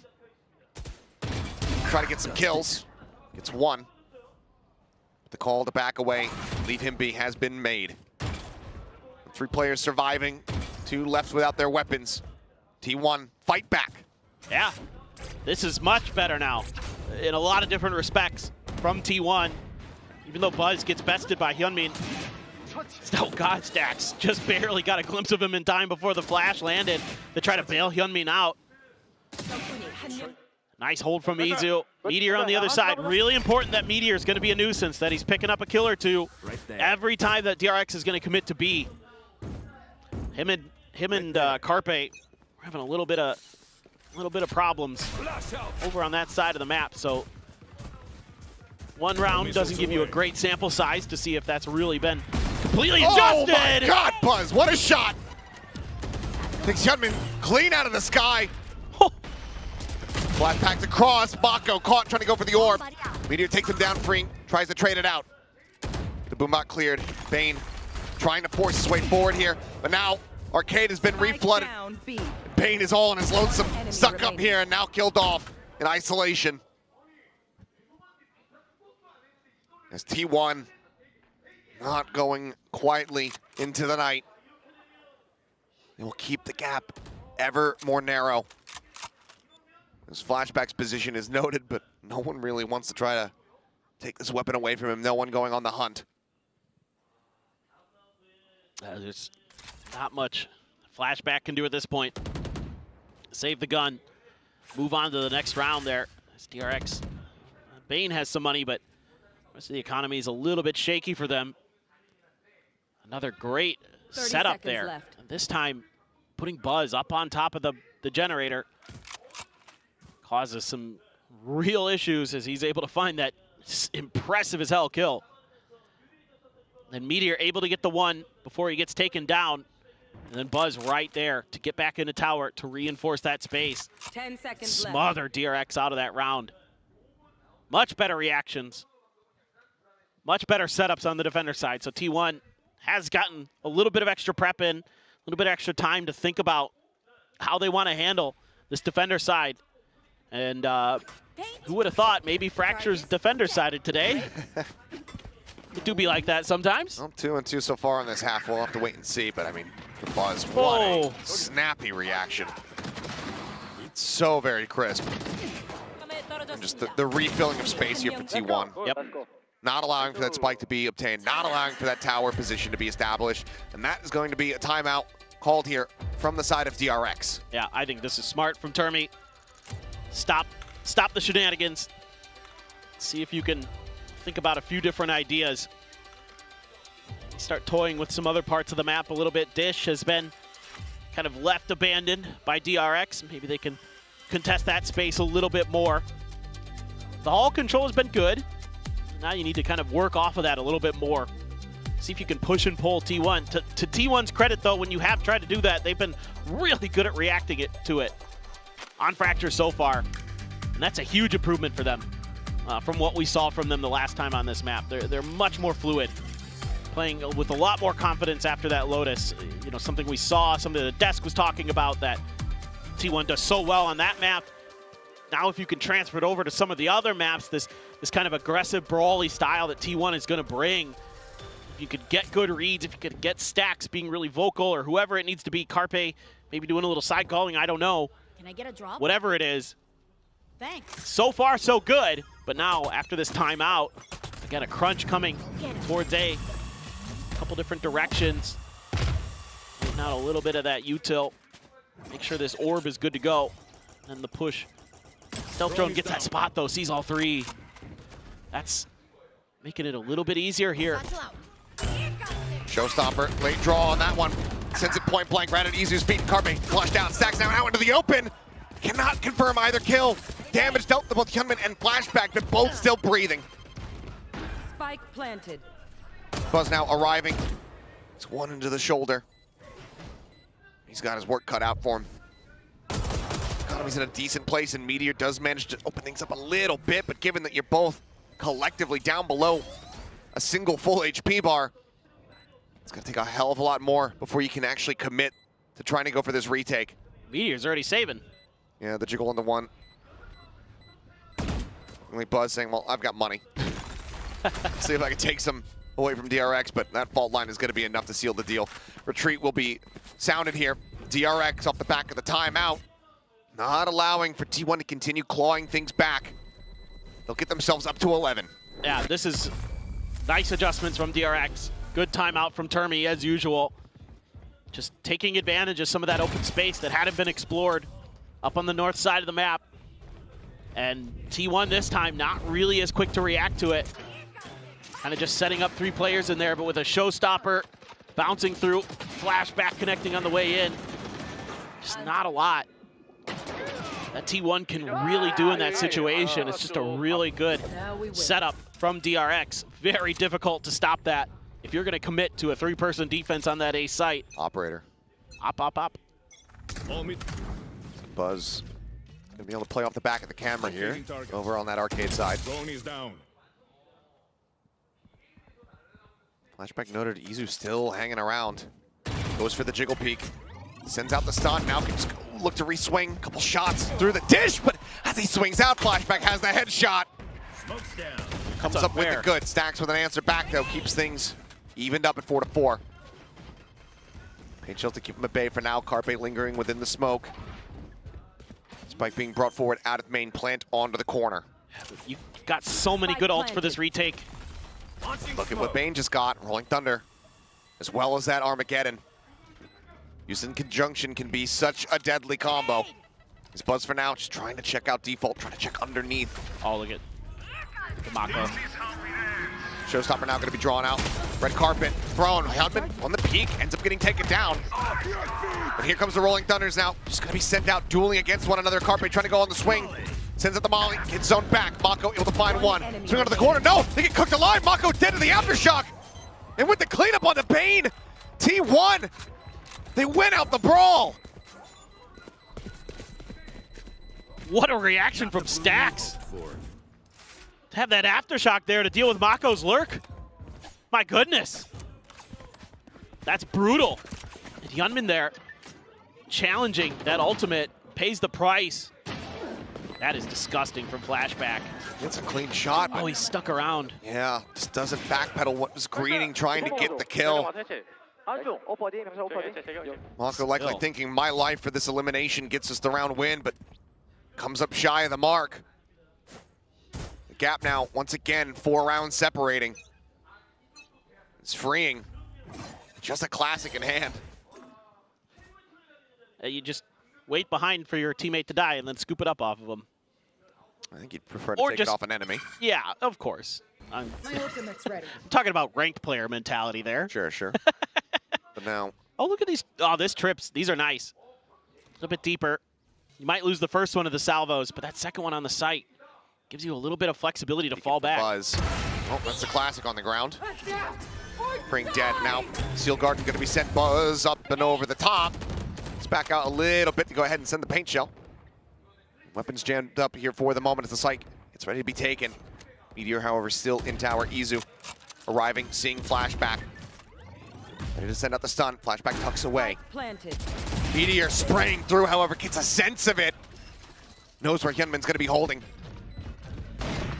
Comes up with the kill. Buzz now off back into his hands. Takes down Mako. Stacks staying alive as they just get picked apart one after the other. Flawless round for T1. As this map is far from over. No doubt about it. Flawless. Just great anticipation of some of the movements of DRX there. Buzz getting some value out of the op. Meteor playing his life nicely, dodging that Steel Garden. Not really giving it much opportunity to find effect. Just great patience shown from T1 there. Buzz just hiding in a smoke, waiting out the Steel Garden. Rest of the team shows up. This might be timeout numero dos from DRX. I mean, it has to be. Yeah. And it is. So DRX, just 3 rounds in between, sending the final timeout. Termi likely going to be a bit of an all-in bid just to at least get themselves up to 12.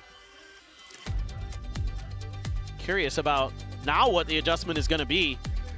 You know, maybe some more of those crunches, because it seems like T1's doing generally a pretty good job of avoiding some of these executes, other than that one round where there was the showstopper and, you know, Hyunmin jumps up on top of the A platform. But other than that, they've been just kind of dodging a lot of what DRX has been throwing their way post-pistol. I think just a little bit, take a little bit more time here as DRX, be a little bit more difficult to read. Or if you just have like two world beater executes in the back pocket here that Termi can just play call to just close the map out, then yeah, sure, go for it. We'll see. Pull out, you know, saw G2 do this to close out a map earlier. Just a lightning execute could be the way. Up still there. Somewhat surprising not. Maybe you can see just, you know, an outlaw to further reinforce this buying. The setup here for T1, granted, wasn't flawless, so don't really need to spend any money down, but you know they're going to be facing quite a bit of half armor as Buzz looking for the shot and gets ahead right there onto Mako. Stack swinging out. Gives it to Hyunmin. Now flashback, work cut out for him. It's good to come away with one, but Stacks is still sat here holding down Sands. A ride to the rope, Bane, back turn, doesn't know what hit him, and it's a meteor. Right to the back of the skull and into free space. T1 nullifying the timeout. 2 rounds separating. Well, they just go for this fast hit, and Buzz just has a great position there to anticipate it. Mako still did quite a bit of damage, got him down to 30 health. Stacks right there to reinforce. Swings out, Meteor comes up from the rope, drops 2. T1 dodging that execute quite nicely, capitalizing there. Bit of a gamble from DRX out of that timeout, does not pay off. Now you're down to an eco. Some util being sent Stacks' way. Okay, not enough of a gap as the aftershock is also there from Bane. A very nice trap play. What is that? It's disgusting is what it is. Oh my god. Util dump gets him an early advantage. That is awesome. Stacks now gonna have to be yelling from beyond the grave as Buzz still trying to get into a very forward aggressive position here with that op and just does not nail the flick, freeing. Beams him with the Sheriff. What a headshot. That got the DRX fans in the crowd fired up. I felt like this map was very much theirs. And all of a sudden, it has been slipping through their fingers. Again, trying to make sure the area under rope is theirs. Meteor still here though. Not having any of it. Holds Hyunmin at bay. Salvo sent from Izu. Slowing up the approach where possible. Spain gets another Orb 3 away from having the ult online. Orbital is available for Mako. Carpe has one on the opposite side. Looks like they're going to try to flush somebody out into the open. And that works a treat. Flashback gets line of sight. Izu ends up falling. Their own Orbital now going through, but Flashback inches forward. Effectively barrel stuffs Meteor, and he gets Carpe in the smoke. What a round from Flashback. Match point. A thrifty to get DRX up the map point. Oh, and just when things looked like maybe T1 had a comeback in the works, it is stymied. A banger from Freeing, and then Flashback gets to work with the op from Buzz. Thank you very much. Oh, he saw the iPad. Oh, no. Oh, my goodness. What a play. Takes it right out of Carpe's hand, password protected. Parental controls in play. Boombot scouting forward here, making sure there's no immediate forward presence at B main. T1 still a full buy, still an op behind. They have enough money to continue onward. They can persevere through this round. I like this. I want to see a little bit of more trickery towards this A side. You've got the op clearing a lot of space.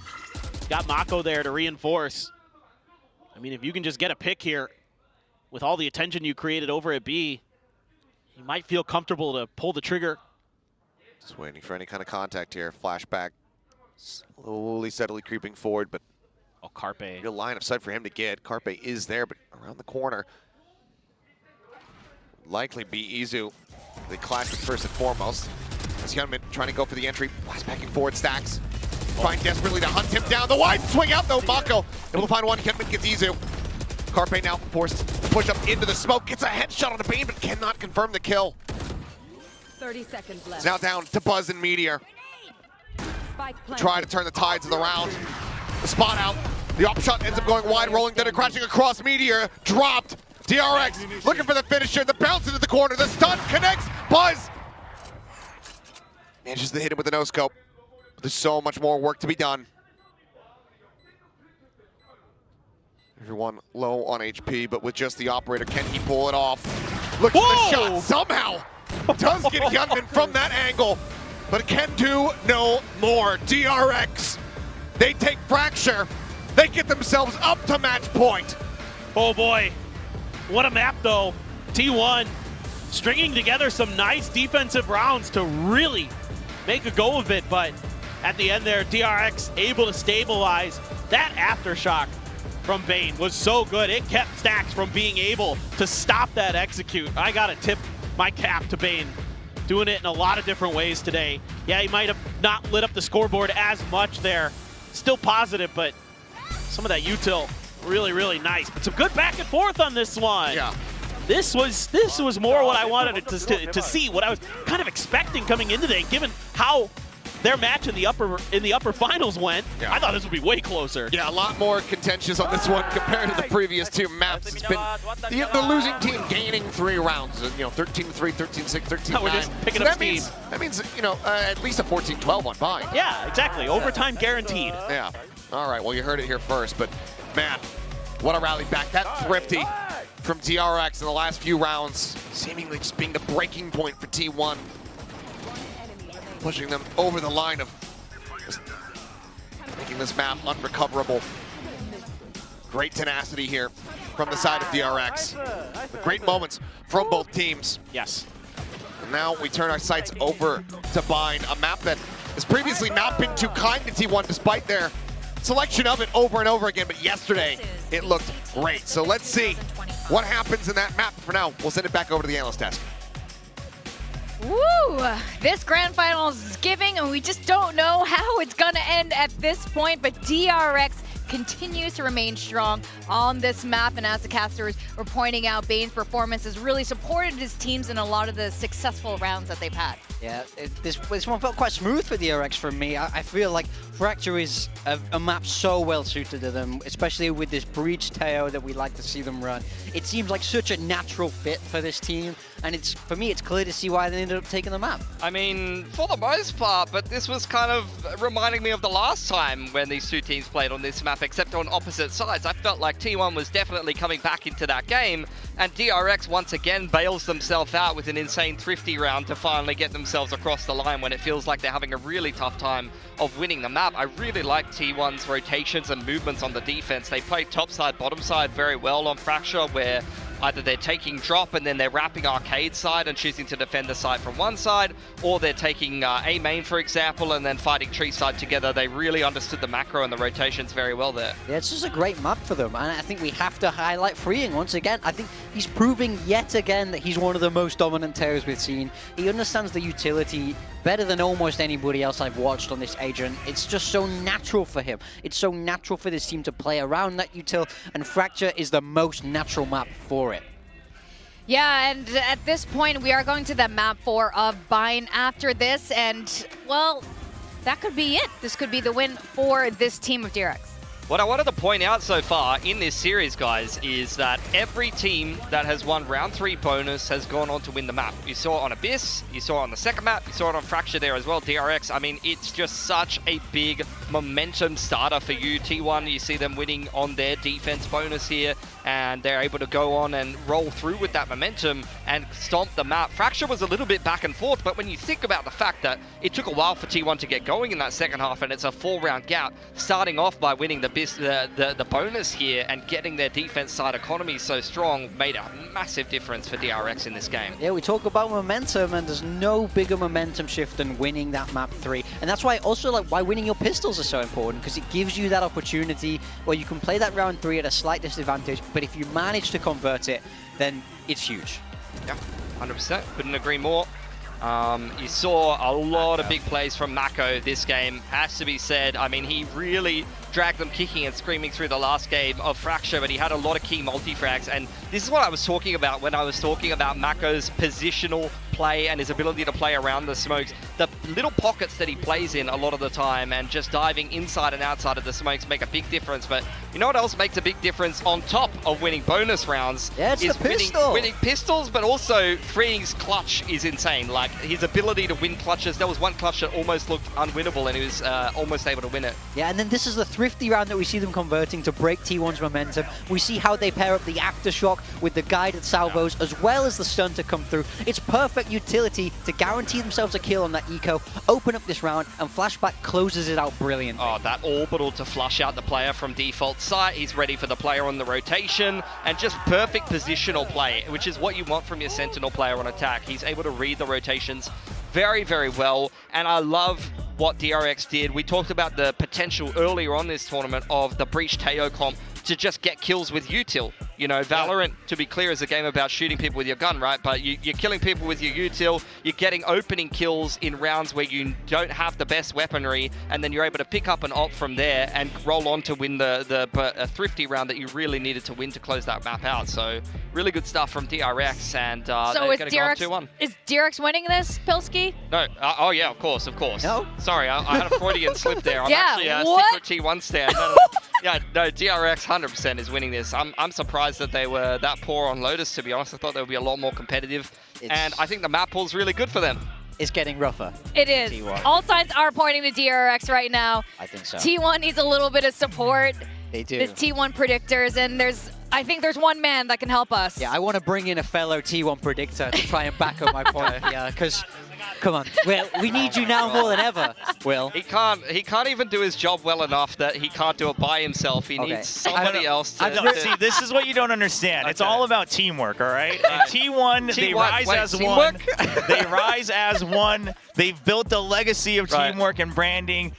Listen, Freeing's a Teo abuser. He's getting exposed here in the coming maps. We've seen it across all the different maps. Like, is he really a great Teo, or is he simply just aiming well? I mean, we're not quite sure where he is in between. That's controversial. Are you still Listen, on the copium? I'm done with the cast, so I can say what I want. I'm just gonna speak my mind out. I see. Okay, so Yeah, welcome to the desk. How do they support Meteor exactly? Do they tell him, you know, go kill everyone for us? You know, T1 has had this master plan to make everyone think that it's all about Meteor, right? They had Meteor go talk about Autumn, glaze himself up. They're like, all right, Meteor's a superstar, but it's actually going to be all about Izu.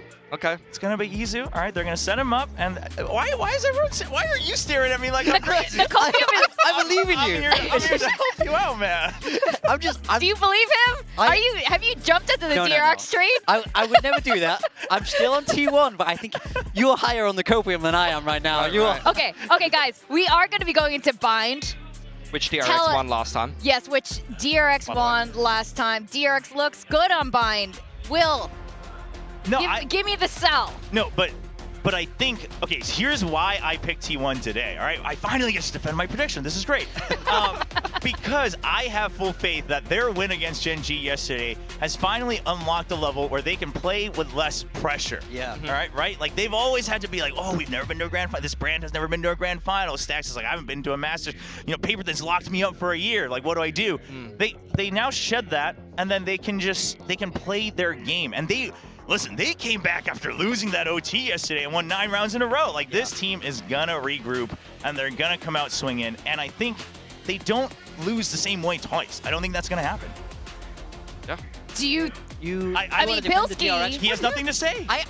Are you totally agree. speechless on this? Am I speechless on this? No, They've I had think so much time to prepare so much time for to prepare. today, and it's so clear. Has I'm Will being ganged up converted on. you? I've been ganged up on the desk. What? No, I picked DRX as well. Yeah, Bilski, okay, come on here. Okay, let's I band thought you together got then. this. Let's go back to the numbers. Let's go back to the facts, the data. Everything is in DRX's favor right now. And yes, T1 has played it 4 times so far that we've seen publicly here in 2025. But DRX has all this time to prepare for it, and they've been looking really solid. Yes, they dropped 1 map. Are we surprised on that 1 map? No.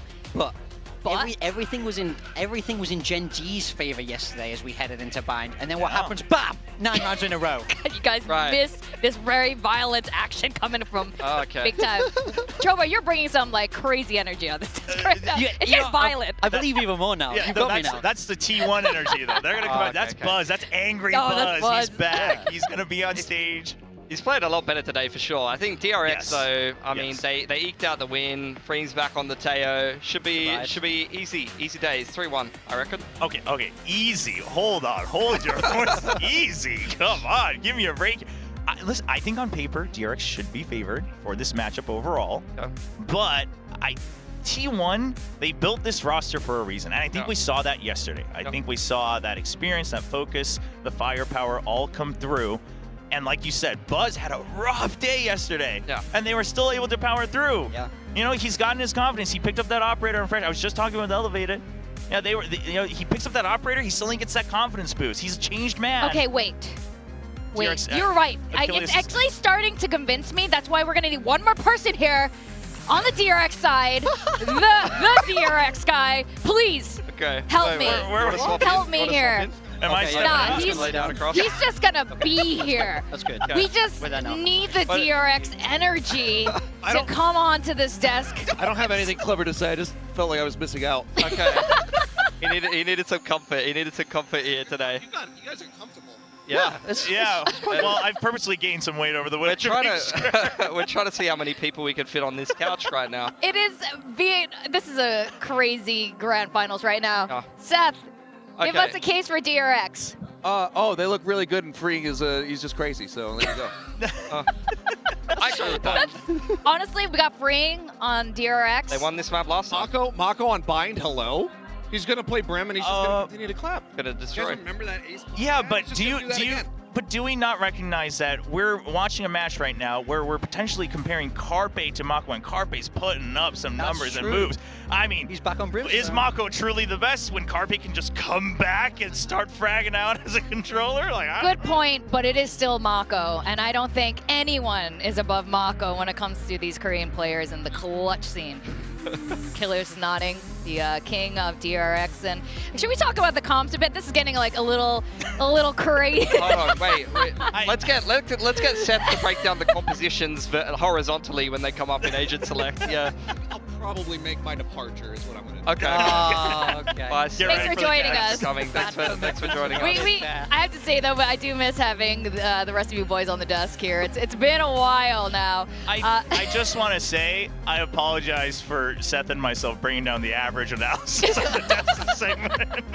This was a very professional desk for a while. I can see why they put you on the cast. It's good. I needed the fire. You've relit the T1 fire. Seriously. So genuinely, I do actually think they can do it. I think you make very good points, and I think they proved that they had very strong mental yesterday. Yes. So there's no reason why they can't turn it around again today. Yeah. All right. Well, I think you guys caused so much of a ruckus. We need to go on a very short break, and we're gonna compose ourselves. And when we come back in 5 minutes, we are gonna go into map 4, and this could be the end of it. It's probably gonna be the end of it because it's DRX's win. No. If not, it's going to be a T1 win, and we continue on to the full 5 mappers. So thank you, Chober, so much for joining us. I need more time to get Prime subs on my watch party, so Everyone we gotta goes go to up. map 5. Yes. I just gotta sneak that in there. That's the only reason for this break. All right, guys. We'll see you very soon.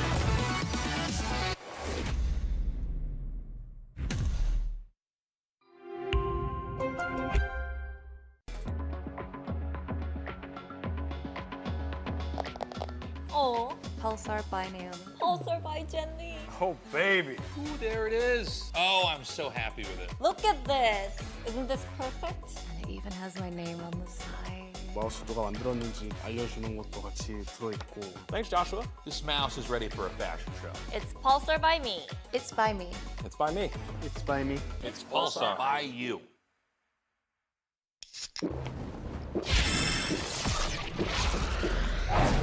Red Bull gives you wings. Red Bull gives you wings.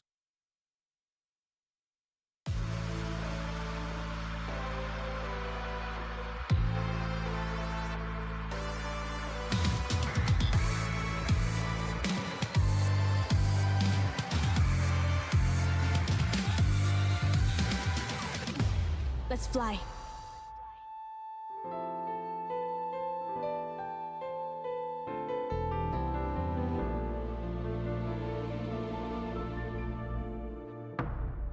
The final day of the VCT Pacific 2025 kickoff is here.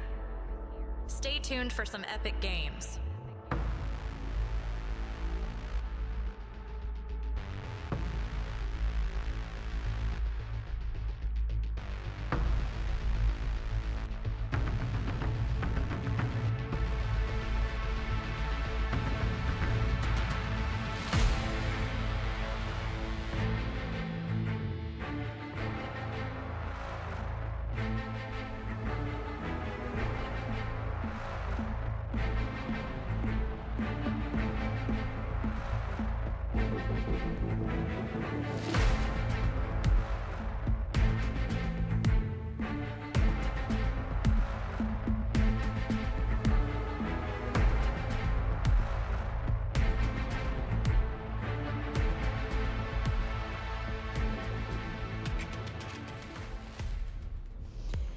All right, we're back a little bit more composed as we go into the fourth map of this series, and now things are getting very serious. Team 1 is on their last life right now, and they absolutely need to win this. They're pulling out their comps for Bind, and if Team 1 doesn't win this, that's it for them. And DRX is going to be winning those 3 championship points. So this is a map T1 have liked repeatedly throughout this tournament, and they were incredibly successful with in the off-season. So this is a kind of map you want for this map 4. When you want to turn things around, you want it to be somewhere where you feel comfortable, and it's clear T1 are comfortable here.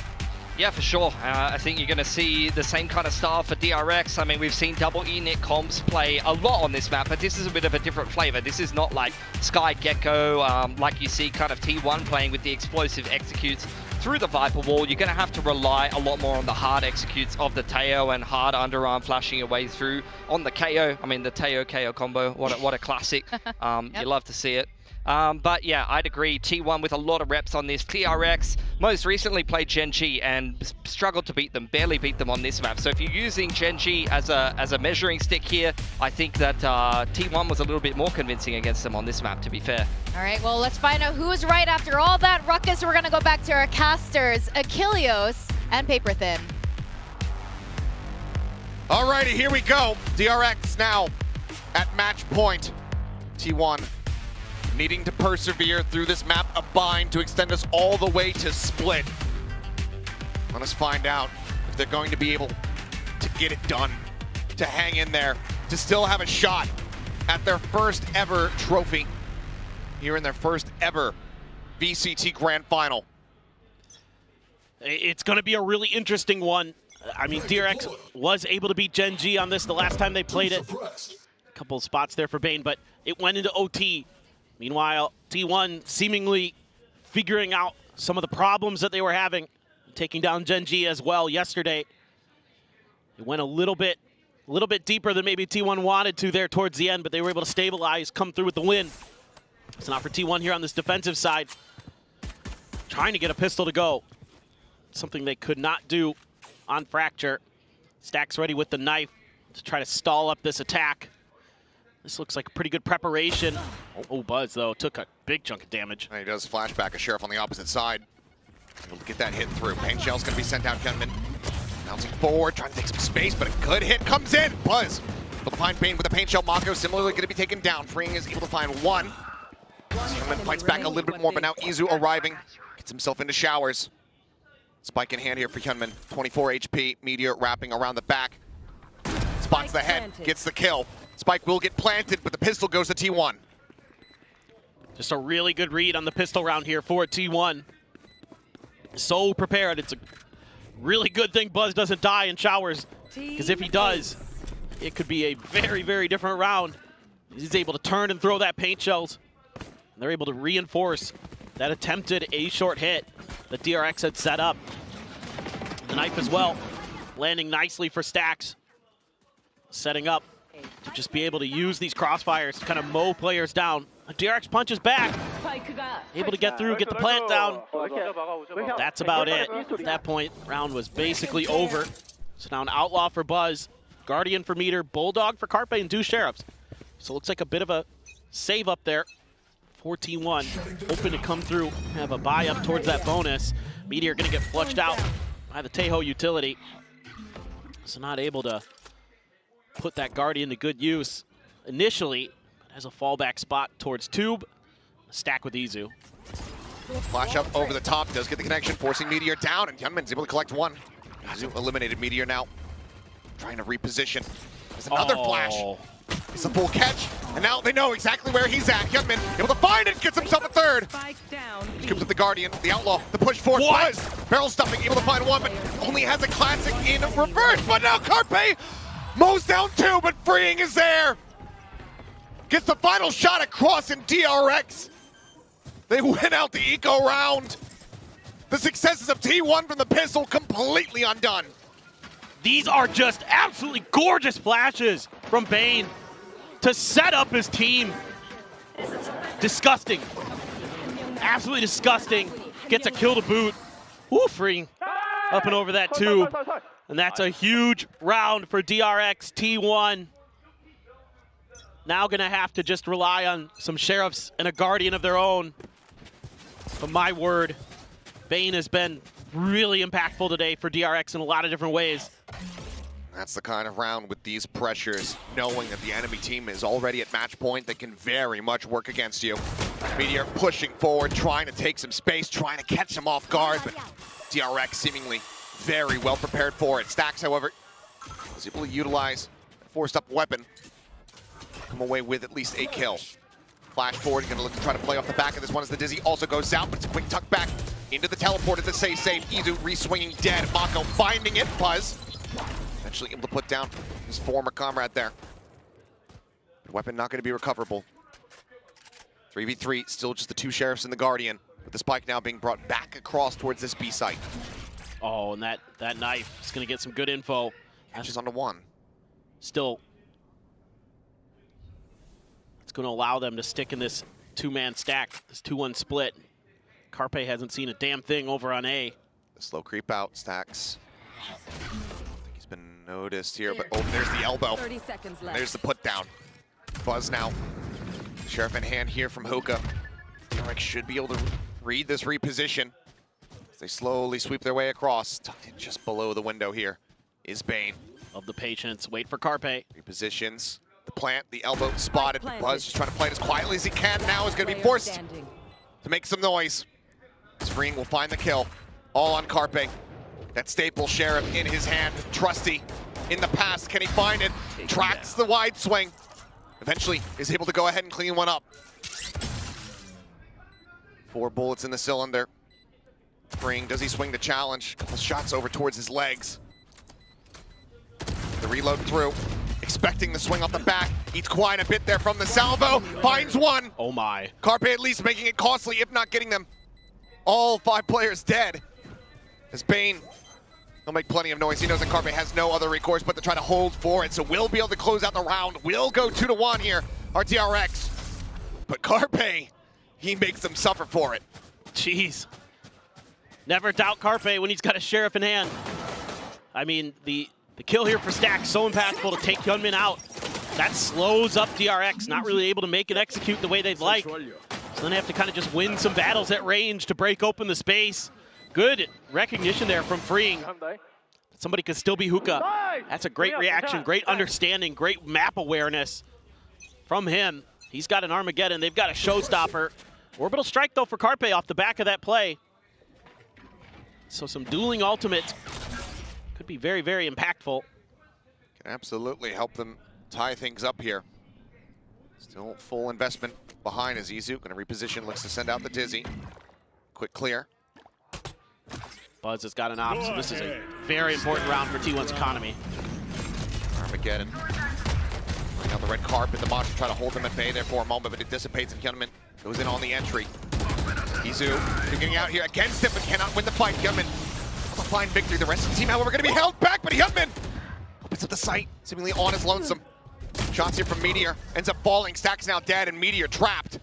As Buzz, not much that he's going to be able to do here, given that op. And with Meteor dead, he's got to hightail it out.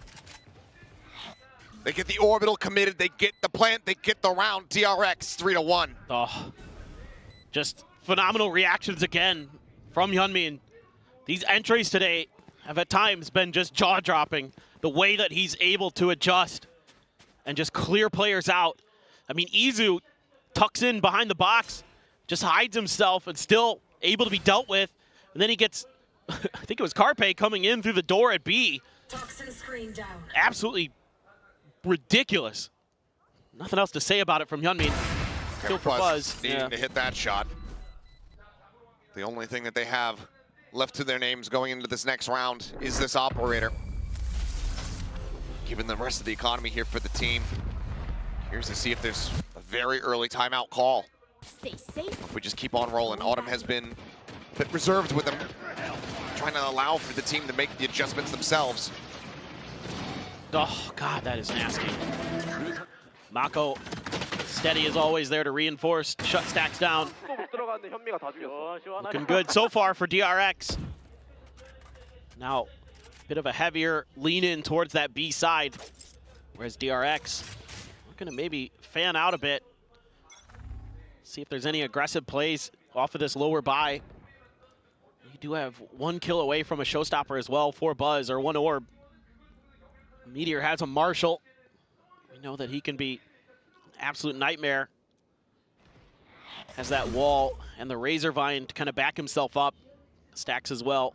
Gonna let loose with a long range knife. Flash connecting once again here. Meteor just not getting that angle before the smoke can blooms. Hyunmin trying to play entry. Here comes the showstopper. Stacks quick to bounce his way out. Oh, Meteor. Up towards heaven, and Meteor is catching a stray. Showstopper here for Buzz will be able to find one free and going to be traded out. Of one in that regard, Carpe, Sheriff again, finds Mako with a headshot. Bane trying to hold things down. Just a glimpse of multiple players, and the pivot is going to be called here as the Spike makes its way into the teleporter. 4 players strong, weapons now given to the site is given up, can be recovered.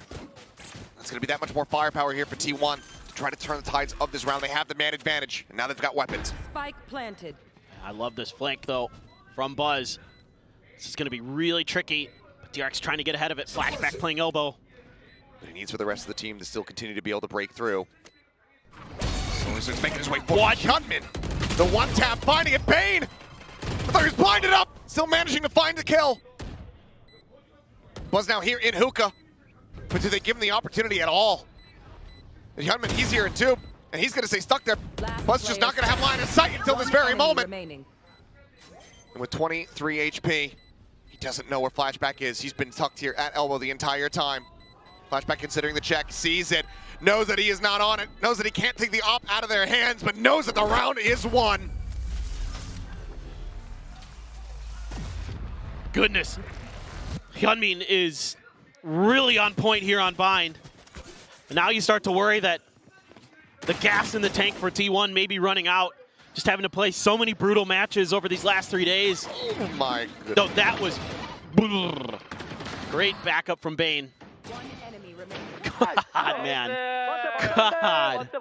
Disgusting. Just there it one is. taps galore. Timeout call here from T1. Shades of their previous Bind appearances showing once more.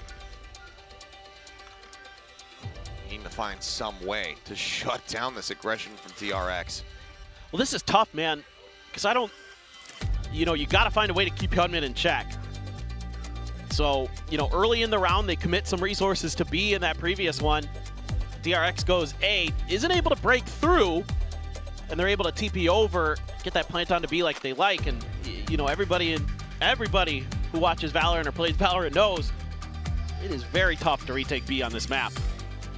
Absolutely can be. And so that's why it's so important that those defenses are pretty stalwart. So I think a little bit more congestion of the long B space from Izu potentially. I mean, we'll see what T1 wants to do, or just anybody, frankly. It doesn't have to be Izu, it's just generally the Gecko that's in control of that long B area. But it looks like for now, they're just gonna play a little bit further back. Buzz still has the op, so let him maybe sit over there, although he's rotating pretty quickly. There was that long knife from Bane over into Bath. And so that pulled a rotation there. And that's gonna keep an extra player away from this B site. Carpe gonna have to play for his life a little bit. Izu holding the line at Hookah, but instead DRX says, we didn't get any contact there. Let's make sure Hookah's clear. Izu backing away quickly. Full U-tilt still ready to be used. Buzz in the meantime. Bit of a walkabout outside of showers. Not see if he can spot anything, but Carpe is coming away with great game sense. Finds an open kill there on to Freeing. A lot of that oomph from the entry power is in the hands of that tail. Now lies dead on the floor. Buzz is pushed all the way out. Just continues to gain more and more information here for the team. 0 point as well. Launching smoke. Scouting. 30 seconds left. Well, commands are ready on both sides. Stax investing out of the window, goes flashback, and he's going to get dropped. Bane's able to find one. Meteor going to be taken down, but Stax, ever present, comes away with one. Youngman will fall. Now just Bane and Mako in a 2v4 with Buzz. This long journey, this pilgrimage that he has gone on, and will finally bear some fruit. Finds a kill on a Mako. There's nothing more that Bane can do other than try to make it a little bit more costly, but Stax says no. Clean response. T1 give themselves a second round win off the back of the timeout. Yeah, it's just kind of DRX trying to find a way into B, and this time around, they're not having any of it. It helps when you spray down a player in a smoke like that. Like you said, when it's a Tejo as well, that nullifies a lot of that execute power. That whole round, Buzz is just holding shift and walking around with that op, looking to see exactly what's going on. That kind of puts the dagger into that round for T1, but really just good rotations, good quick reactions. DRX second guessing themselves a little bit. Yeah. Snail's pace movement from DRX, what we've been seeing in the previous. Salvo's going to be sent fragment down into the corner. That's Hyunmin dead. Here forced back just a little bit, but still has quite a bit of space to work with as he's just going to go for some timing spray, and he comes up with two. Flashback will recover the weapon, gets himself around the corner. Looks like the hopes of another thrifty here from DRX have been squashed a bit. Solid headshot. Still snappy here is Flashback. But at this point, it would take shambolic disaster for T1 to have this round slip away from them. And it's all about just closing this as cleanly as humanly possible. Flashback going to be noted. And no, they just push up the back of the wall. Carpe will be able to deal with it as Buzz finds the follow-up. 1 round separating T1. Coming online. Yep.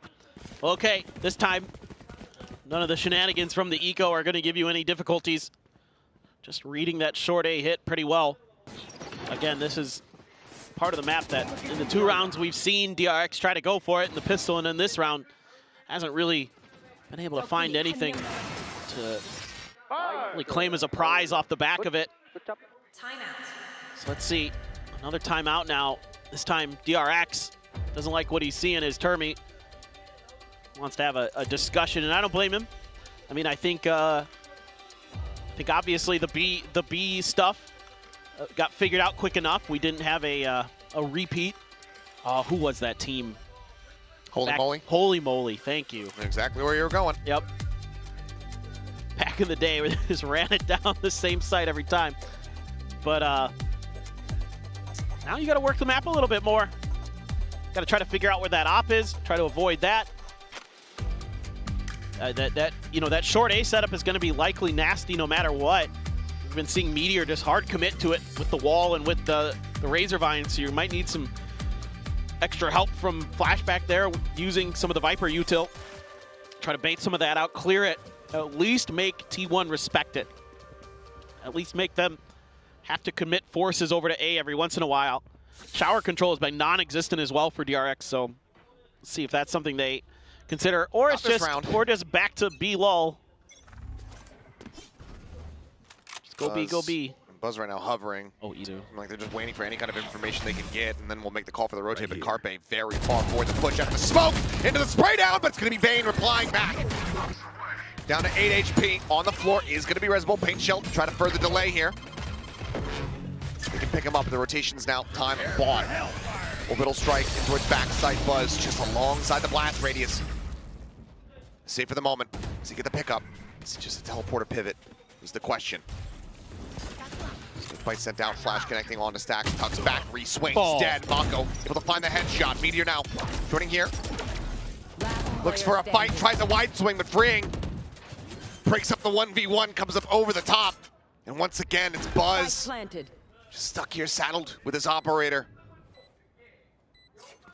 Forced away, forced to save. DRX timeout will find success. Well, they get bailed out by Bane. I mean, he just absolutely goes crazy there at that long A fight. I think T1 normally probably expects to come away with that with at least an even trade. And then Bane lands a great flash again onto Stacks. It's early on this hunt. How deep does he pursue? He's got enough behind personally to be able to afford another buy, and he is creeping into the right direction. Time ticking here on the spike. Buzz now. Sights back over towards the teleporter for a moment. It's Flashback swinging, can't see a damn thing. There we go. So we have to get the round scorecard out of the way, but looks like that'll be it. Buzz will retain the operator once more. The DRX stretch the lead. Golly. And then, I mean, that's just such great stuff there. When you have your ult as well, you can pop it, be the sacrificial lamb for the execute. God, and then get him back up and running. I'm really impressed with Bane today. Even though, Gunmin Freeing have been doing their usual work of just absolutely destroying, but he's been really on point. So that's a huge boon there for DRX. Operator. Right at the edge. On a much more narrow line this time. Here's the cut across, Freeing able to avoid the shot. Paint Shells held for a moment. Now the suppress coming through. Molly to try to slow things up. Hyunmin trying to get ahead of that one. Izu out from Hookah. Guns him down. Buzz capitalizes. Mako dead. Mosh now out over towards guard and staves off any further push. Flashback driving in Hookah though. An opportunity to maybe deal some damage as Carpe tucks behind the box. The jump up from Izu ends up falling. There's a swing out. It's an easy adjustment as Flashback brings it back into a 3v3. No pivot still here from DRX. Buzz up on top of the box. Have they registered that? Got to use this Armageddon to clear. See if you can get that Viper's Pit. At the ready. There's the spot out. Spike now. Going to be dropped. The Steel Garden infested. Flashback. Able to tuck away from this one. Meteor finds Freeing. Now knowing exactly where the last player is. 30 seconds left. T1 poised to once again shorten this gap down to just a singular round. So the call widely is going to be for Flashback to just hold on to this Vandal though. Freeing not having much money. Let's see if there's any chase. 10 seconds left. Enough money for a few players to go on the hunt for T1 if they so choose. Just a quick recheck with a knife. Up back in hand here for Buzz. He swings out a little bit, but not going to go in for the fight here, it would seem. Once again, fated to just have this standoff between Flashback, but both go their separate ways. Man, Hyunmin down again in transit. Some brutal headshots onto him while he's blast packing forward. Well, it's a pain point for T1 so far, is not being able to shut down Hyunmin. But this round, no clear of Hookah cost DRX dearly. Even though Flashback eventually able to find his way through. It's kind of too little, too late there, and not able to get either ults or anything else. Create a little bit of space. Now we're getting a little bit of Shower's attention. We are. Ooh. The chase back. Boombot gonna have to be cleared. Now op confirmed. Paint shell to further delay. Let's look to reaggress. Ooh. Okay, the Thrash now gonna be sent through the teleporter on the chase, but everybody already successfully disconnecting away from this position. Buzz is gonna inch forward again off of this. And the rotations begin for T1. Carpe as well as Meteor starting to inch their way towards B. DRX maybe looking for a bit of a split call, maybe wanting to try to draw some more attention back towards this A site. I'd like to see Flashback create a little bit of noise. This time around you got Freeing, I think, to help clear Hookah, although he's quite far behind. Carpe's got an orbital. Armageddon's going to be coming out. There goes the ultimate just in front of the Mosh. DRX over, not fully committing, no one getting caught. Paint shells won't find too much, but the suppress will connect. Suppressing for the moment. Oh, Buzz, the shot whiffing, but the shorty will not. Mows him down the teleporter play, now coming through. Zach's here to try to hold the line. Showers creeping forward the fragment, keeping them at bay for the moment as the flash turned away from both players. Skillfully dodging it out. Hyunmin able to find one. Buzz looking for a little bit more, but he ends up falling down as Hyunmin comes away with a second. Now in play, Izu arriving here at Heaven, and Hyunmin finds Carpe, finds them all. The 4K as DRX get up to 6. God, he is just electric. Hyunmin is winning this round almost single-handedly for DRX. A great play here from Buzz. Take advantage of a bit of a witch shot. This slide. It's just so swift. It is. What do you do there? Good God. Apparently you die. 8 HP. Turns the sights to Heaven. Takes out Izu. 13-9-0. Showstoppers available on both sides. The pit still here for Flashback. He is just so dialed in. Showstoppers for both raises. But so far, I like now DRX starting to toy with the map a little bit more. Having to keep T1 a little bit more honest. Pulling through with that teleporter play. Leaving a couple players behind to at least keep a few players that have T1 distracted. I mean, it helps, you know, obviously Hyunmin just single-handedly tearing T1 apart. But now another attempt at B, seemingly in the works. This time around, though, going to use the drone to clear long, and then immediately Freeing ships back over to Hookah. Izu does get a Dizzy to connect. So now you've got some info. Buzz rotating over with the op. Freeing against Carpe up there. It's a big battle. Doesn't recover it, though. Doesn't have a mosh to try to slow this up. Buzz going to be looking for an opening shot, likely into the transition on that showstopper here. As the flash ends up connecting, so now just the paint shells. Carpe stood up here behind the box, but Free 30 seconds left. immediately disappearing as showstopper does not clear out Buzz. He repeats, he finds one. Flashback. One enemy Gonna remaining. be good for 2. Looks for a little bit more here, but can't quite line it up. Meteor just dancing around the spray. Stays alive as Izu is able to find the rest. Last round. 5 to 6, T1. Looking to make this neck and neck at the half. Yeah, great back and forth between both of these teams. And this Judge, so annoying. You need to maintain Hookah control. Judge can definitely be one way to make it a little bit easier on yourself. What a turn. That was a great turn of the flash from Izu. As good as Bane's flashes have been, Izu there even better in his reaction.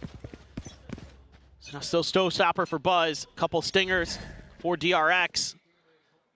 I like that Buzz has been holding on to this because that pit is in play. You know that if Flashback is able to get into position, utilize that, the Showstopper is very good at helping to clear out the Viper's pit. But Buzz now fully flashed up, another flash coming through. He's just blindly sending it. Does manage to get rewarded with a kill, but Hyunmin just picks him to pieces. Mako finds the third. Stacks and Meteor now. Try to somehow turn the tides of this one. The pit already in play. Flashes forward. Full blind connecting. Mako ends up getting mowed down as Stacks. Finds Flashback. The pit now out of play. Last player Still alive, but now all on his lonesome. Push under the corner. Needing desperately to isolate and divide to conquer. There's one up and over the top. They're just peeking him. They're playing with him. As they both tuck back into the corner. Could fragment. Lock them into elbow for the moment, but now the salvos have been called out. Stacks cannot get started on this. Fragment down, Bane disrespects it, swoops out and takes down his former IGL. DRX out in the lead, 7-5 at the half. Switching sides. It's just another crucial flash that shuts Buzz out of this round, basically. And I don't know, Hyunmin, oh, he saw the elbow. Crazy good stuff. Mako, quick to trade. Even though Buzz had the showstopper, they played that really nicely. Great discipline being shown from DRX in a lot of these post plants. T1's turn now. Try to crack through. A lot of B there for DRX. What's in the game plan for T1? Big question as we shift over. My big question for T1 mostly revolves around Meteor and the Vice. He's seemingly at times had some trouble. Yeah. Kind of maintaining control of space, taking control of bats, like winning those 1v1s that he's normally been so good for. It's something I've kind of been having my eye on a lot when I've been watching T1 this year is when he's on Vice, it doesn't seem like he has that same comfort to just kind of walk around the map by himself and cause problems like he does on a Cypher or a Killjoy. So maybe still trying to find some comfort with that agent. I'm kind of curious how they want to work with that this go around. Because for T1, the way they usually play this map, that showers control is so important for getting those A plants through. So you're going to want to send that wingman in from short A. Kind of utilize a lot of that ability that you're going to have with Gecko to get through, kind of clear with the Dizzy, get your wingman through, have that showers, have that crossfires. It's been a lot of the way they've been playing it, but maybe today they were like, oh, you guys just go B all the time? Maybe we can do that too. Doesn't seem like it though. Not this round anyway. Some rallying cries out from the fans here, trying to spur on T1 into another pistol victory. Much needed to inspire some hope, to get some momentum behind the players. Playing a very exhaustive weekend of VALORANT. 3 series in a row. So there's the bounce forward, Buzz. Cut down to side, but Mako quickly does get traded out, and Izu. Sights turn towards showers. Takes out flashback. Bane now forced to just, stay quiet within the smoke, but no, does go for a timing peek and gets rewarded for his troubles. 0 point reveals Carpe over in Lamps. The split still coming through as Meteor on the approach with that Sheriff in hand. It's closer and closer to the showers, but now has been spotted and dealt with. Freeing comes away with the kill. Gets himself a second, pushing up into the smoke. Immediately goes on into the smoke. Carpe, however, trying to win it out, but his attention is being pulled in too many directions. Hyunmin will find the headshot. DRX will find the pistol as they move the lead up by 3. I don't know what you're supposed to do against that as T1. Freeing just absolutely out of his mind. This is a great move from Bane. Great timing on this. Catches a glimpse on Meteor. And then Stacks is trying to hold the line outside a truck. Freeing just reacts faster. It's just, I mean, he's so quick. He's so accurate. I mean, this is the guy, I believe it was Woot, who reported him for cheating while he was here for Champions because his aim was just ungodly in solo queue. Well, him and Hyunmin look like they're potentially reportable sometimes. How good they've been so far this stage. T1, this is kind of what I'm talking about. This is the classic T1 bind execute. You have to know what Buzz has got in his hand there coming at you. Yep. So space going to be conceded. Mako forced away. Lamps for now unassailable. As the spray through, looks for the wingman. Spike gets planted all the same. Got to clear showers, and they know it. Flashback and Mako on that duty. This is hard to clear the halls. Stays into the corner. Buzz, however, still with a shorty. Going to be steady as that boom bot gets cleared. But Pain Shell's now into the corner, forces his position. Jig is up on that front. You're still on the approach. Hold of the smoke, or the spike getting ready to come through. Taken, just being stuck to now at half. Meteor able to find one, but then they can take it down. Carpe Izu with everything left to do. Still 3 players alive. Bane just holding fort, forced off the mosh. Keeping them at bay, the re-stick. They have to stay on this one. Do they have the time? I don't think they do. Absolutely not. It's going to be a repeat in reverse. This time, DRX dropping the anti-eco to T1. This just takes so long. DRX is really having so many things to consider, and they're not finding good answers. They're not able to deal with Meteor and Showers. It takes a really long time to clear him out. Buzz absolutely dug in like a tick in U-Haul. So difficult to find your way through, and then they have so much delay, so much stall. Who cares? It's over at that point. And that's just great execution of the game plan from T1. Phenomenal stuff. They're able to maybe change their destiny on this map after it looked like maybe a little bit of damage done to Mako there. Second lease on life here for him. Mako immediately giving up the position, anticipating the Buzz is going to come pouncing his way. Oh, Buzz. And Buzz is just right out in front of the site here, swings onto the corner and instantly deals with 2 players.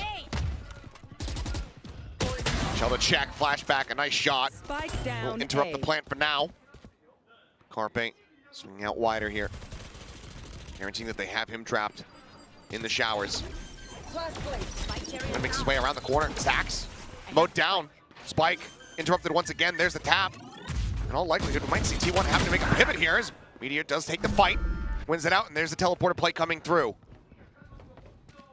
2v3. Quick pivot from Freeing, but just the classic in hand. Not much that's going to be able to be done here. The salvos gonna be a second too late. Really find value. Himself forward into the side for Buzz, quick to take him down. Carpe falling. It's a flashback, it's a Vandal, and an opportunity to deal even more damage here. Already, for the first buy round, it's quite a bit done. It looks like Flashback's going to be happy with his kills, and will swing out over towards Fountain to try to catch any exits. Just a fantastic timing execute from Buzz. Finds 2 big kills, but a great response there from DRX. This time playing really patiently, maintaining Showers control, so they can delay a bit. But certainly, T1 will get the round win, but it's rather costly. It is, but it's well read at the very end. Yes. No real information on Flashback, aside from, we'd seen him in Showers previously. They opt to rotate through into that defender spawn. They keep themselves alive. So weapon carried over, decent damage dealt as said, but that gap now basically non-existent. 1 round between these 2 teams. It's really going to come down to, if you can have more rounds where you can stymie those short A hits, force them into other directions, force T1 to explore some other parts of the map. And if you can win some of these battles against Meteor on the flanks, it's a real chance there for DRX. See Izu is going to use the Dizzy to try to check the corner. Freeing waited it out. He's going to get hit by the 0 point though. Did get the salvos out in time, so can delay, stall just a bit longer. And they're stacking up for this. What was that Molly? Okay. Just delay. Just sent, blindly. I thought it was going to be held on to, so for a second it looked like maybe it was going to be a mistake, but there's no mistake in that. It's a good old Mako spray through the smoke. And his Flashback able to tuck away. Avoiding damage, just keeping note of Meteor. That doesn't reveal much. You expect Meteor to be there. Just got to win some of those battles. Find a good execute here for T1. Still have quite a bit of utility in the bag. Still have all those flashes, the Dizzy, Carpe, the Molly and the smokes. Still some salvos you're going to have to try to push through. 0 point exchange on both sides.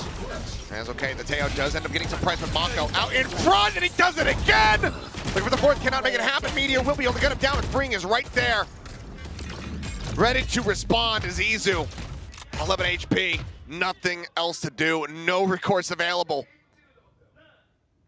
Just has to hightail it out and hope that he's not being flanked. The time will drain, and DRX will move up 9-7 once again, keeping T1 at arm's length.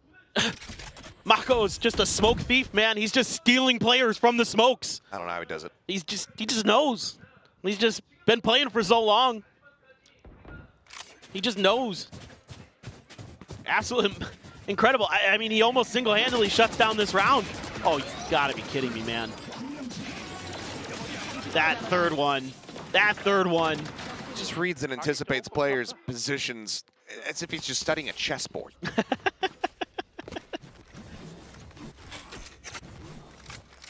Magnus Carlsen. I was gonna say Mako Carlsen. Yeah, thank you. He's got the right right consonants in place. But this is starting to look a little dicey. I mean, it hurts, but now you're back to Old Faithful here. Short A hits for T1. Classic for Carpe, Sheriff for Meteor.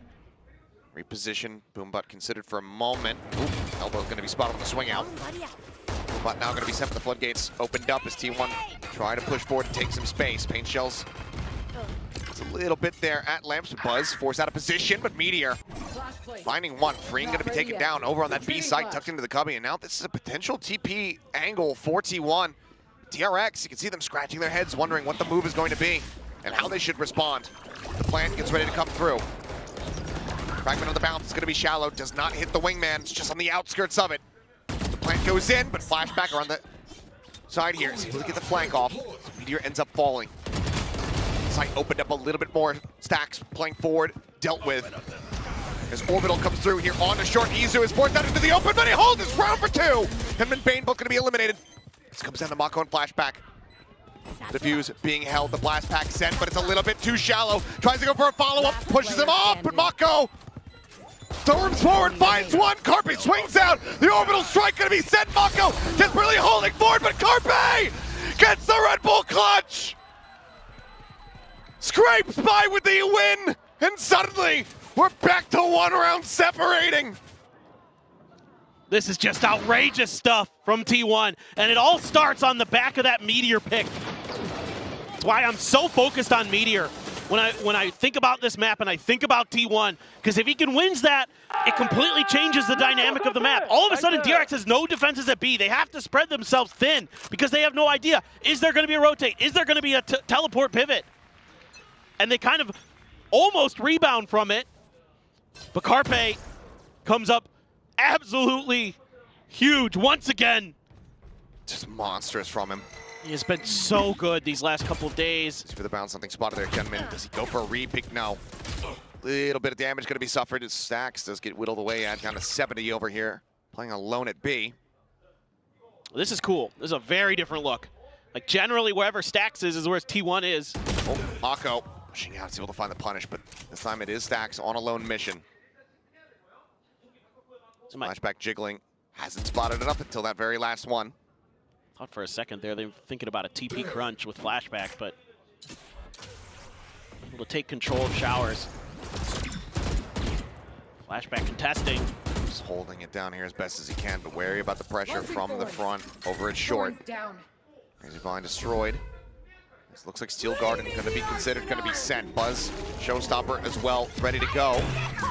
As he sends it, bouncing forward. Ooh. Denman has his own. Showstopper not going to be finding too much there. Paintshell tries to hold them back. Armageddon laying out that red carpet, but Wingman again, plant comes through.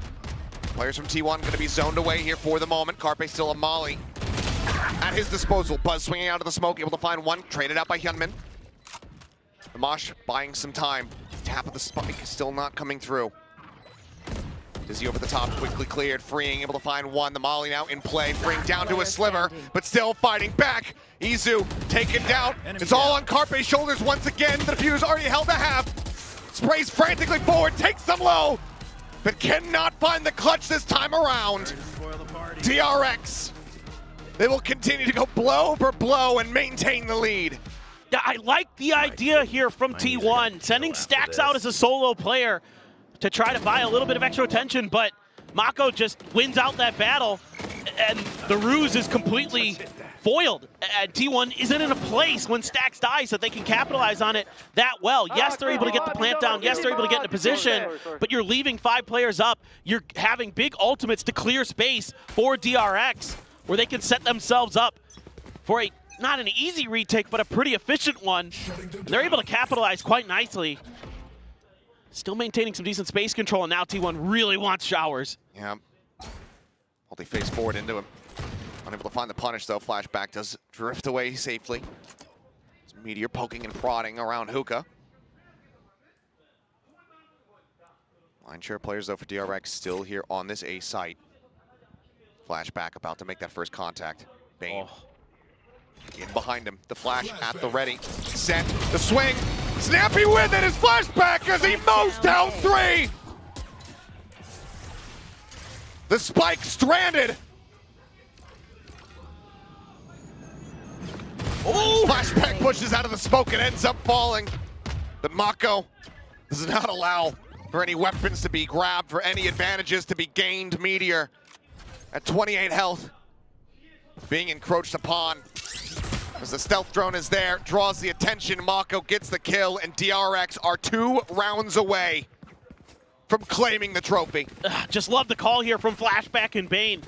Flashback sees numbers, and he says, bail me out, brother. I mean, it's like Eastern Promises in here. Flashback's just going crazy in the showers, knocking out gangsters. Unbelievable spray down from him. Granted, yes, weaker weaponry on the other side, but still doing well to get the adjustments, and that is going to force the final timeout from T1. At least in this map, potentially in this series, in this final, unless they can start turning around their fortunes. Yeah, it's been tough. DRX has really got a good read on how to control some of the space that's so important to the way T1 runs this composition on this map. You know, B, it's tough. It's a little bit tougher to break through.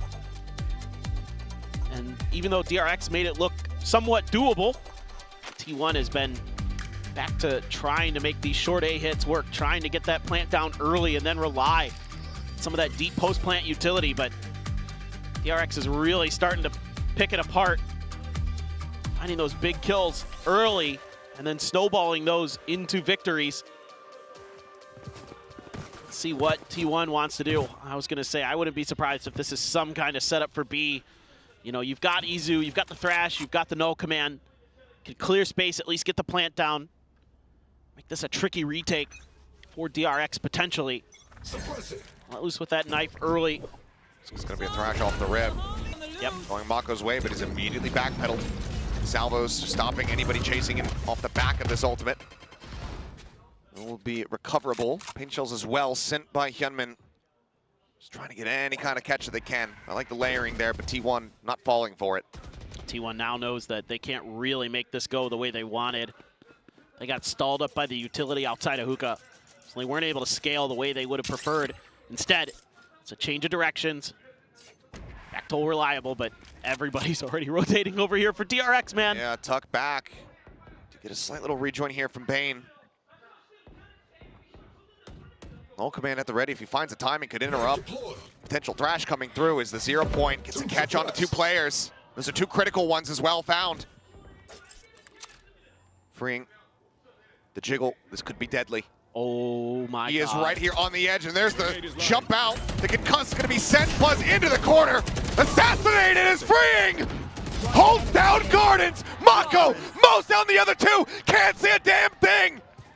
But it doesn't matter. He's got the trophy in his sights. DRX up to match point. And is this finally the time for DRX to finally claim a Pacific trophy? A team that was so darn good pre-partnership era. And now Freeing with that Teho breaks things open. Mako seals the deal. 1 more round to go, and they are fired up. Flash in the face, who gives a damn? Mako's third eye is open. It's just like playing through smokes, right? You get flash, it's the same thing. Pretty much. Can't see anything anyway. Gunman now jiggling on this corner, the swing out, the spot. Multiple players going to be noted the paint shells to slow them up, the salvos to shove them back even further. Got to win this battle here for Freeing. You keep Hook under control. God, what an opener for Hyunmin. His Buzz dead off the rip again. Izu does well to find one in response. Hyunmin at 4 HP. Let's give a decent advantage here to T1 if they can clean up the kill. Rotation now coming through. Flashback getting himself over onto this B site. That pit still available for him, but Mako as well. The orbital that he can call in from a distance. Fragment goes out. As now the clash continues. Flashback, Hyunmin finding one. Flashback with a second, and suddenly it's all on Meteor. 11 HP. Finds the first, the 1v1. But he has to know the orbital strike is going to be called in. cheats forward, wins it out! The Red Bull clutch from Meteor keeps T1 afloat! Oh boy! That was on a literal knife's edge there. I mean, Hyunmin finds a great opener on top of Tube. Izu able to respond with a Guardian. Flashback. It's snappy with a couple, but Meteor steady. Steady as she goes. A few more to go, though. 3 more just to force an overtime here. Hyunmin's going to pick up an op. Couple ults, though, in the bag. Not in condition for this. No. An op could certainly catch them off guard as there's the pit invested off the rip. The 0 point as well, getting a spot out onto at least 3 players. They would love to force this to the other side of the map, right into that op if possible. Hyunmin is getting deeper on the angle. If he swings the corner, may just be rewarded with a kill. Stealth drone not spotting. Stacks getting ready to swing. Maybe a little bit closer than he might have anticipated, but he still does manage to hit the shot, and he narrowly escapes. 4 HP to 5. The paint shell to save them all for now. Now you can commit extra resources here. As DRX potentially, but they're going to send Hyunmin over towards A. Going to leave Freeing and Bane on B. 0 point again. Catch. Carpe going to be noted. Freeing eating some damage. Tries to send out the stun here. This Meteor is able to collect 2 kills. What is that? Mako dead on the floor. The Steel Guardian immediately going to be invested. Bane trying to push forward. Gets up alongside the smoke. Puts Meteor down so very low, but cannot confirm the kill. Launching thorns.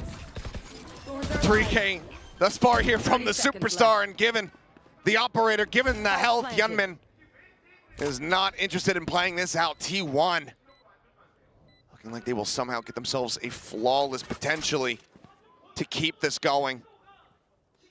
This is flashes of 2024 Meteor, where he just starts winning rounds for you when you have no business winning them. You know, it has been one of the things that has plagued T1 has been their inability to hold back leads, to keep leads for themselves. Now they're looking to do the same to DRX, try to send this to 1 more map. Still going to be some work to do, 2 rounds to go just to get to OT, just to get there. Meteor nearly in position to find a bit more value, but he's going to continue inching over towards short. Flashback here behind the box. Any damage he could deal would be decent given the economy on T1, not the strongest, but they opt to play it quiet. They retain what they can. Mako, money in a little bit of a rough spot, but now just 2 rounds left. God. That is just nasty. 2 rounds in a row, Meteor keeping T1 in this map, in this series, as the timeout call comes through. I think pretty decent ideas overall for DRX in that last round. Just got outplayed. So good time for a timeout. See if you can readjust here. Still gonna have that operator. Still gonna have the ability to try to make things quite difficult for T1. Kind of curious, where do you put that op? You try to control showers, you try to get on top of the truck. Lock down short. Because now T1 is starting to spread the map a little bit more. Keeping you a little bit more honest. I mean, DRX has had some pretty good responses. T1 has tons of experience underneath their belt. Tons of international events, including 1 player with an international trophy to his name. And he's the one stepping up right now. He's the one making this awfully, awfully nerve-wracking. Fans here. Yep. DRX fans praying that it all comes to a conclusion right here, not wanting to get meteored once more. 2 chances for T1 to take this into overtime. I teed it up before this map. I said 14-12. Let's see if that can be a reality here. Hyunmin with the op. Once again carried forward. Not gonna be ready for it. Buzz collects that kill. Double face down, out on the short. Flashback gonna be taken down. Only a smattering of damage here onto Izu. This is now a 3v5. And already, given the backpedaling, I think the call to save has been made. Resolute in that decision. But, my God, what a swift one to make. Op now scooped up here for Buzz. We'll see if that's going to be something he holds on to the whole time or if it's just for this post plant. That won't come to fruition. DRX, they have made up their minds long since. The money is catastrophic for Yunmin. 0 credits to his name, but we're gonna have a showstopper for Buzz coming into this final round. You have some ults for the side of DRX. You might be able to interrupt that showstopper with Banes. You have the Armageddon, potentially for a retake, or just a stymie, some kind of execute. Players over in Garden. Let's see if they're gonna be able to suss this out. Prayers unanswered for now. Swing onto the corner. Mako loses his gun. Frank Bane will get one apiece. They still lose out a bit. The buy weakened. Obviously lost. Not carried over by the side of T1. Players 1 round away for DRX, either from victory, from lifting a trophy for the first time in Pacific, for the first time in forever in Asia, period. Or for T1 to take this into overtime. Showstopper available here for Buzz. Null command, as well as that Armageddon online for DRX. Can they bring it to a conclusion here and now? Looks like they're just gonna go for the classic short A hit. Got all 5 players here. A lot of space having to be given up by DRX because of the showstopper. Don't want to lose a player early to that, if possible. Mako is pretty close, though, in U-Haul. Bane is not here to try to nullify it. Showstopper goes out, successfully avoided, but Buzz still able to find one flashback, going to be taken down, but Mako pushes forward, finds the kill here on the meteor. The Armageddon now going to be called in, just interrupting the plan. Shoves them over towards the shower side of the site. Salvo's trying to flush them out. Fragment as well is further delaying. Mako catching a glimpse here against his former cohort, his former teammate in Stacks. He's now tucked in alongside the wall. Mako swinging out, finds the timing! Does end up falling on the opposite side as easy finds one, but Hyunmin cleans it up. Buzz fighting tooth and nail. Pushing the corner, but Carpe with covering fire. Bails them out as it's now all on freeing! Instantaneous with a headshot, but Carpe, can he save them once more? Goes for the swing. Attack into the shoulder. The orbital strike pushes him out, and Carpe gets it done! Overtime! This series, this map is not done yet! Can you believe it? Carpe does it again! The hero plays for T1 have given them new life, have sent us into yet another overtime. Thought maybe freeing had it after that one tap, but the orbital strike is set up perfectly for Carpe. And here we go again, folks. DRX on the attacker's side to start. T1 over to the defender's side, and it is getting loud in here. The fans getting rowdy, the game getting a bit muddy. That's just the way we like it here at APAC. A full force from Buzz. Glass cannon as they start up on the defending side. No one going to be giving him the time of day quite just yet, though, as Showers widely ignored. Timing from Easy, just sending out that mosh. This is a lot of space being taken, though, by T1. They've got Hookah completely locked down, but they're shifting back. They're bringing Stacks over to B again. Stealth drone not going to scout that forward position. That's going to keep an extra player over onto B. Meteor and Buzz, 2 of the highest impact players from the region last year. Saddled here at this A site with Buzz on such a deep lurk, and Meteor finds the first kill. Mako taking down the wall raise. They can get up over the top of it as they double bounce over the top, and Freeing is able to find one. Turns his sights back, but Buzz able to strike before the weapon can be drawn out. Player advantage here for the side of T1 as they try to get themselves up to map point. Still some checks and measures, however, needing to be done by T1. The wingman, the scout, close. The fragment sent from Bane. Locking off Heaven for the moment. Swings out, gets the spot on the Stacks. And he gets tagged down so very low. 42 health remaining. Buzz sweeps his legs out from beneath him. Weapon now swapped. Phantom in hand. Flashback noted. Dead. Dealt with as Hyunmin cannot make it happen. 13-12. T1 1 round away from taking us the split. Just crazy good map control here from T1. The early Hookah aggression. Buzz left unchecked in Showers, able to flank around. That gives them the opportunity to come at you from a bunch of different angles to spray Bane down through that box. flush him into the waiting arms of Buzz. Phenomenal. Phenomenal round from T1. They were all over the map there. And DRX looked like they were playing a little bit scared. Now back over to their defender's side. DRX gonna try to find another round to send this into OT. T1 wants to take us to split. And I'm kind of about it, but see what DRX has to say. At this point, why the hell not? Only beggars on split. Map 5s, especially in grand finals, always going to be exciting. Snakebite going to be forced out here. As T1 happy to get the util. Side just to play it out quietly. Move on to the showers, not going to spot a damn thing. It's a slow creep towards this B side where Meteor just tries to keep some attention drawn on this A side of the map. Now looks to rejoin in with the rest of the squad. That's huge. I mean, you've kept that extra player over on the A side of the map. And you've bought yourself a little bit of extra attention, a little bit of extra space. Freeing on the push forward, spotting one, but Buzz again is able to go ahead, claim his target. Molly to delay, flashback, fishing, able to find one. What? Gets Meteor as he TPs across the map. Makahover going to be taken down. Buzz able to push forward, gets himself in the backside, finds himself a third kill. Flashback continuing to fight. Comes up with another, but Buzz with a showstopper built up. Finds the fourth, now looks for the ace. Flashback on his lonesome.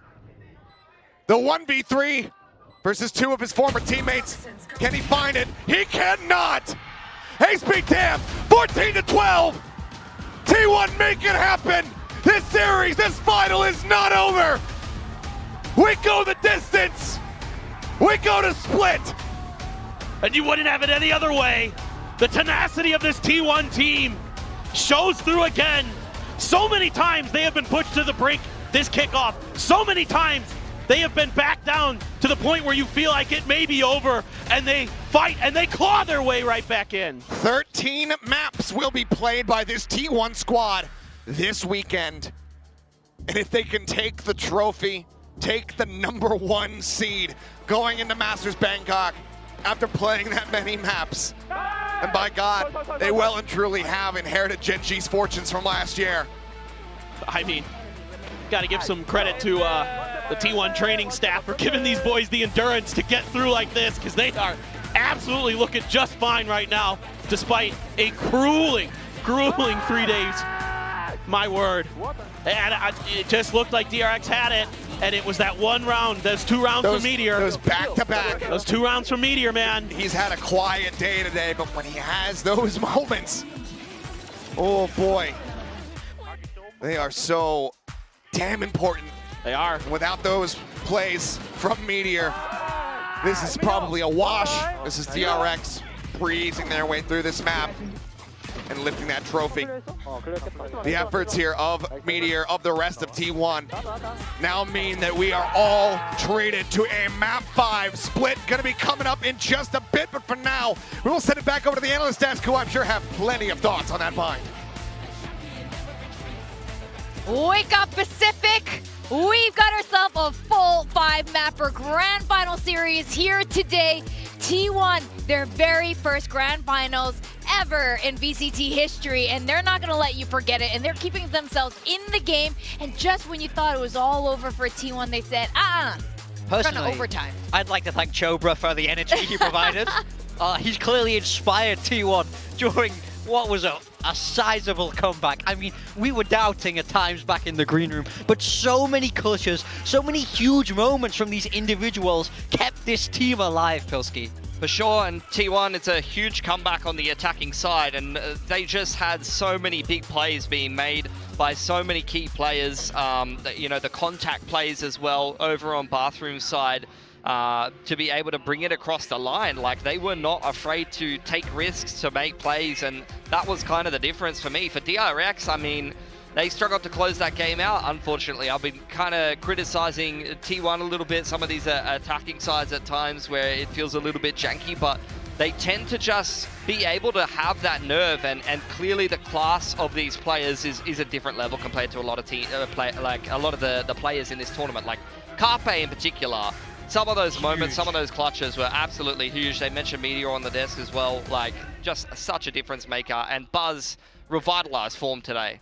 Looking at the two raises, actually, Hyunmin is almost the replacement for Buzz on the side of DRX, and these moments, those contact plays you were talking about with Hyunmin on the op there, they figured it out and they just knew what he was up to, took him down both times, and that cost DRX so much, and a large part of why this had led into an overtime. Yeah, they are battling right now. That is going head to head. Look at this DRX room. Everyone's sitting down. They're trying to breathe. They're trying to relax. They're trying to center themselves and refocus ahead of this map 5. If you're in the coach room with them, Pilski, what are you saying in the moment? It looks like they're going through the game plan, so it looks like a little bit more of an analytical look at Split. You know, you're not going to analyze your mistakes from Bind or anything, but that looks like assistant coach, game plan, report on Split. What have T1 been up to? They have obviously swapped from Chamber Comp to what they were playing last with the Yoru Fade and things like that, rather than an emotional talk. That will probably come after, I would say. Yeah, a much cheerier look from T1 there as well when we glanced into that coach room.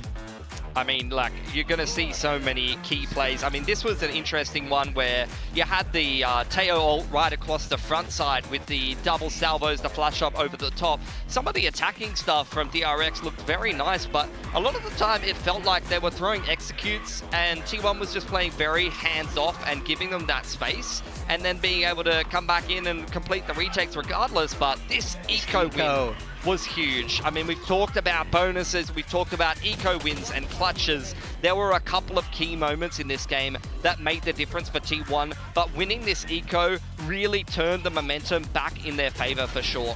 I mean, there's so many huge moments like this where we see one be able to come out on top against all the odds, and it's like, it's almost impossible to comprehend. When the map is this close, you only need one play.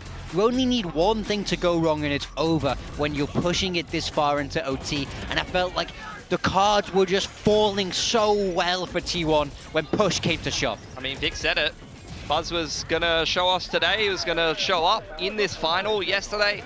Minus 30, very uncharacteristic performance, but he still wasn't needed to get the win for T1. Today, he's been needed, and he's been showing up every single map. I don't think he's had a bad map so far, and that's a 30 bomb with, was that an ace to close it out? Like, or almost an ace, a 4K or a 5K. He was doing his texture impression there, like we saw yesterday from Gen G. No, exactly. I think he's gone well above and beyond and making up for those losses yesterday. That was crazy. Carpe, yeah. so huge, man. Like, he was that. I bet he got the hardest fist bump ever from the people next to him. You're so hyped up in those moments. This is what we're saying, though. The individuals for T1 continue to shine and continue to push DRX all the way to this map 5 now. No more room for mistakes, no more room for errors.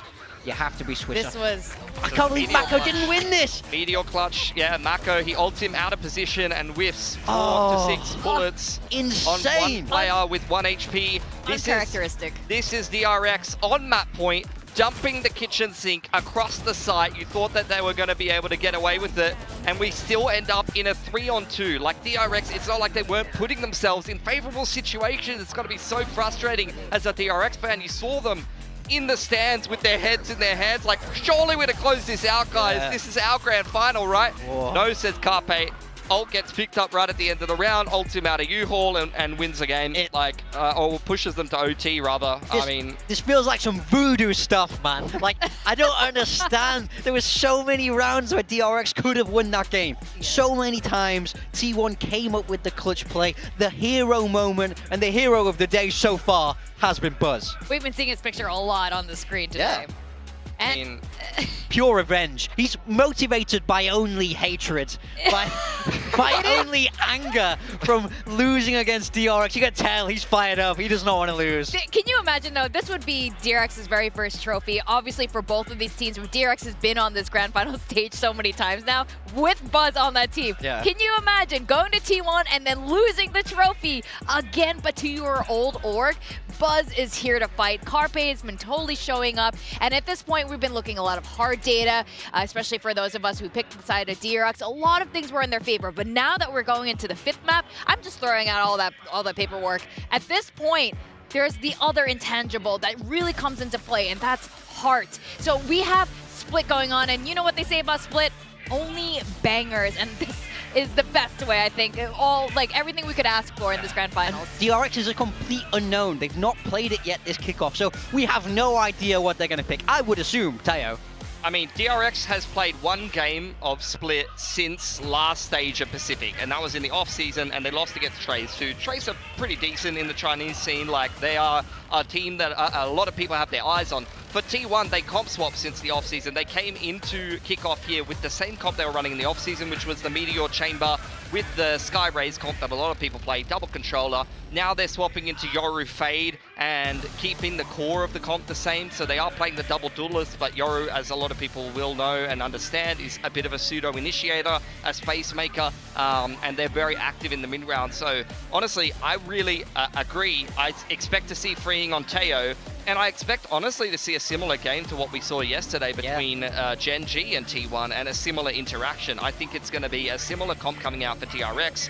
I wouldn't be surprised to see Teo breach or something like that, and a lot of space denial, a lot of util combos and things like that with Hyunmin on the Rays. And T1 have already had to battle through that gauntlet against Gen G and play against that style yesterday. They had a lot of troubles to deal with that style on attack, and they had to adapt to the util combos on the fly. Like, we saw them get caught in A main by a lot of those util combos and things like that, denied the space, and they figured out how to play it gradually. But that experience will definitely help them if they play against that kind of comp today. That's definitely what I expect from DRX. I don't see a reason why they would move away from the Teo breach, and like you say, T1 now have that practice against it. They have reps. There's only so many different util combinations. There's only so many ideas that you're going to have with this comp, and now they understand maybe we can't stand in A main at the start of the round. Maybe we need to be a little bit more active. We need to force out that util and move. So it's about how much have T1 learned and how much have DRX managed to anti-strat T1's game from yesterday. Couldn't have said it better myself. These are really fantastic points. And again, besides getting their very first Pacific trophy, you're going to get those championship points. You want to be in the lead going through the next Masters in Toronto, and of course, champions over in Paris. But on top of that, winning today means you get the advantage of the seeding going into Masters Bangkok as well. And looking at Bangkok's competition right now from the other regions, it's pretty stiff. So you want to have as much of that upper hand as possible. Let's win today so we don't have to play Vitality or G2 or someone like that in the opening game. Let's just make it a little easier on ourselves if possible. I think in the moment, none of that stuff even matters. Oh, no, not right what they care about is that feeling of the win. Okay, here we go. DRX. Chamber. Yeah, Chamber coming out. So they're going back to their original comp that they played before. They've been swapping back and forth. Over on the side of DRX, we do have the Breach, Teo, and the Rays that we saw. But contrary to what we saw from Gen G, where they played the Astra and used that to enable a lot of the combos that they were doing, Marco's on his comfort role of the controller, which I think is going to help them a little bit more on this attacking side to start things out. He's going to be able to double dive with the Rays and things like that. I expect a lot of hard executes from DRX. I expect them to try to control that B main space as well with the salvos, for example. Yeah. So much is riding on Meteor on this chamber. I mean, it's going to be a hard game against Breach Teo. They have a lot of util to force you away. He has to hit those shots to win the game. We're on the 5th map now of the grand finals. This is it, and very soon we are going to be finding out who our champions are. The very first ones here in 2025 VCT Pacific. Both of these teams have been fighting so hard for so long, and this is it. We're going to send it back to our caster to take the final map away. Achilleos and Paperthin. Don't mind if we do. Thank you very much for getting us prepared, for teeing up the storylines that come with this 5th and final map, Split. A map that regularly delivers excellent entertainment. Will that be the case as we jump into this final map? T1, they were looking down and out on Bind. You can see the deep breaths here from Buzz, focusing up as they get ready to go into a final bout, a final round of play. All for this trophy here in the center, all for the title of the best team in VCT Pacific Kickoff, for that #1 seed going into Masters Bangkok, for all the glory that comes along with it. Let's jump into this pistol. DRX first on the attack. Looks like a fast A hit. A lot of players coming through.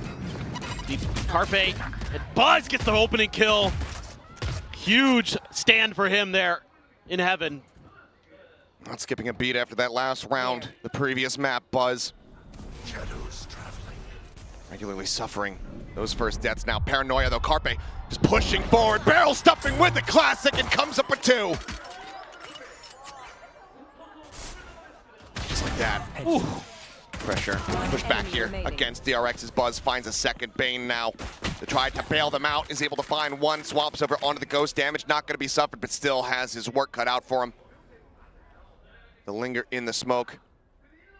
Carpe drifting away as it gets ready to dissipate. Trying to sell a bit of a fake, but nobody really biting on T1. They're going to hold the line. Stacks trying to watch the angle. Fault line to the corner, nothing noted. Stacks to send out a shot, giving away at least a position of 1. 30 seconds left. Bane trying to play around with time, but now Izu here in heaven, spotted out the shoulder. Bane, does he go for a pivot? Has to full send it right now. Drops down, looks like he is going to try to make a go of this one, but Izu going to be close, can send out the bite as well. Slaps it down at his feet. Bane have to drift across it. And there you go, right click at range, connects onto his head. Pistol goes away at T1. God, this is played so well by so many individuals on T1. It starts with Buzz finding that big opening kill. That causes a pause. The execute doesn't really go the way they expect. And then Carpe realizes he's in a bad situation, gets hit by the Paranoia, and just steps into it, knocks 2 down. And then Izu there gets the spot on the Bane at A heaven and says, okay, I'm just going to back off. If he comes around the corner, I've got the classic, I can right click. If he goes down the ropes, I can just mirror his movements. Throw out the snake bite, get the vulnerable, get the finish.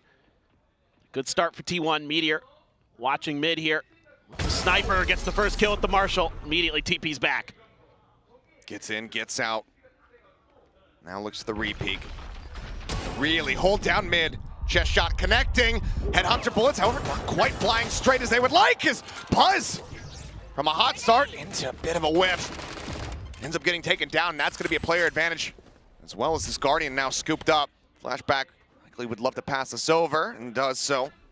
Now into the hands of Mako. DRX give themselves an opportunity, and surely we don't see another eco win off the back of the pistol. It'd be 3 in a row, given how things have transpired on Bind. That's pretty hard to believe that it could end up that way. Izu tucked in the corner. He's not up on top of the boxes. Play it down below.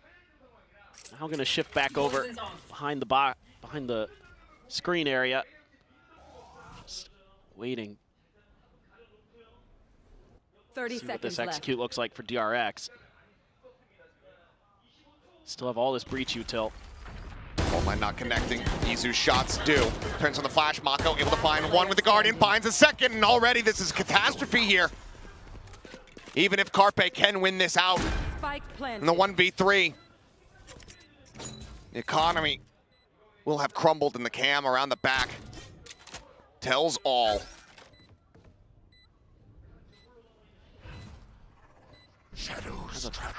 Has a Paranoia, but everybody's so spread out on a DRX, you would think at best you're going to find one. Looks like, given the odds, the Bulldog just retrieving it, holding on to it, is going to be the play call here. T1 not going to find that hot start that they wanted on this map, as the other Bulldog picked up here. DRX getting very nice upgrades as they tie up the score 1-1. Absolute madness on your attacker side even. And I don't really think T1 necessarily from a big picture perspective played this round that poorly. The one and done there, that's fine. Sure, you get Paranoia, I think, a little bit off with those headhunters, but for Buzz to whiff like that on that flanking maneuver, that's what really kind of breaks this round open. Give that Guardian to Mako, and he's going to put it to damn good use. Back over towards the A side, seemingly. We're waiting for Hyunmin to make his way over there. Take a few extra seconds. Buzz will go out on a bit of a peak. He's got that Bulldog now. That's clear it out, though. Yep. A little bit more. Ooh, a little bit of spray here from Hyunmin through that smoke. Down to 85. Paint Gel needs to be fairly shallow. Hyunmin takes a little bit of damage, but Buzz is able to find one, making up for the shortcomings of the previous round. Gets them an early advantage once again. Drops down. This site very much occupied here by T1. Zizou just tucked away, playing this tiny little pocket inside the vent. Just trying to figure out exactly how they want to work through this. Did get a pretty deep trip. But if a timing push coming up from those ropes, connection off that flash. Buzz sees the gun barrel. Go for the pre-spray. We know his position. Fault line set. Hyunmin, what is that? Dropping shots. Finishes off Buzz. Stacks now looking for a bit of a timing. Pushes forward. He's able to find one. Hyunmin going to be taken down, but it's just he and Carpe left. Swaps the weapons. Is out into the open. Gunned down by flashback. Carpe now. Not a sheriff, just a ghost. As the camp gets cleared, flashback greets him with a bullet between the eyes. DRX will gain the lead. This is starting to get pretty scrappy. A lot of back and forth there. Everybody trying to find a little bit of extra space, just enough of a window. I don't understand how the Vandal works like that, but Hyunmin, tip of the cap to you. Sigh of relief from flashback. Rest of the team trying to get him fired up. 6-1 already. Buzz is having a tremendous day. 81 kills coming into this map. Has really picked it up where he had struggled previously against Gen G. This time around, bit of an explore with the bot. Clear by Izu. If this map ends up getting away from him, away from the second round, it's going to be something that's going to be lingering on his brain for quite some time, you would suspect. Stack up here on the rafters, trying to press the flat, but Hyunmin has the timing, has the shots. Carpe going to be taken down. Izu dead as well. Just flashback falling so far as the paint shell lob in gets him a third. Hyunmin still electric. This off, I believe, unnoted, unscattered, but I mean nullified. Not going to get any use realistically here unless Hyunmin goes pushing forward in through mail. It was that coordination there. The paranoia to clear the back of the pillar, and then the flash to make sure that if anyone's up on the rafters, that they're going to be blinded as well. So that's a great 1-2 punch from Mako and Bane to set up Hyunmin. And there should be no prize to claim here. His Meteor pretty far off from the DRX forces. So let loose with a salvo just in case. Oh, well.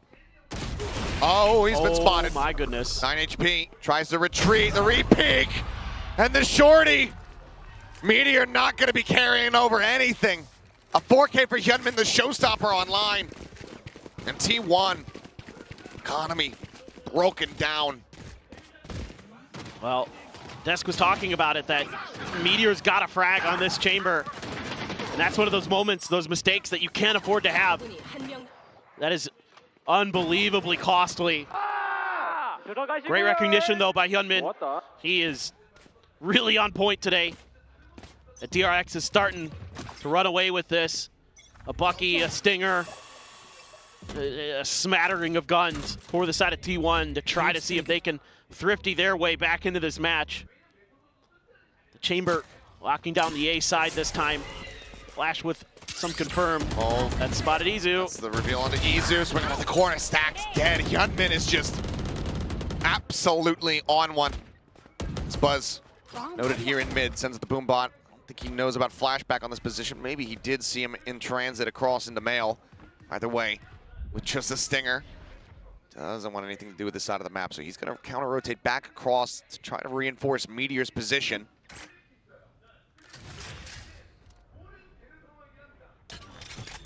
DRX assessing. We're able to get the chamber utility a little bit further out, so you at least have some comfort that they're not going A. You're able to lean a little bit further in towards B. Bouncing forward. Buzz just having to backpedal. Incuss goes his way as well. Showstopper in response, and that's going to be Thring taken down. Hyunmin, however, able to find one flashback. 30 seconds. Cleans up Buzz on that flank as Hyunmin finds himself a third, maybe another 4K as Meteor revealed. Pinged down, it will be flashback instead. And once again, no survivors left. DRX, no mercy shown. They move up 4-1. Yeah, I think you got to pause that timer. Absolutely. The right call here for T1. Can't let this get any further out of control. It's the same exact scoreline we saw from Bind. Exactly. Still plenty of time to turn this around for T1. You were able to slow down DRX and eventually find those big rounds for yourself to turn it around. And look, between both of these teams, they're no strangers to these Game 5s. I mean, you've got plenty of players who've been in a lot of them. Mako and Stax back in the first season of VCT Pacific. Meteor last year with Gen G. Think about all those matches against Paper Rex, those best of 5s that went to 5 so many times here in Pacific. We're right back to it. So certainly, I don't expect T1 to really roll over too much. I think they're going to be punching back here pretty quickly. I would expect they've got some ideas. You would hope so. I mean, it was a good start. Dropping of the anti-eco, causing a bit of a spiral here. As well as Meteor just not being given, or being, not finding the opportunities to really find that impact with this chamber to take control of these rounds. Right. I mean, he hit that Marshall shot, and that's it. Since then, even when he's been called upon to just save a gun, he couldn't do that. So need him to come up big here. Just the call to buy that next operator further away. We'll have a tour de force going into the next round pretty much no matter what you would suspect is, flashback, spotted out. TP going to be taken here as Buzz, I mean, just nowhere else to go. He's just trying to get himself into a corner. The paranoia connects, he's fully blinded up, taken out of the sky. Speaking of sky, Stacks swinging, finding one. Hyunmin going to be put down. Showstopper no longer in the equation, but the rolling thunder from Bane certainly is. Trailblazer will spot out Freeing. Kites back into the smoke. Smoke spotting nothing. Oh, Freeing is being so annoying here. Just waiting for a timing. Rolling Thunder going to be sent crashing across. Meteor now caught. Mako still here, lurking down below. In the depths. Strikes again. Carpe gone. For Izu, he's in a committed position. Needs to try to fight his way out. Now he is all on his lonesome, but it's going to be Mako. Just pivoting back and forth, finding 3. There's another buy round brushed aside by DRX. And that's just a great round from Mako. Hits a beautiful paranoia right on the Buzz. That's the A site completely open. Flashback able to claim that kill. Stack's doing what he can, but with Freeing being so annoying here over at the bottom of A lobby, he's just playing it so nicely, not giving them anything, just baiting them right into that rolling thunder. And then the round just crumbles as they have to try to regroup and press. Mako's so consistent, so sturdy, as always. Sheriffs abound. Obviously the chamber uses the headhunter, but see if Carpe has a little more magic in store for us just yet. Back. Porta Force is also in play. There it have been. The first shot going wide. Meteor does manage to hit that shot there onto Hyunmin with the headhunter, but not before Carpe ends up falling. Now Mako being across, finding one. Buzz able to put Freeing down on the floor, but they need so much more than that. And Stax is now the last one standing. Bane one tap being taken down by the Sheriff in hand. It's the other players, the ones that are going to be the problem here for him. Jiggle Peak spotting nothing, sends out the flash. No real confirmation off of it. Gun barrel should have been spotted there at the end. Certainly spots that Jiggle Peak. So they're expecting a little bit further forward, but flashback is still going to be good for it as he swings out 6-1 DRX. This attacker side, they are absolutely running away with it. Yeah, the fact that they're able to break out just enough, get Mako past the pillar, opens up just enough. Okay, Meteor hits a nasty shot, but Mako TPs through. And he's able to get that extra angle so that tour de force can't just completely barricade the entrance from Garage. And then from there, it's just cleanup duty for DRX, who are starting to roll away with this one. Now you got to start to wonder, was the composition change worth it here for T1? You know, yesterday, yes, you lost, but it was an overtime. Locating targets. Maybe just a few tweaks needed to be made. I think a lot of people wanted to see Meteor on Chamber, but His aim has been a little bit shaky today. They're really trying to get this util out of Carpe. They're in the back, paranoia across. Oh, no. Oh, but Gunman, he's already closed the gap. Finds one. Buzz, however, previous lobbing on the nade, is able to find Bane. And Gunman at the same time. It's going to be a pickup on the orb there for Fring as he gets one away from having that Armageddon online, but now the Seeker about to tell all, reveals the position of Flashback, and Meteor this time can put the op to good use. T1, a fantastic, clean reply to get themselves a second round win. But they need so much more of that in this half.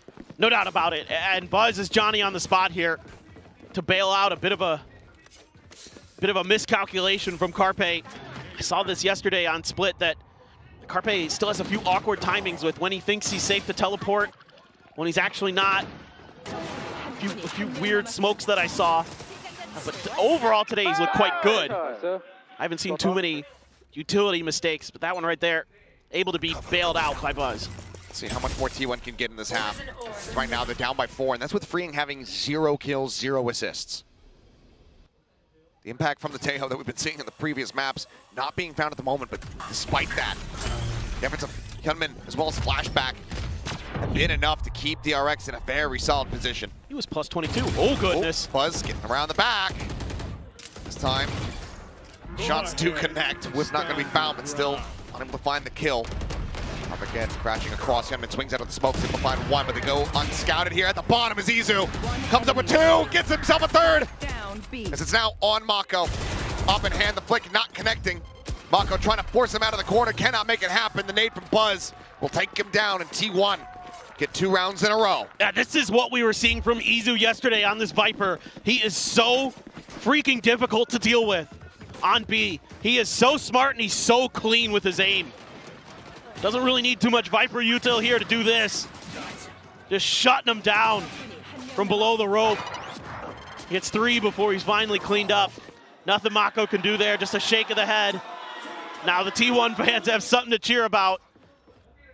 Can they keep this ball rolling? Can they prevent this from being a plus DRX half? Can they make this a 6-6? Meteor watching the smokes. Able to get across. As that's just going to be a clear out. Don't mind the ops. It's all going to be fine. Showstopper set. Gunman taking low stacks. However, somewhere off screen, he's killed Elf 2. Fring does manage to equalize. I believe that's him getting on the board, but then Buzz ensures that he cannot find more impact, and Hyunmin is now left on his lonesome.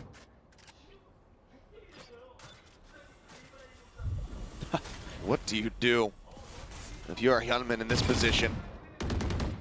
Smoke sent out, shots ringing through. You'd love to at least grab the orb. That and a death gets you 1 away from a showstopper.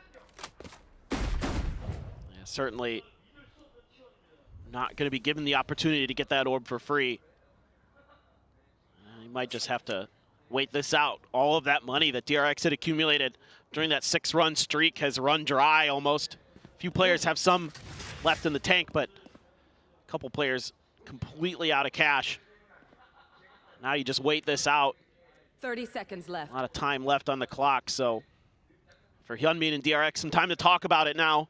Try to figure out what's going wrong. Frankly, it's just T1 now starting to make quick reads, quick understandings. It seems like the communication and the decision-making is much more on point. Obviously, you're having some big plays 10 seconds from left. some of your players when you really need them. Izu previously, here's Stacks. I don't know what the heck happened in front of A-Main there, but he just stood his ground. I think he was on the other side of this box and just knocked a couple players through as they were trying to push in through the smoke. Let's hope that we can get it here in the replay. Take a closer look at T1. It's another devastating start into a solid-looking recovery. It just plays it so perfectly. Great trigger discipline.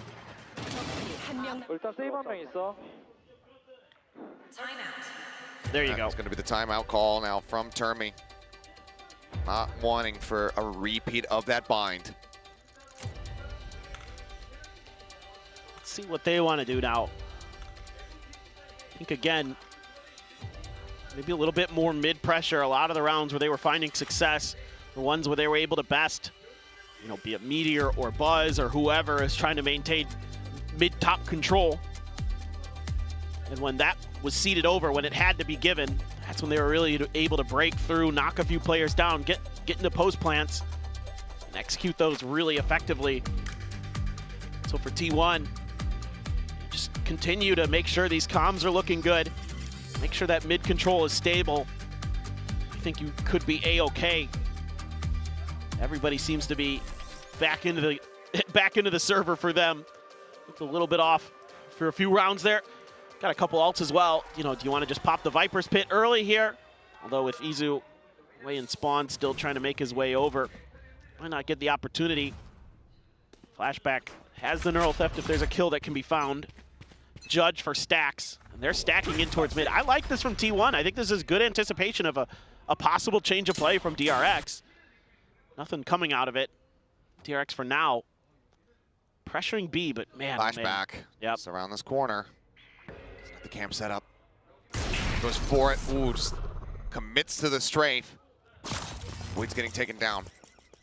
Stealth thrown now. Moving forward. Ping out. But nothing in reply quite just yet. Buzz still holding it mid now. Filling in where Meteor is backed off. This dog about to get a lot of info. Spot on the two at least. That's freeing. Yep, Buzz should have noticed that. Shoulder peeking out.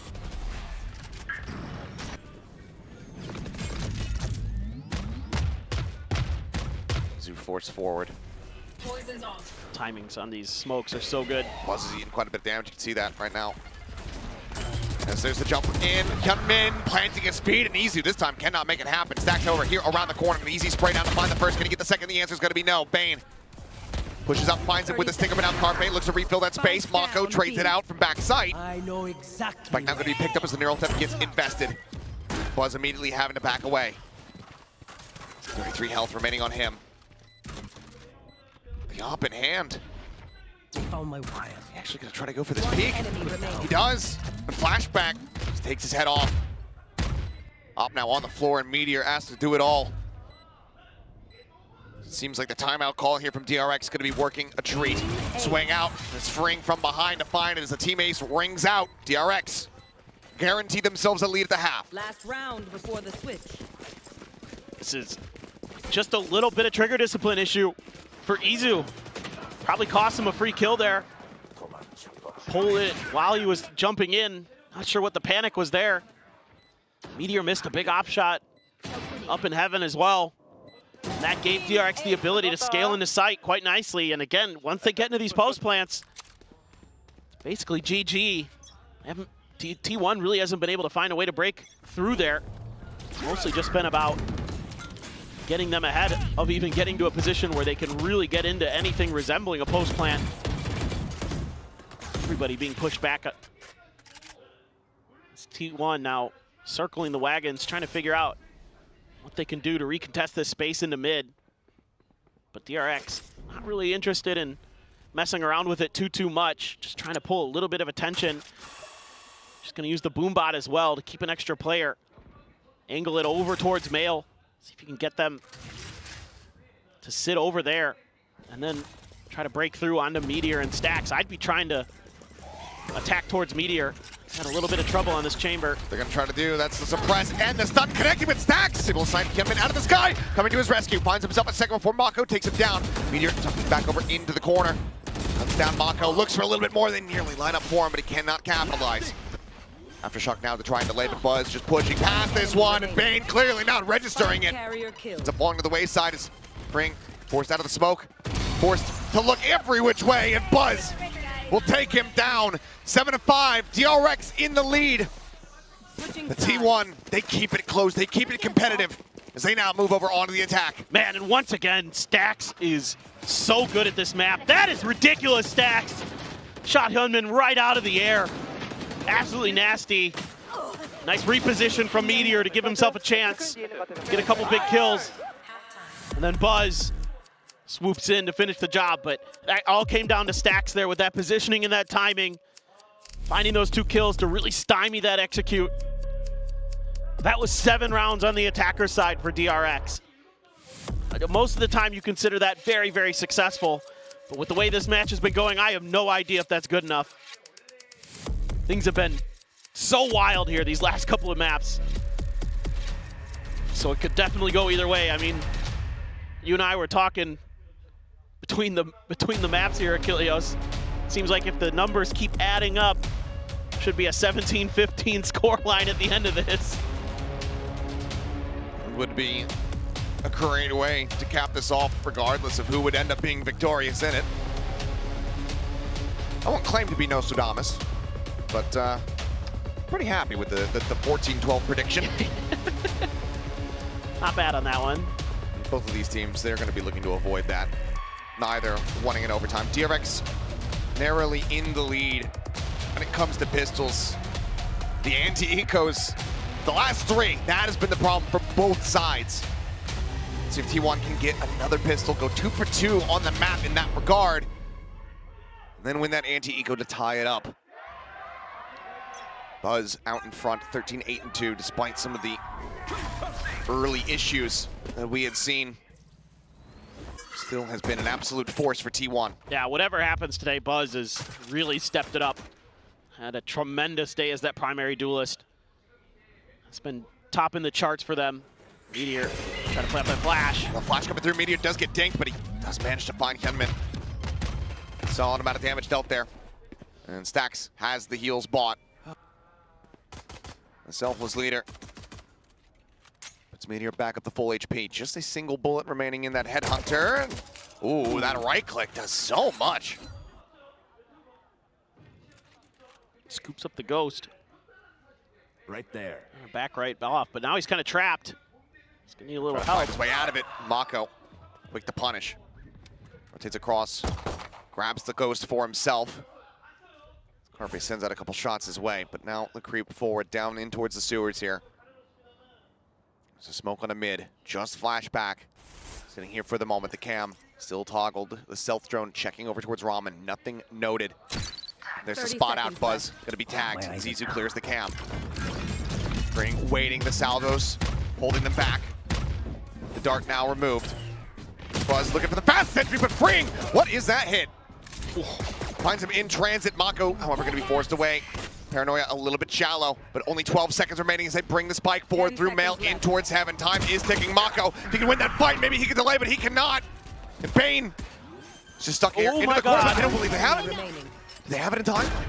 They do. Oh my God. What a narrow margin. T1 avoiding the Melons allegations. Get the spike planted in time. And they close out the pistol, 5 for 5 in the series. 1 away from tying us up. I'm pretty sure I made the same face that Stax just did there. That was absolutely as close as it gets. There's a little bit of wonkiness in this round with Meteor getting trapped. And nobody really able to bail him out from the rest of T1, but Stax there just kind of realized, okay, we're running out of time. If we're gonna go B, I have to just W key through and win a big battle against Mako, and he does. Great round from him. He's always so good on this map for T1. Bane, though, able to use a little util to scoop up an orb. Get a little bit closer to that rolling thunder.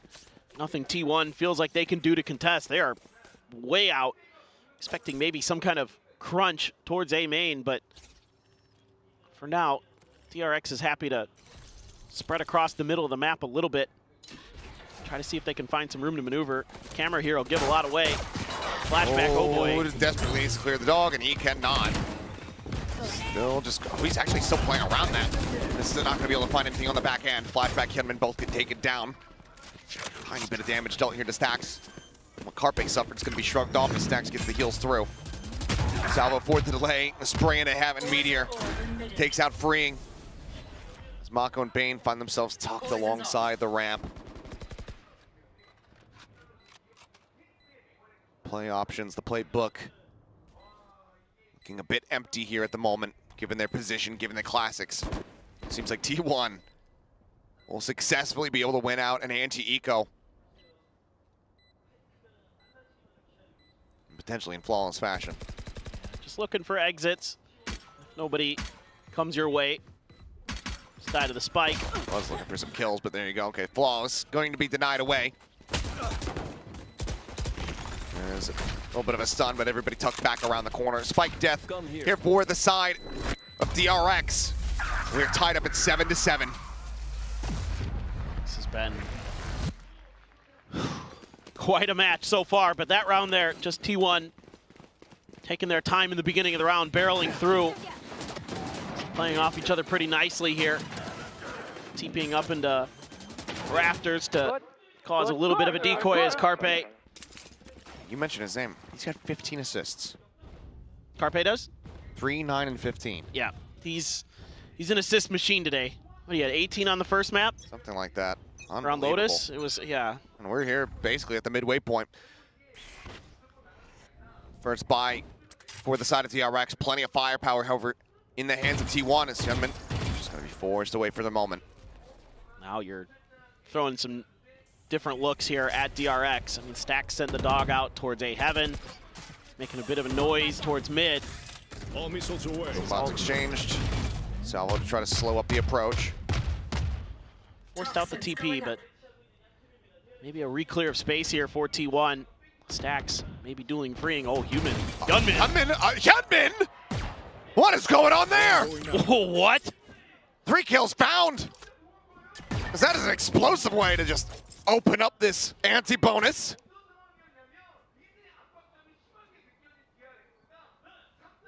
Good God. Unbelievable. Now just Stax and Carpe worlds apart. As the slow drift across, the Cabrel spotted, but flashback not going to be able to find the adjustment. Gunman, however, I think is hungry for it. I must wait a moment. I'm 3 away from having this ultimate online. Flash not going to catch anything. As there's the 4K. Carpe across the map, likely to deny the ace. DRX right now not going to be concerning themselves with minor accolades like that. The lead is what they want, and the lead is what they shall have.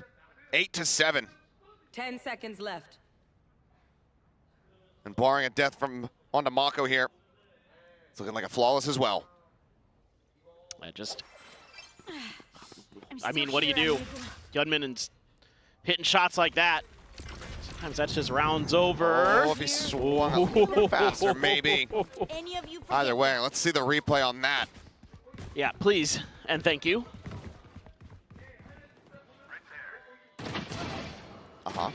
Oh, just great readjustments. And the flash from Stax a little bit too shallow. Just so clean. Very clean 4K pickup. Now 2 away from that showstopper. Buzz just at the halfway mark. This is, if Freeing starts picking it up here for DRX, it'd be a real different story. Has to stop shy on the blast packs there. And as the Trailblazer looks to lead the charge. Mako still coming away with 1 though. Pushes up into the cage. Gets the headshot there to put down Meteor. Without the smokes, without the paranoia. Camera taken out. And without the camera. Flashback loses that. Smoke is ready to spray there in heaven. Flashback, oh, frantic around the corner. Clearly panicking. Cannot study the aim. Paint shell check down underneath rope. Showstopper. Pushes them back away. A couple shots ringing out. The showstopper is available and it's going to be sent right down onto the floor. Izu dead. That's the spike planter. Killed as Hyunmin looks for another 4K. Nearly has the readjustment. Freeing now on his lonesome. Looks back around the corner. Goes for the re-peek and finds Stax. Has him dead to rights. 9-7. DRX now starting to reaffirm this lead. Just great patience again from Hyunmin. Mako there, I think gets hit by the dog right at the last second. At first I thought it might have gotten past him, but must have just got a side eye. Then Hyunmin knows he can just wait this out. As soon as that plant starts to come through, he's got the showstopper available. I think T1 there, if they had a little bit more awareness, might have just gone for the fake or gone for the garage plant. Maybe could have gotten out of the way of it. Hard to say for sure, of course, it's tough, but. Good pressure in here. Great. As the Stinger will be enough to go ahead and hound down Bane. Breach out of the fight. Weapon potentially recoverable here as well, if he can push up into the smoke. The Trailblazer gives it a quick little check. As the stealth drone similarly going to be moving forward, but Mako! What an absolute beam of a shot! Repositions back sight. Has been spotted, but I don't think he cares. Mako looking to try to hold the ground, cannot. Izu comes up with a second. Weapon now recovered. It's freeing situated here, and Flashback can't find anything. Izu taking this round into his own hands. The salvo nearly there. And Freeing, though, challenges in for the fight versus Stacks, then he comes up shy of the mark. T1 answer back. They keep things neck and neck. That's unbelievable stuff from Izu. Going huge to break this open. This is a great setup there. You're using both of the Sky and the Omen utility there to break it through. That second shot, yeah, catches Hyunmin trying to crouch spray. Then he scoops up a gun, puts it to great use. It's huge. To keep T1 very much in this game. What looked like it might be DRX going up to 10, going up to double digits to shut down. That's on a half buy as well, where they get it done. Mako tucked away up close. The swing out. Has to quickly reposition, goes for it. No one there to chase. It's worth noting he's also glass cannon with this Guardian. Get Bane. Just trying to use his util. Oh my God! The readjustment of Freeing, that is absolutely disgusting. Goodness. The shots weren't even going Meteor's way, but I think he just, in a panic, immediately popped the rendezvous to get the hell out of there. That is a disgusting shot. They've been hitting those today. I have the spike. It is just crazy what he can do sometimes. Stacks using the dog to do a little bit of exploring. Yeah, there's no way you're getting any further forward. Getting spotted by that stealth drone. If you try to push through, you're just going to end up getting crossfired. Oh, Armageddon out here into mid. Seeker's going to be let loose on the back end of this one, chasing forward as here comes Buzz bouncing up into the site. Mako, 8 left in the mag, tags up Buzz. As he barely slinks around the corner. The sun is there. Bane, however, catching a glimpse, is able to take down Carpe. As Freeing, a very slow start from him in that first half, starting to come alive. 3K gets DRX up to double digits. And they really needed that from Freeing. Normally their best fragger. Able to finally find some value. Goodness gracious, that is... reveal on Meteor! That's outrageous, dude. That is absolutely outrageous. And he swoops in for the final third kill. Trying to see if they can cement this final map. Some ults do have the tour de force. Meteor is going to pop that off the rip. Hero rifle for Buzz. Izu has a pit if you can get there. It's just a matter of taking a little bit of extra control. When T1's had some good executes to clear Male and B Heaven. Trying to bait there to see if they can get player through, but the smokes. Oh, what a shot from Buzz. Fantastic one to be found there. Hyunmin counter spraying, is able to go ahead and flush him out of the smoke. Paint Shell's now going to be let loose. A couple players low here in mid. Able to successfully get away from it as they tuck down into sewers here for the moment. I'm going to stay sat on this vent side. Weapon scooped up. Freeing. Is it in vision? Reload likely to be noted there. As Meteor's going to try to lead the charge, but Freeing catches a glimpse, backpedals immediately. Flash at the ready, pop through, nothing going to be spotted. The salvo's nearly there. This start's going to be sent out. Catches him, slows him up. It's Mako. That next smoke now cycled forward, salvo sent out. Just holding T1 at bay here in heaven. As Hyunmin slowly creeps over towards stairs.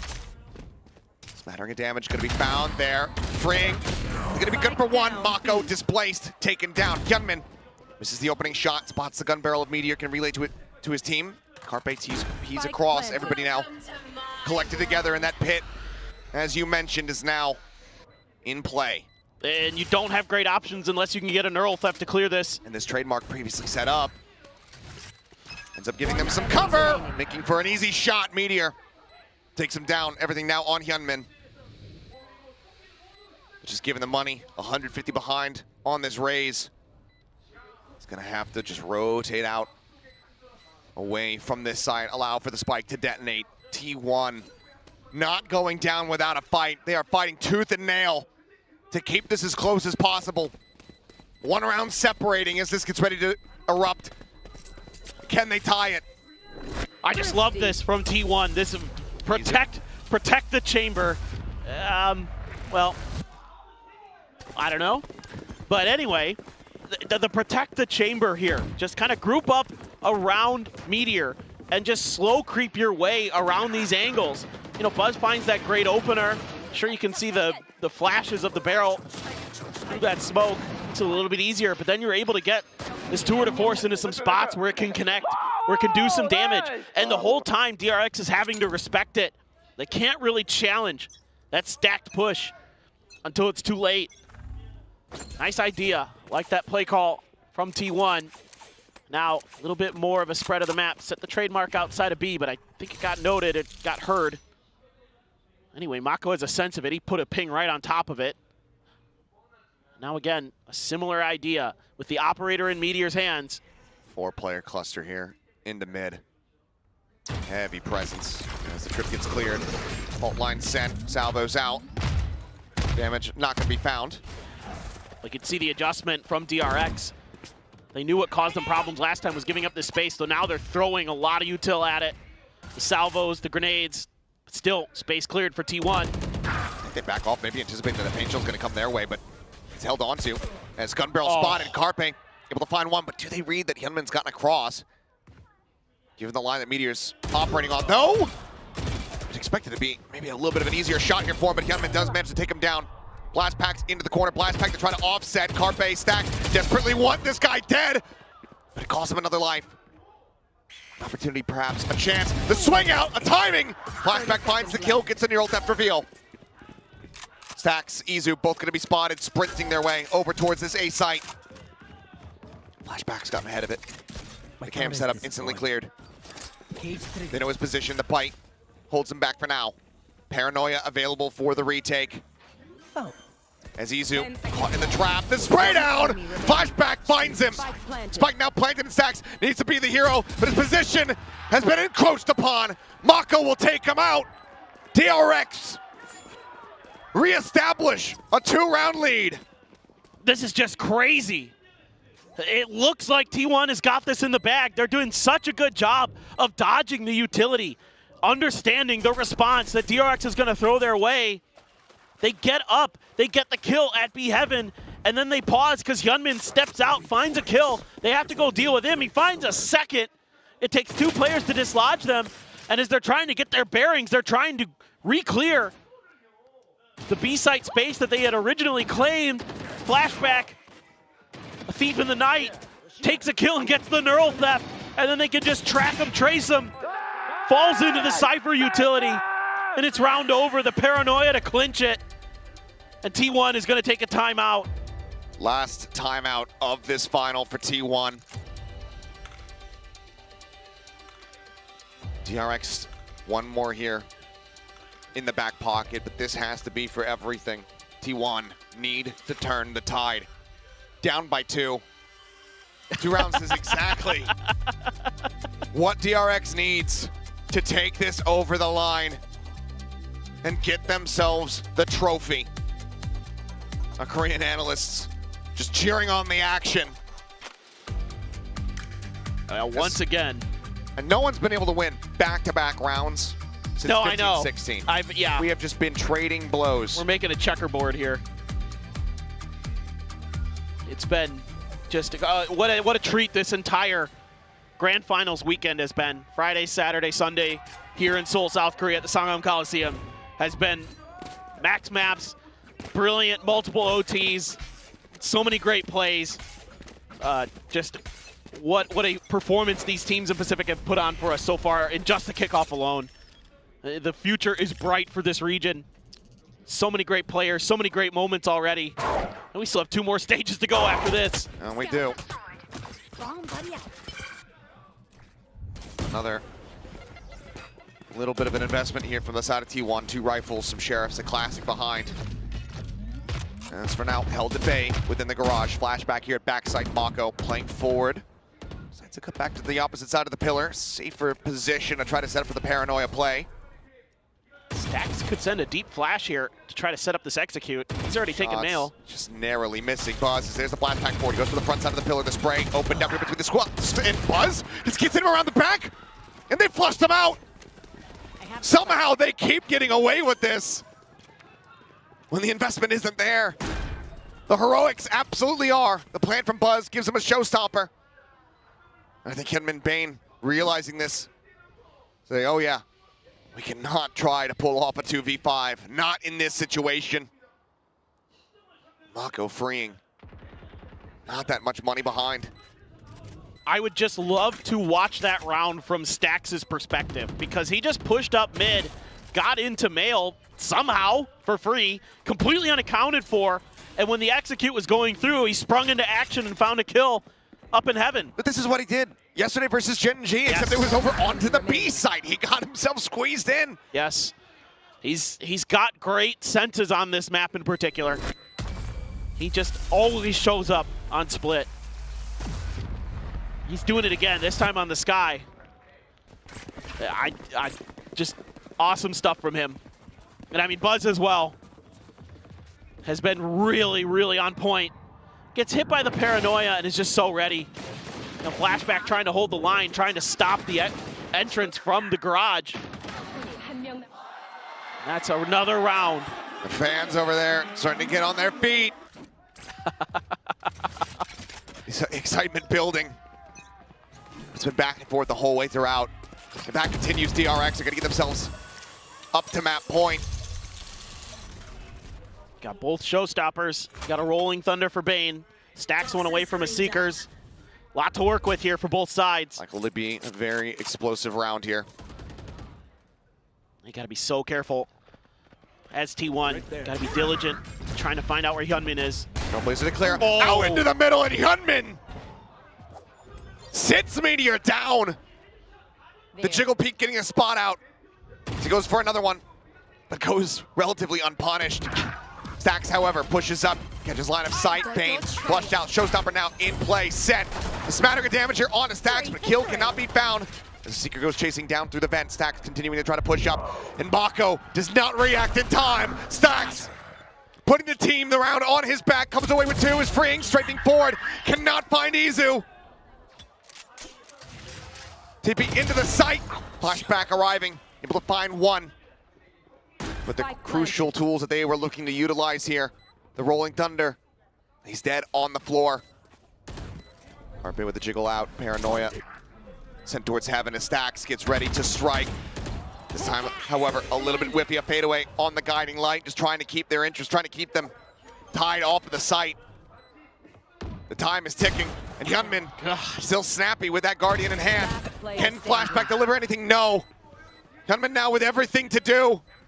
The young rookie in his first grand final, dancing around the site, frantically looking for anything that he can get, but he's gonna get a face full of Shorty as Carpe ties us up 11-11. Stax plays this round brilliantly. The way that they bait out the showstopper here. Okay, Hyunmin, you hit a nasty one tap, phenomenal. Stax gets a kill, hides behind the platform, sends out the Seekers in response to the showstopper. Those Seekers connect onto Mako. He gets up there, gets a kill, breaks things open. And then it's a cleanup the rest of the way. Carpe getting into it. Showstopper still for Buzz. Of course, the Rolling Thunder, one away from another Armageddon for freeing. I think in all my years, 9 to my count if it is correct, I have never heard Carpe pop off like that. Stealth drone not going to be spotting out much of anything there. Triple presence in towards mid. Mako alone on the B site. Spike still dropped outside of Ramen. This is an unbelievably crucial round for DRX. The money is barren. There's not much left behind this spy. If they can't get this round, it's going to be scraping the bottom of the barrel to put together a buy. This time, no quick tap for Hyunmin. Oh my God. Showstopper to lead. As Hyunmin is able to barrel stuff and they go 1 for 1. A raise for a raise. Cage triggered. Flashback for now. Relatively alone here on the site. The push forward as the trip gets cleared. Swings around the back, freeing. Wanting to go for the peak. Does so! Is only able to find one. Flashback flushed down. Carpe comes away with it. Mako now arriving. 30 seconds left. Sends out the Paranoia. It's close, however. Meteor regains some sight. Smoke coming through. It's Carpe just around the corner. 6 HP. Tries to push up into the smoke. Ends up getting gunned down. Meteor now on his lonesome. was the back-to-back hero that T1 desperately needed. But now he's got to go for the plant, the stick coming through. Can he make it happen again? Fault line not going to connect, but Mako will. DRX. They will get themselves up to match point. 1 round from claiming the trophy for themselves. And for T1, 1 round from taking us into yet another overtime. Oh boy, this is so close. The reactions from Carpe and Stacks are good. Hyunmin, you can't stop the guy. Freeing there, finds a good timing, and then Mako keeps him pinned. The Rolling Thunder in there as well. Carpe was down to such low HP at that point. And Meteor just stuck in a corner. Not much he could do. And here we go. For all the marbles right now, comes down to this. And look at T1. They're sending the Armageddon out towards Stacks. Armageddon off the rip here onto Stacks. He realizes that he's not safe. Manages to escape with flashback. He's absolutely massacred them. Hyunmin finds Buzz. And it's just Stacks and Carpe now. In a 2v5 revealed. An open book. As DRX look to rip out the pages. Carpe has fallen, flashback the only casualty thus far. As Stacks has everything to do, but no way to make it happen. DRX reclaim their throne in Asia. They lift their first trophy in Pacific history. They are your 2025 Kickoff champions and your #1 seed for Pacific at Masters Bangkok. Finally, they have done it. 3 years into VCT Pacific, and DRX, the Kings of Korea, reign once again. Buzz and Stacks under a different banner will not reclaim their kingdom. For T1, a damn good effort. A damn good series played, but just shy of the mark. Veteran C will not reign supreme on this day, unless it is led with the name Mako. He retakes the reins as IGL coming into Kickoff, and he guides a team widely full of young upstarts into his first trophy in a damn long while, into the first trophy for everybody else on this team. And you saw what it meant to him. He just sat in the chair, couldn't believe it, stunned that they were able to come through this unbelievably grueling, hard-fought match. A tip of the cap to T1. What a performance they had. 13 maps across 3 different days. And they pushed us to a almost overtime final map here on Split. And the emotions now starting to bleed through. I mean, you have to think for Bane, he wasn't supposed to be on this team to start this year, and he came back, and he showed up big here today. He was instrumental with his utility and his firepower. I'm almost a little emotional about that. Woo! An incredible story for him and for the rest of the team. There's so many things that we can say as everyone tries to get a grasp of the trophy. But I think that in the end, Mako himself put it the best in the pre-roll. DRX is still DRX. The echoes, the legacy stretching all the way back from the days of the Vision Strikers shine through into this moment as they regain a 이들이 trophy. 들어올린 퍼시픽 첫 트로피는 960일 만에 되찾은 트로피입니다. 멈췄던 시계바늘이 다시 움직이고 잊힌 영광이 다시 떠오르겠습니다. 우리는 여전히 이들의 시대에 살고 있습니다. 다시 한번 큰 박수 부탁드리겠습니다. 킥오프 우승팀 DRX!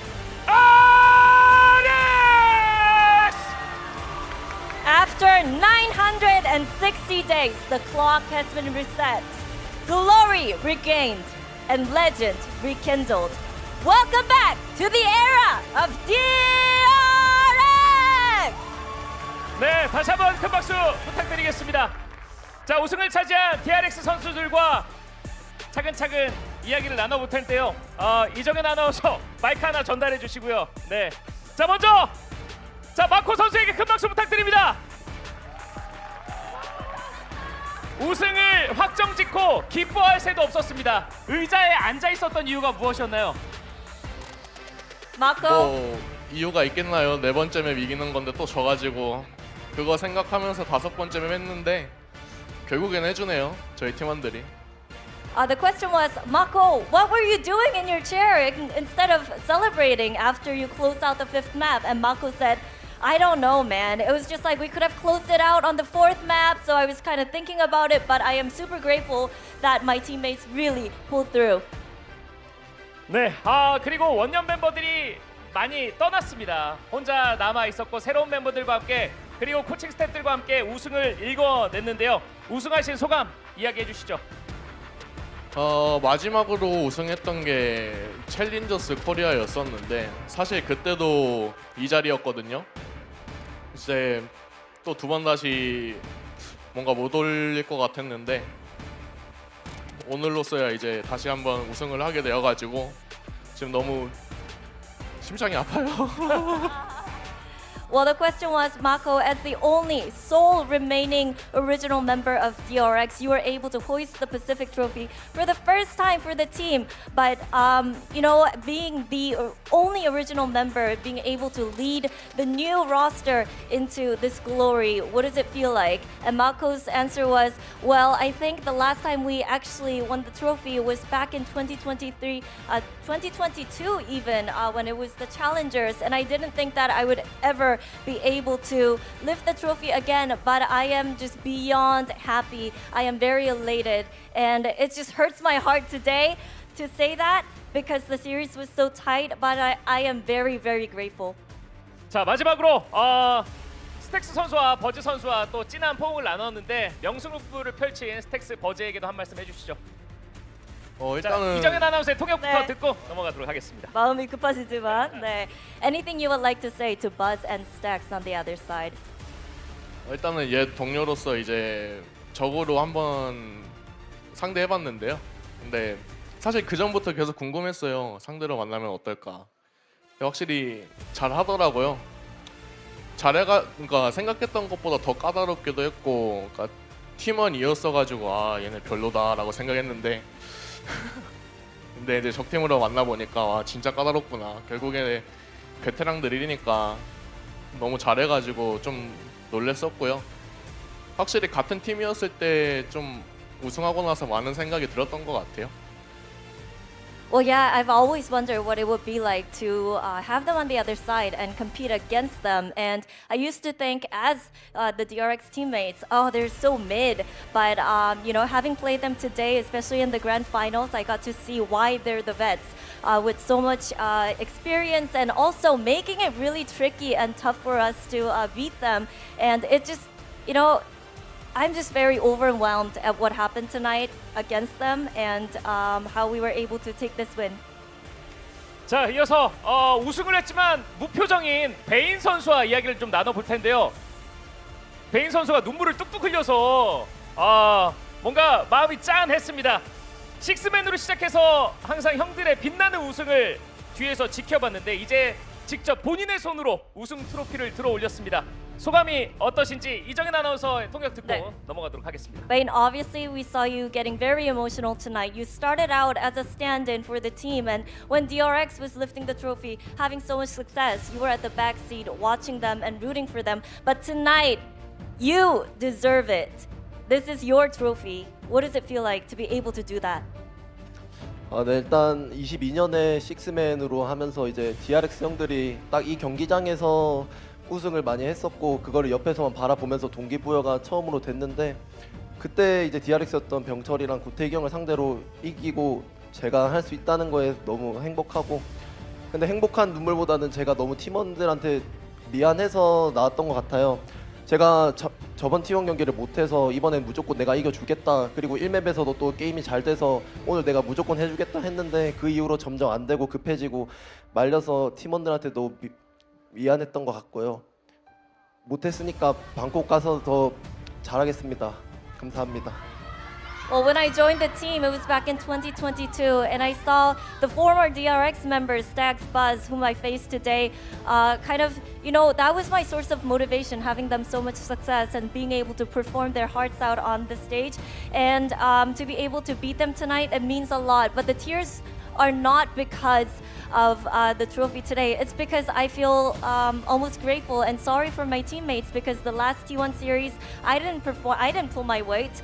So I felt like, you know what, today I will do better. I will be helpful for the team, and I will do whatever it takes to beat them. And I was making hasty decisions, maybe not the best decisions for the team, but I am very, very thankful for my teammates to be able to cover that and lead ourselves to victory tonight. 자, 그리고 이 세상에 우승한 팀에 못하는 팀원이 있는데 우승한 팀은 없거든요. 팬분들도 잘했다고 해주시니까 팬분들께 한 말씀 해주시죠. 일단 제가 잘하고 싶어서 정말 저희 팀 다 같이 이번 대회 끝나고 후회하지 않기로 약속을 했고, 그만큼 연습도 열심히 했는데 뭔가 제 퍼포먼스는 좋지 않았어서 좀 그렇지만 그래도 저희 끝까지 믿고 응원해주신 팬분들 정말 감사드리고, 꼭 우승 한번 하겠다고 했는데 약속 지킬 수 있어서 너무 좋은 것 같습니다. 감사합니다. Well, the question was Bane, although there is a terminology that you guys use, baned, but it takes the total of 5 players to win. So anything you'd like to say to the fans? And Bane's answer was, well, I'm definitely grateful that I was able to keep up my promise, telling the fans that we would lift the trophy and make them feel happy, and I'm super grateful for that. But I feel like my performance wasn't up to my standard, so I will try my best to deliver better performance in Bangkok. 자, 이어서 퍼시픽 최고의 척후대로 이름을 올렸습니다. 프링 선수 마이크 들어주시고요. 올해 퍼시픽에서 가장 기대되는 선수로 주목받았는데 부담도 많았을 것 같습니다. 본인이 이렇게 활약할 거라는 자신은 있었을 텐데 이렇게 결과까지 나왔습니다. 어떻습니까? 일단 스크림에서 이렇게 대충 이런 느낌으로 했어가지고 당연히 대회에서 이만큼 하겠구나라고 생각을 했고 너무 기분 좋은 것 같습니다. Well, the question was, Fring, you are the Pacific's best initiator at the moment, and even though you had a lot of hype and expectations from the fans and also from people who are watching coming into tonight's series, you definitely delivered. And I know you're full of confidence, but did you actually see yourself being this much, having to be able to see this much success and perform this well? And Fring's answer was, well, yeah, this is just what I do during the scrim, so of course we were going to win and I was going to perform tonight. 자, 그리고 마지막으로 프링 선수 앞으로 이제 방콕 가서 마스터스에 가서 세계에 있는 여러 지역의 팀들과 경기를 치러야 되는데 마스터스에 대한 포부 한 말씀 해주시죠. 퍼시픽 킥오프처럼 제가 좀 했던 것처럼 마스터즈 가서도 뭐 별다를 게 없이 거기서 잘하겠습니다. The question was, now Fring, DRX is heading over to Masters Bangkok. You're going to get to play best teams from each region. So what's your mindset heading into Masters Bangkok? And Fring's answer was, nothing too different from Kickoff. I'll do my best and crush everyone. 자, 이어서 현빈 선수 마이크 잡아주시고요. Are you crazy? 완전 미친 활약을 해주셨는데 좀 말도 안 되는 경기력을 킥오프 내내 보여주셨습니다. 이렇게 본인이 이런 정도의 퍼포먼스가 나올 거라고 예상을 하셨는지, 그리고 우승 소감까지 연달아 해주시죠. 일단 이렇게 퍼포먼스 나올 줄은 솔직히 예상을 못했고, 오늘 잘해서 엄청 뿌듯하고 우승해서 기분 좋네요. Well, the question was, Hyunmin, you've been insanely consistent, also insanely performing, always delivering every single series. Did you see yourself doing this well in Kickoff? And Hyunmin's answer was, no, I didn't really know that I would be this good, but I am very glad to be able to pick up this trophy and perform very well. 그리고 앞으로의 각오와 목표 한 말씀 해주시죠, 현민 선수. 이제 마스터즈 방콕에서도 우승할 수 있도록 잘해보겠습니다. 감사합니다. The question was, what can we look forward to, Hyunmin? And Hyunmin's answer was, well, doing my best in Masters Bangkok. 자, 그리고 마지막으로 플래시백 선수. 2024년 최고의 기대주로 평을 받았고 올해 초에는 약간 주춤하나 싶었는데 결국 우리가 알던 플래시백으로 돌아왔습니다. 뭐 위기가 있었을 수도 있는데 어떻게 좀 극복을 했는지, 팀원들이 그때 어떤 얘기를 해줬는지 좀 궁금합니다. 일단 저 오프 시즌 하면서 되게 저한테 실망도 많이 했고 자신감도 많이 떨어졌는데 그때 그냥 터미 형이랑 한번 대화 한번 했었는데 그때 터미 형이 제가 못 믿는 저를 믿어주셔서 지금 이렇게 힘낼 수 있던 것 같고 덕분에 이렇게 우승까지 잘 한 것 같습니다. 제가 약간 말을 잘 못하는데 이 자리를 빌어 터미 형한테 감사드리고 싶습니다. 터미 형 감사합니다. 아, 자, 네 해주시죠. Well, the question was flashback. You were the new up-and-comer coming in with high expectations, and you had your fair share of struggle during the kickoffs. So how do you feel at the moment, and how did you recover from that little stumble that you had? And Flashback's answer was, well, during off-season, I didn't think that I was performing very well. I was losing my confidence in myself. But I had a talk with Termi, and Termi actually trusted me when I didn't even trust myself, and that really helped me out a lot. So I'm not really good with expressing how I feel, but I would like to say thank you so much, Termi. 그리고 뭐 플래시백 선수도 상당히 많은 부담감이 있었을 거 아니에요. DRX 처음 들어왔을 때. 근데 그걸 이겨냈고 활약을 했듯이 새로 들어온 멤버들도 역시 같이 고생했잖아요. 함께 우승을 만든 팀원들에게 한 말씀 해주시죠. 아니요. 플래시백 선수가요. 네. 팀원들에게. 우리 팀 나이스. Well, the question was, what would you like to say to your teammates who have made it possible today to get this trophy? I mean, you had your fair share of sense of pressure. They did as well, being the fresh young roster. And Flashback's answer was, oh, let's go DRX. 나이스. 네, 나이스한 인터뷰였고요. 자, 이렇게 선수들만 인터뷰하면 좀 그러니까 함께 고생해주신 코칭 스태프들과도 짤막하게 이야기를 좀 나눠보도록 하겠습니다.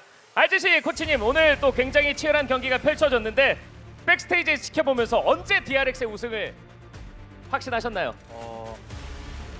저는 처음에 사실 3경기, 4경기 때도 분위기가 안 좋은 기류가 느껴지긴 했는데 이게 5맵 가면서부터 좀 친구들이 잘 안 되더라도 해보자 하는 그 모습에 좀 이거 되겠다 이런 느낌 들었어요.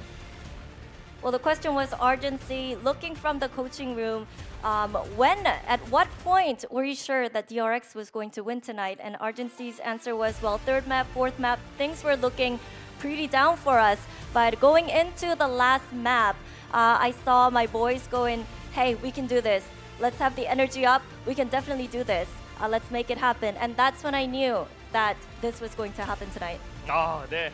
자, 그리고 글로우 코치님도 마이크 받아주시고요. 마지막 맵 들어갔을 때 선수들 상당히 좀 긴장을 많이 했을 것 같은데 어떤 얘기 해주셨나요? 아무래도 심리적으로 좀 많이 압박받고 있는 것 같아서 좀 편하게 해라, 그냥 연습처럼 해라, 이기든 지든 상관없다, 후회 없이 하라고 말해줬습니다. Well, the question was, Glow, what did you tell the players before heading into the fifth map? And Glow's answer was, well, it looked like they were struggling with the pressure before the fifth map. So I told them, you know what? Just you guys play your own game. You've done pretty well in scrims and practices. So do what you do in practice and scrims and you'll be fine. 자, 터미 감독님 마이크 받아주시고요. 퍼시픽이라는 지명답게 파도 위에서 가장 멀미날 정도로 고생을 많이 했던 것 같은데요. 수많은 풍파를 겪고 드디어 우승컵을 오랜만에 들어 올렸습니다. 우승 소감 부탁드리겠습니다. 일단 너무 행복하고요. VCT 퍼시픽으로 개편되고 나서 사실 저희가 우승을 한 번도 하지 못했었는데 선수들은 또 선수로서, 그리고 저는 또 감독으로서, 그리고 팀은 또 팀으로서 굉장히 간절했던 우승 타이틀이고요. 이걸 이뤄내서, 이 우승을 이뤄내서 앞으로 선수들이 조금 더 마음 편하게 경기에 임할 수 있을 거라고 저는 생각을 하고요. 더 나아가서 이제는 국제무대 우승으로 저희는 목표를 두고 한 발 한 발 나가야 될 것 같습니다. Well, the question was, well, Termi, just like the Pacific motto, you were definitely riding on those turbulent waves, almost getting seasick. So what does it feel like? What does it mean to you to be able to lift this trophy? And also, this is the team's first Pacific trophy. So what does that mean to you? And Termi's answer was, well, after the franchise league, it took us a little bit of a while. We weren't able to win the trophy, win the tournament, but tonight we made it happen. And we're going beyond that. Now our goal is to win international trophy. 네, 선수들과 코칭 스태프들의 인터뷰를 진행해 봤습니다. 2025 퍼시픽 킥오프는 여기서 마무리되지만 이어서 마스터스 방콕이 찾아옵니다. 2월 20일부터 3월 2일까지 진행되고요. 퍼시픽을 대표해 DRX T1이 진출하니까요. 여러분들의 많은 응원 부탁드리도록 하겠습니다. 그렇다면 킥오프 우승팀 DRX의 우승 세리머니를 같이 감상하면서 저희는 여기서 인사드리겠습니다. 감사합니다.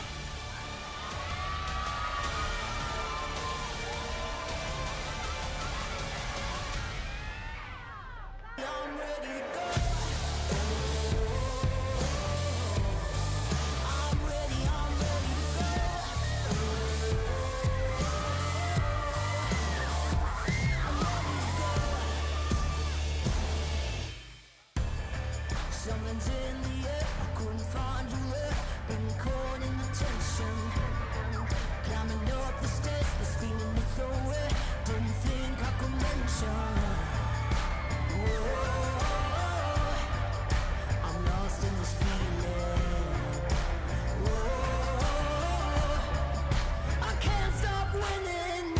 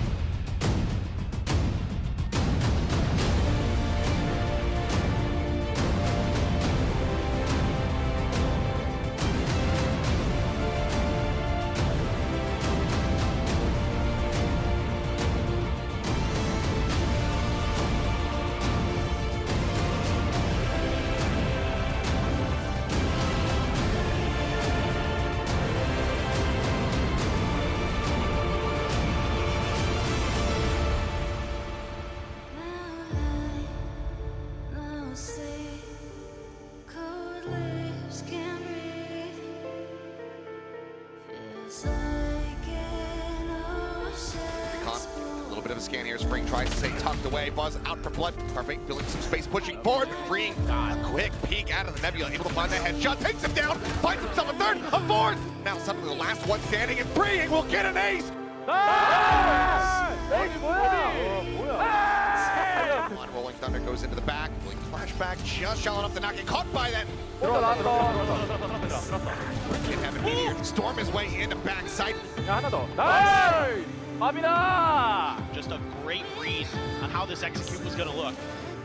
Showstopper drawn out to just try to delay any aggression coming through with Buzz. Already pushing forward, already taken down two.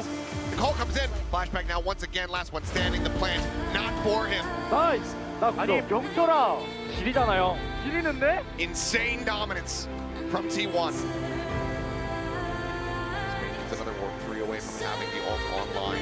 Carpe has one on the opposite side. Looks like they're going to try to flush somebody out into the open. That works a treat. Flashback line of sight. Their own orbital now going through, but Flashback inches forward. Effectively barrel stuffs Meteor, and he gets Carpe in the smoke. What a round from Flashback. A thrifty to get DRX up the map point. Extra attention, a little bit of extra space. On the push forward, spotting one, but Buzz gets Meteor as he TPs across the map. Buzz able to push forward, gets himself in the backside, finds himself a third kill. Flashback continuing to fight. Comes up with another bust. The showstopper built up. Can he find it? He cannot. Ace beat Tam. 14-12. T1 make it happen.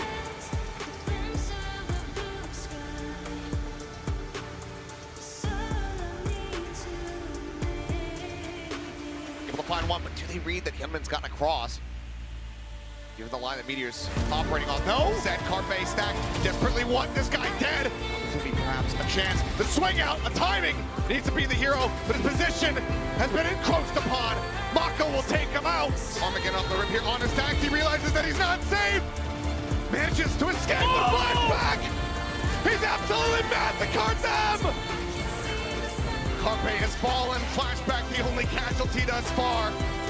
As Stacks has everything to do. DRX reclaim their throne in Asia. They lift their first trophy in Pacific history. Champions win. You won't beat us. You won't beat us. We are champions. We are winners. We will fight to the end. We are fearless. You won't beat us. You won't beat us.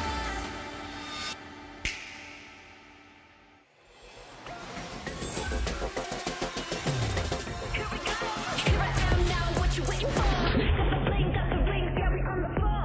Make way for the boss. Let's move aside. Drop the mic to the light. Get ready for the ride. Hey, baby, bring my bounce to your step. Just go like you know that you're killing it. Been naming all the monuments after us. Coming in the winner. First place of us. Let's fly.